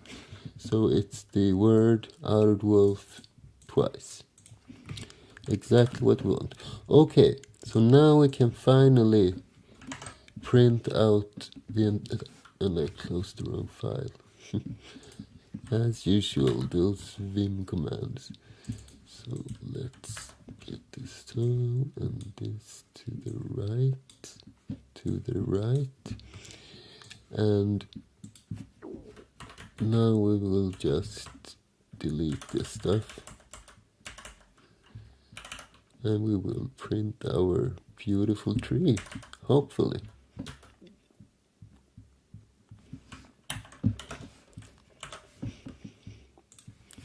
So we do make clean, jump down a little bit, run make, sounds good, and we run tree. There we go, that's how it should look. Isn't it beautiful? Let's pipe it to more so you see more of it. Okay, so here we have all the different English words, and they are in the correct folder as well. What if we go down to the B? A long row down. Oh, here it is. So here we have the B words, and then we get down to the C words, and everything looks exactly as we would like it to. Okay, that's cool. So that's enough for this episode, I think. We will need one additional episode where we optimize this and go from the linear to better implementation. But this far, everything works. So if you like this episode, please like and subscribe so you don't miss the next one. And thanks for watching, and thanks for today.